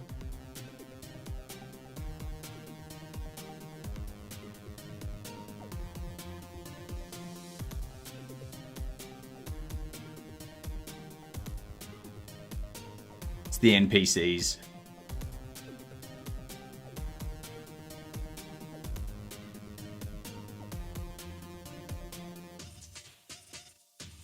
It's the NPCs.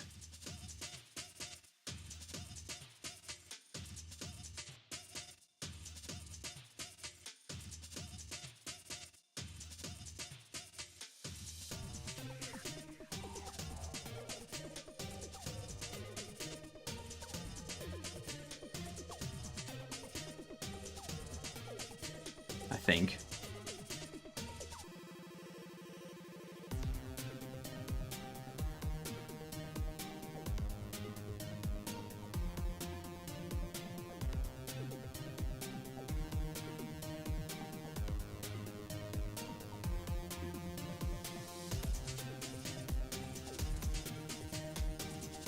Okay, you're not.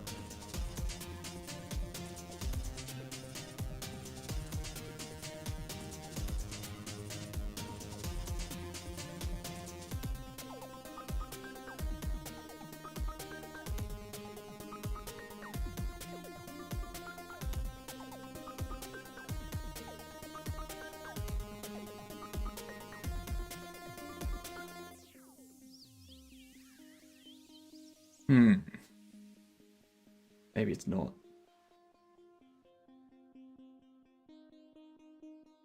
Maybe it's not. Mini store and throw an egg.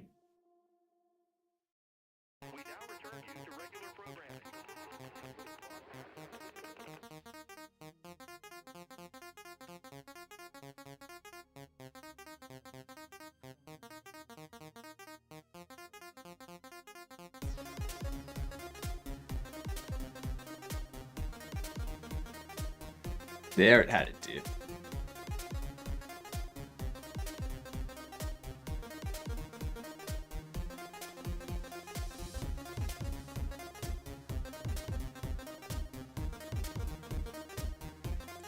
So it's only when I'm looking at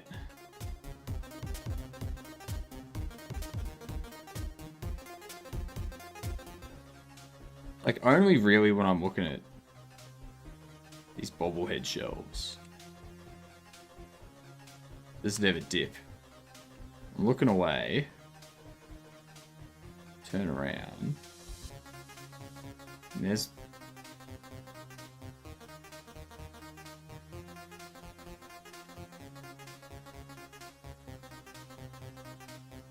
Yeah.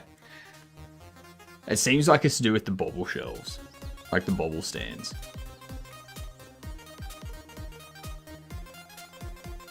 That is what it's looking like.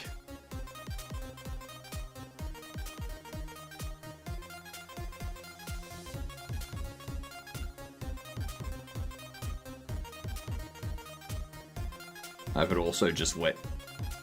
I'm also happy to help. Also, just let me know what we'd actually test. I mean, you could get the demo. You get the demo and run it. See if it works. I'm not sure if it would.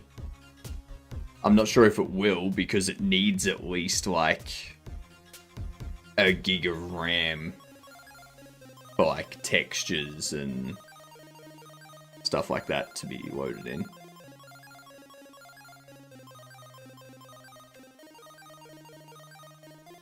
New DLC, people are selling you their old bobbleheads, etc., but you have to spot counterfeit products. Counterfeit products is an interesting take. I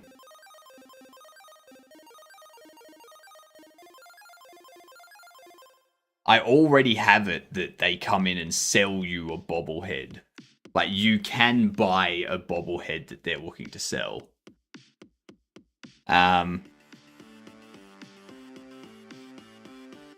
Identifying it as a counterfeit, though, would be a tough... Like, that'd be the tough part.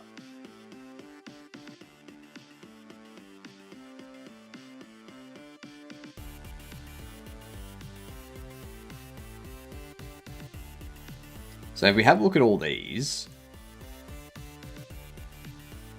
you can see the static body's visible. The static body is the thing that's visible.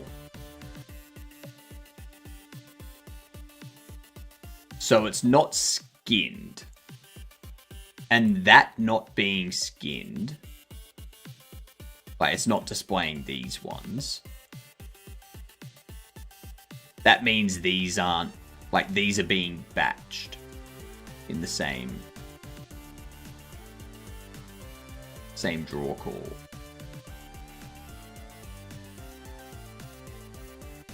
Well, when there's a duplicate one. So like this Walter Flow, this Walter Flow, and this Walter Flow would all be batched in the same draw call because they're all the exact same static mesh with the same material. Yeah, this Walter Flow would be rendered differently because it has a different material. These two Business Betties would be batched in the same draw call. These two Andres would be batched in the same draw call. These three Larrys will be batched in the same draw call. These two Danny Bundles will be batched in the same draw call.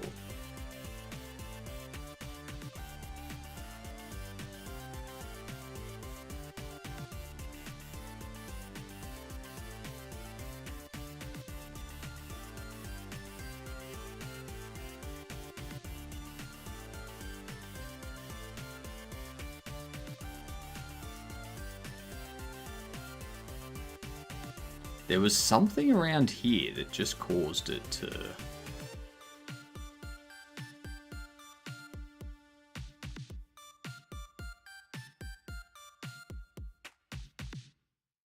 What is happening there?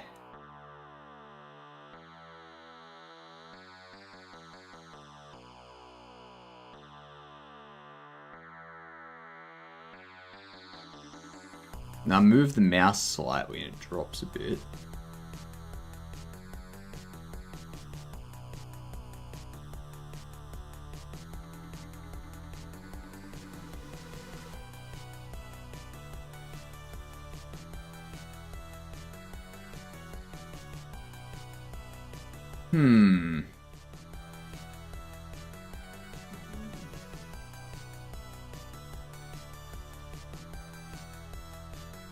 There's something in this view that's breaking, that's like causing it to drop.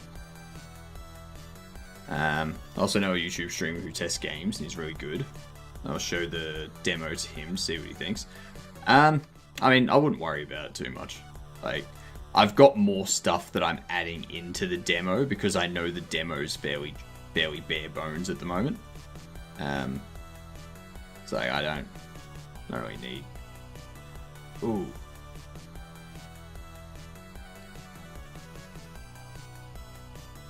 Is there a conscious bobblehead running around?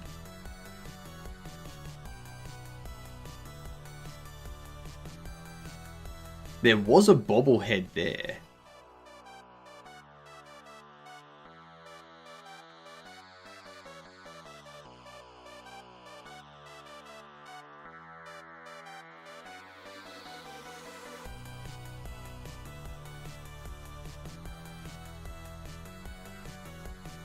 No conscious bobble. Interesting.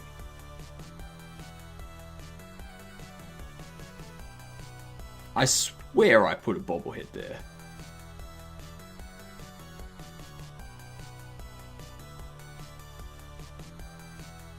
If I set these...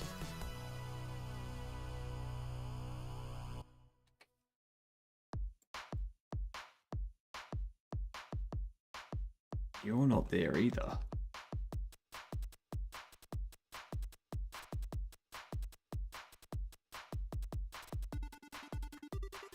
You're gone as well.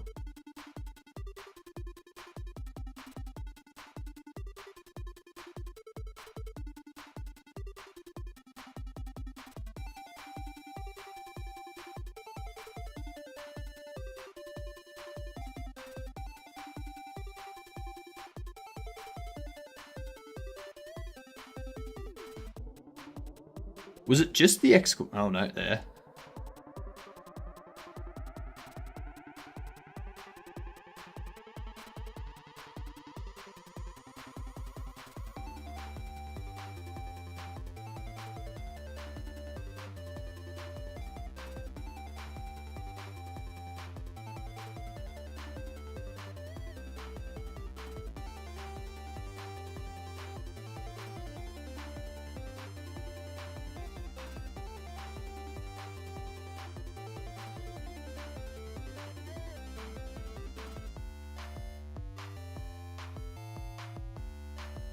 That's what it is.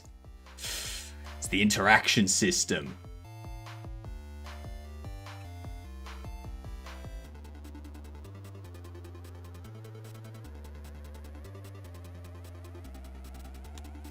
It's the interaction manager.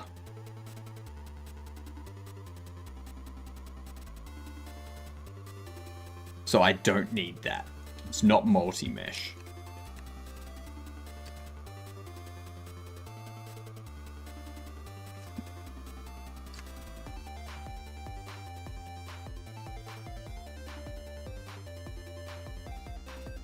Ooh.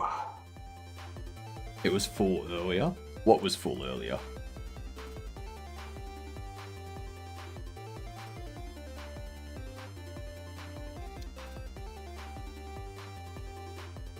What up, Sean? Sorry, I missed that. Some real jack-off delivery drivers in this game. Just chucking your stuff on the sidewalk. Yep. Intentional, too. Intentional. They're absolute douchebags. So, yeah, it seems like the interaction manager needs some improvements. And there's multiple pieces to that as well. So,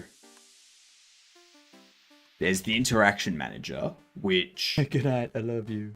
We tell it, basically every frame, we tell it, hey, this is... like, these are your interactions. And then it goes through and it removes the interactions. And, it sets the interactions. And we also remove the interactions as well. So I need to make that better, I think. G'day, Stooge. Chica, you want to do a chess? What are we playing today, Chica? What are we playing today? Do you want to lose again at 30-second chess?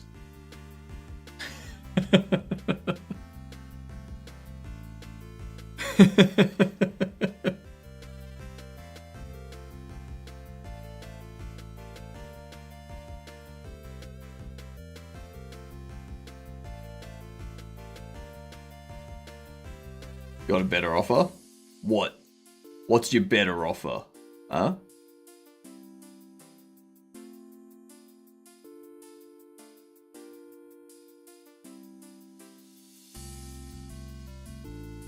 Best of 11 in 5 second plus 0?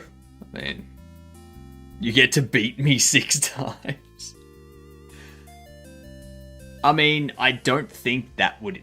is that even possible?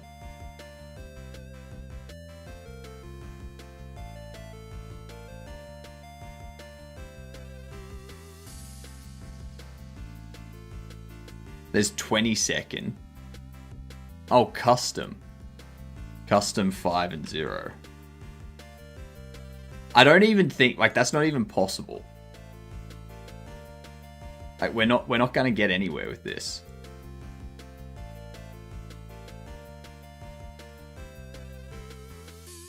Oh, we're doing a 10-minute. All right, bring it. Bring it.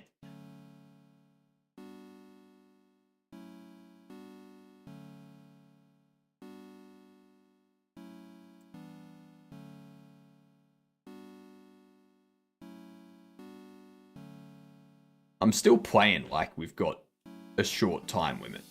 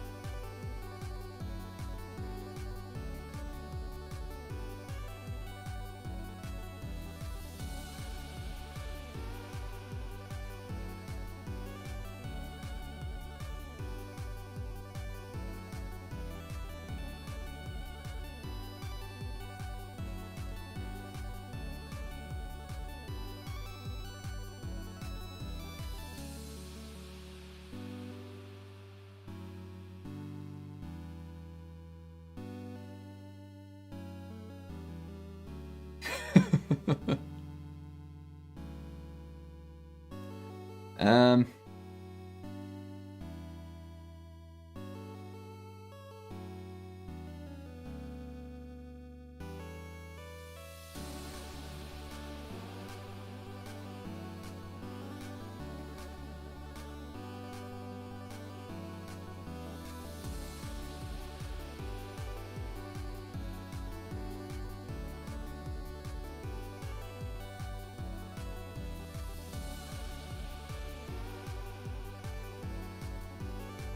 Oh, shit.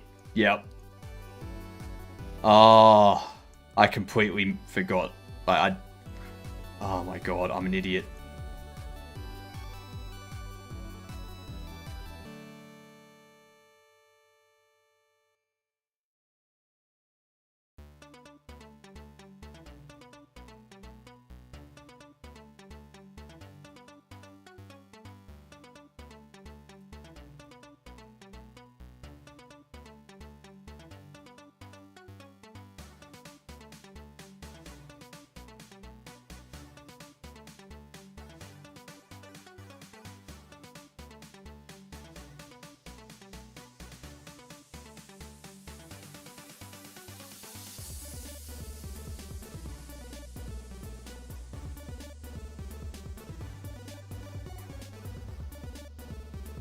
If I just move back and forth...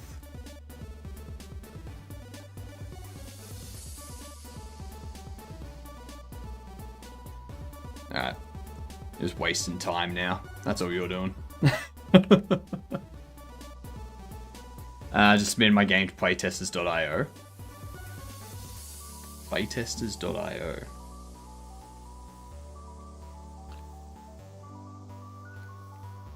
What is playtesters.io?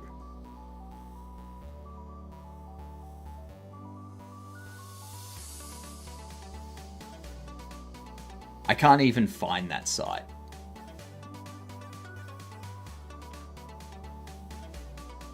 Are we talking this?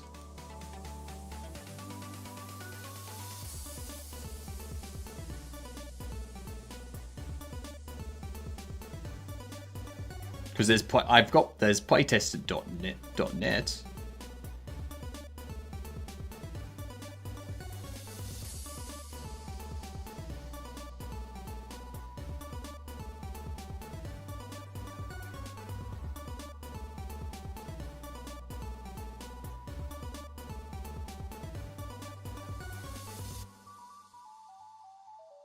Huh.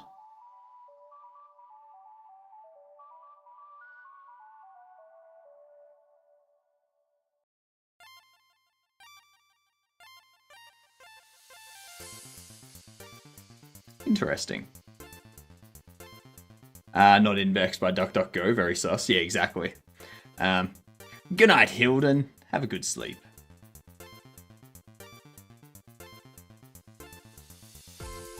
Like, the fact that playtester.io doesn't show up here.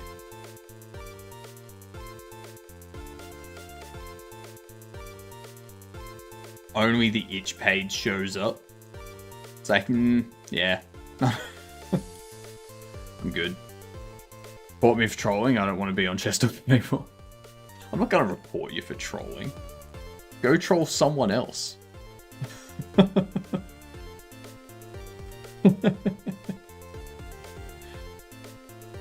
Yeah, so it definitely seems like the interaction manager, because remove interactions.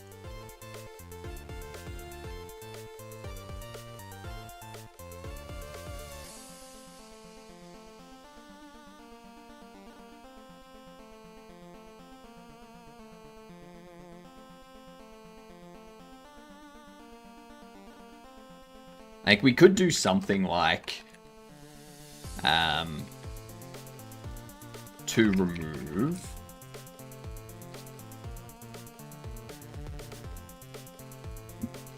and to set.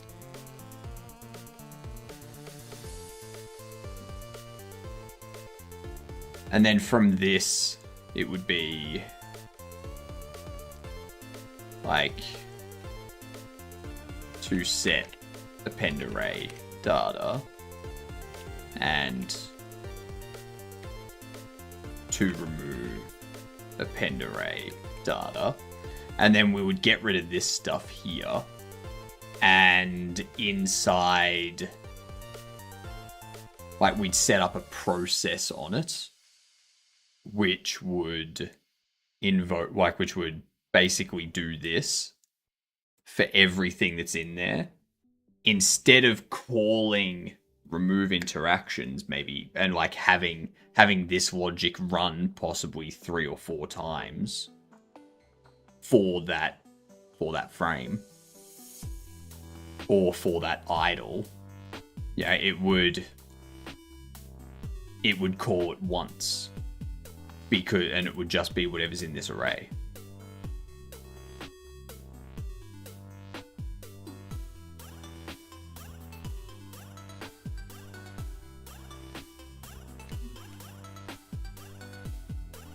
Yeah.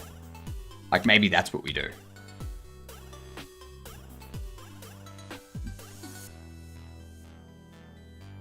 What do we have here, anyway? That's right, this is the multi-mesh branch.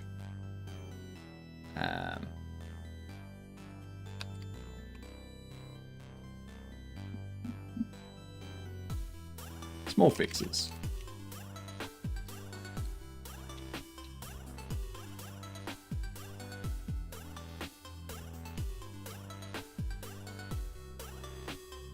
Giving me privilege again. I like it.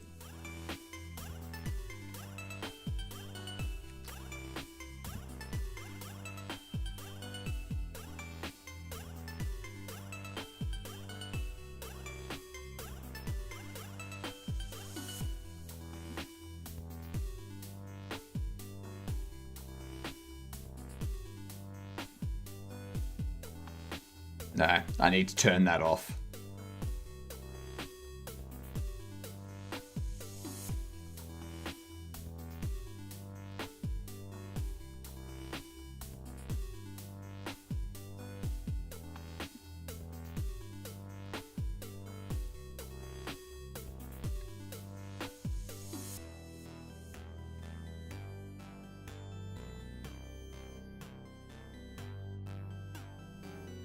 Git merge multi-mesh.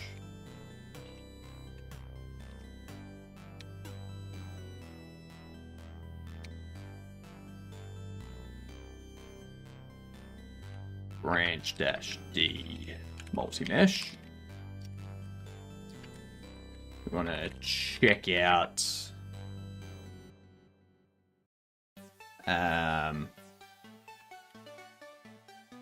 interaction or interacts. Sweet. We'll do that. Nearly regained my points after dumping them into a non-existent black hole last night. Why would you do that? Why would you get rid of all your points like that? That's just disappointing. The drops are only with Bobble interactions and not on the stuff on the walls. No, it's on all of it. The reason why it's more prominent with Bobble interactions because hey, let's load this up. So it's more prominent on the Bobble interactions because we change between, because like it's easier to change between bobbleheads a lot faster. Yeah. But now we're not seeing the drops.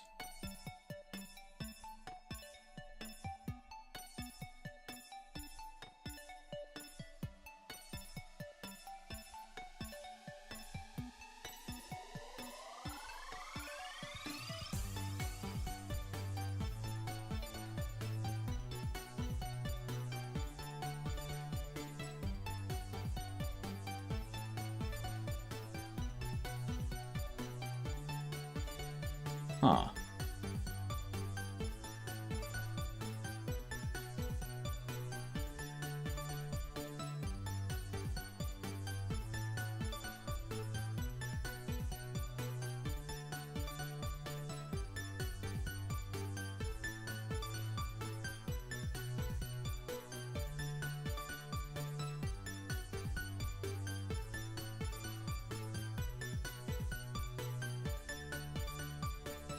I'm not seeing the drop. Interesting.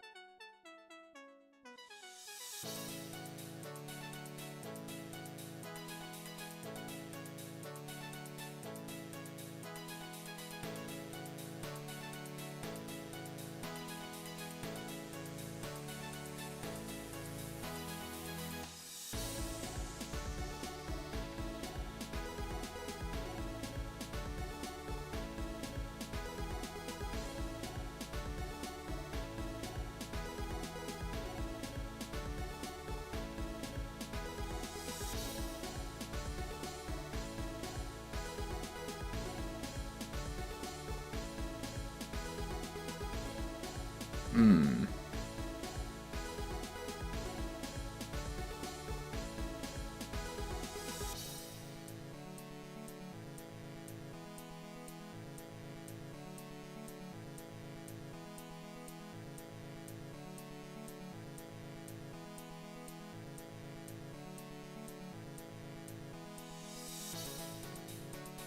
Has that stopped?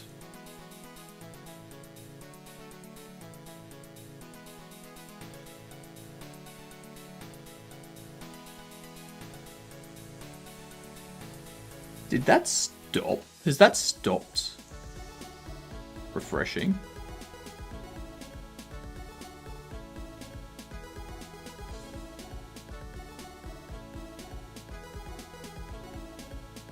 It stopped refreshing.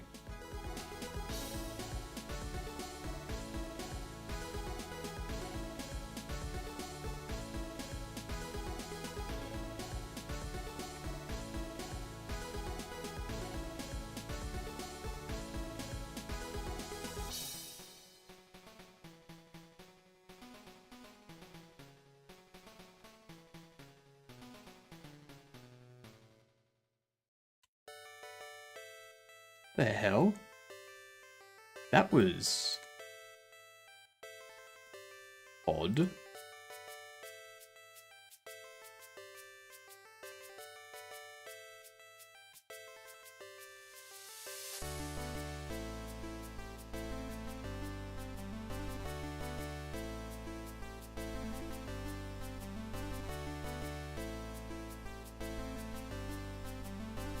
So the number of draw calls aren't causing any kind of drops.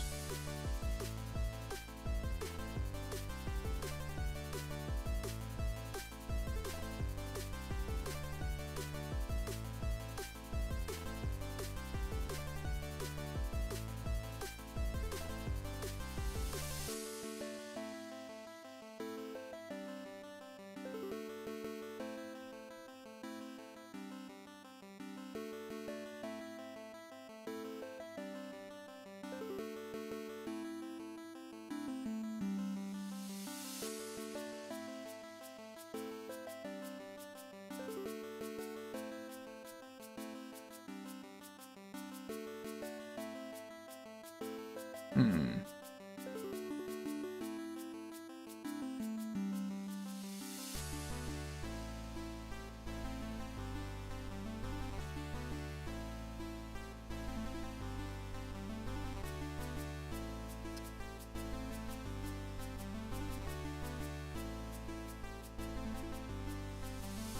Trying to get this to replicate.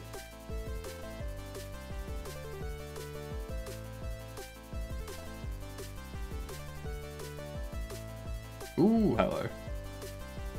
Reposition repaired bobbles. 228. That's wrong. That's wrong.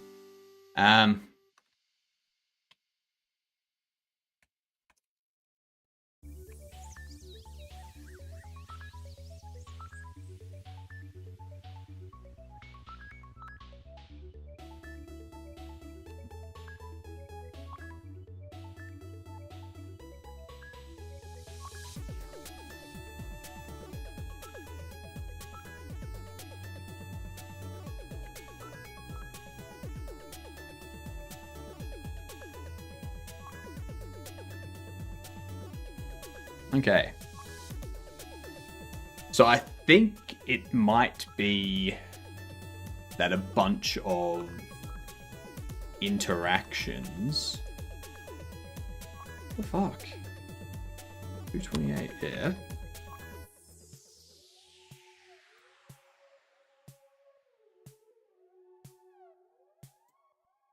Parent is Bobble Stand.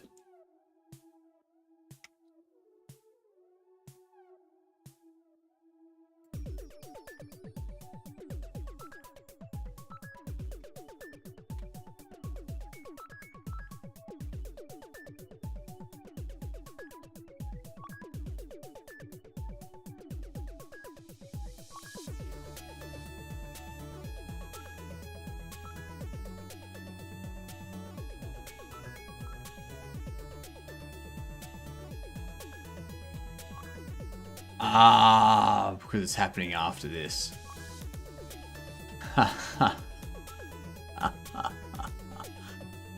That's why.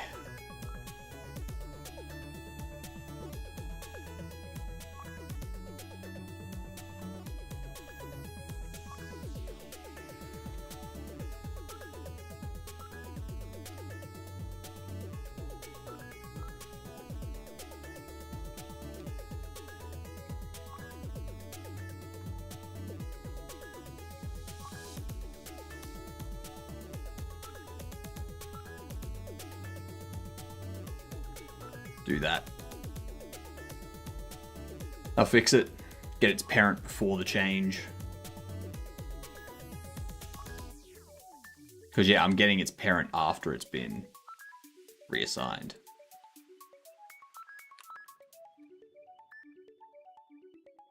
Okay.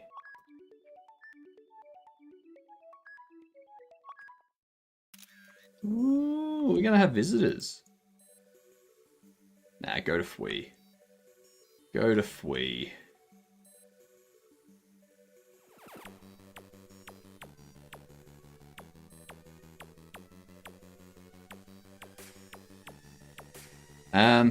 Morning, Moon. How we doing?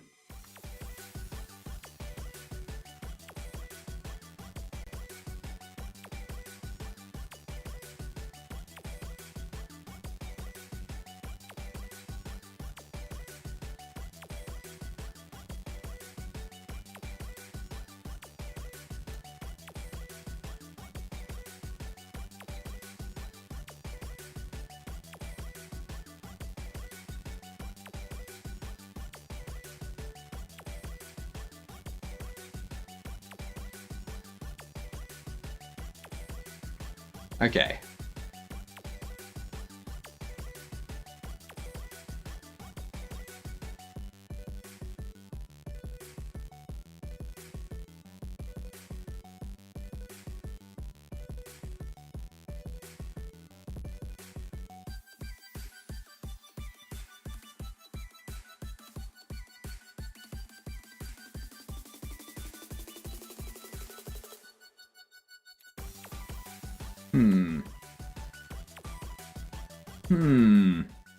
Had a great idea for a game, so diving in head first. Nice, nice.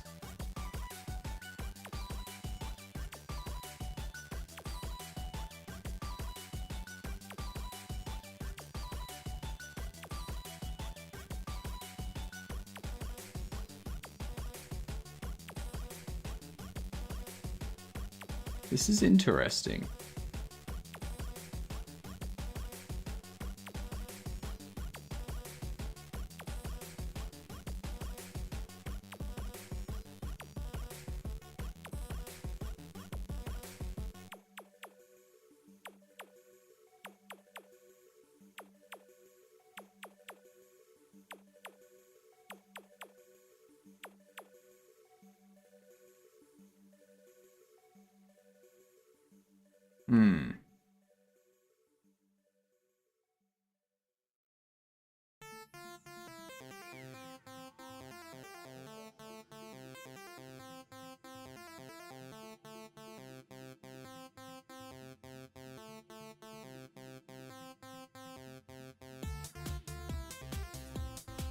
There's something...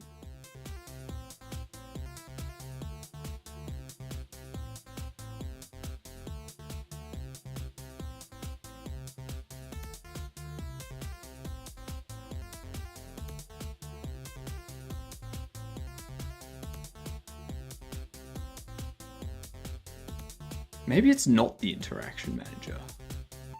Oh my god, trying to pin this down...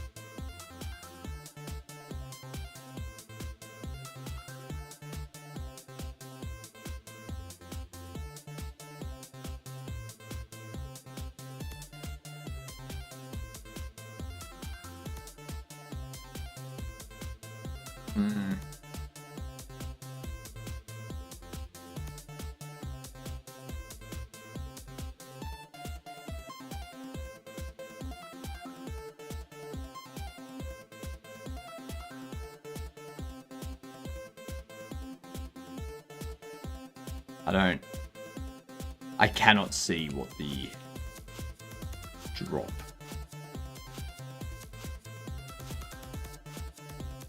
There.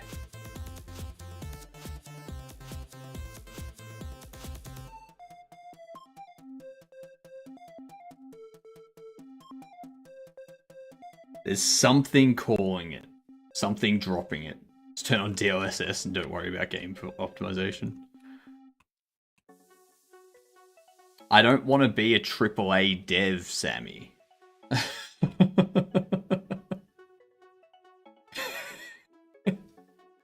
I want to actually care about my games.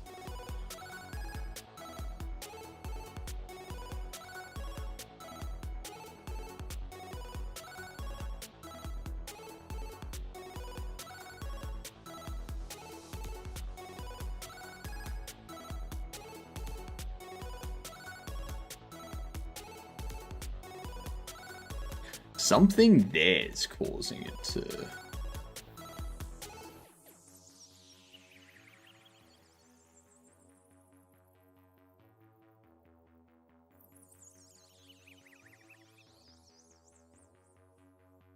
And now the monitoring stopped again.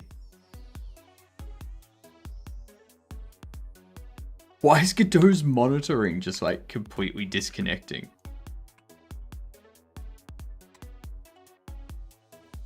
The debugger has disconnected. Like, I can't even... If I press F8, now it disconnects. Jesus Christ.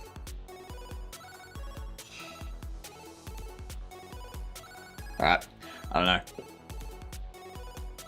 It's got to be something to do with... It's got to be something to do with the interaction manager. That's the only thing I can think of.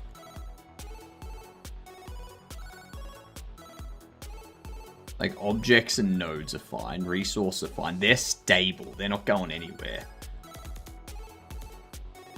Process kicks up, and that's when it drops down.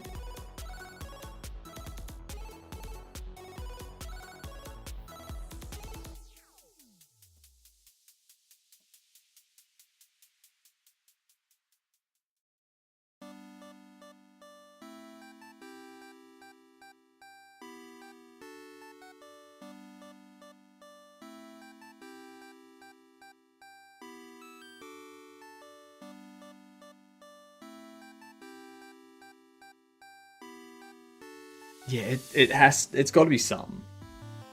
Got to be something. I don't know. Let's keep looking into that tonight, I think. Let's keep looking into that tonight. See if we can narrow down what we're doing. Alright. We shall raid out. I know exactly where we're going to go to as well. I have a feeling this is... It has to be something to do with the interaction manager. It has to be. I'm going to put in a bunch of logging tonight around the interaction manager. See if we can identify when the interaction manager kicks up. And if that coincides with the drop in frames. I think it might. But yeah, need to gather some data first before we know exactly what the issue is.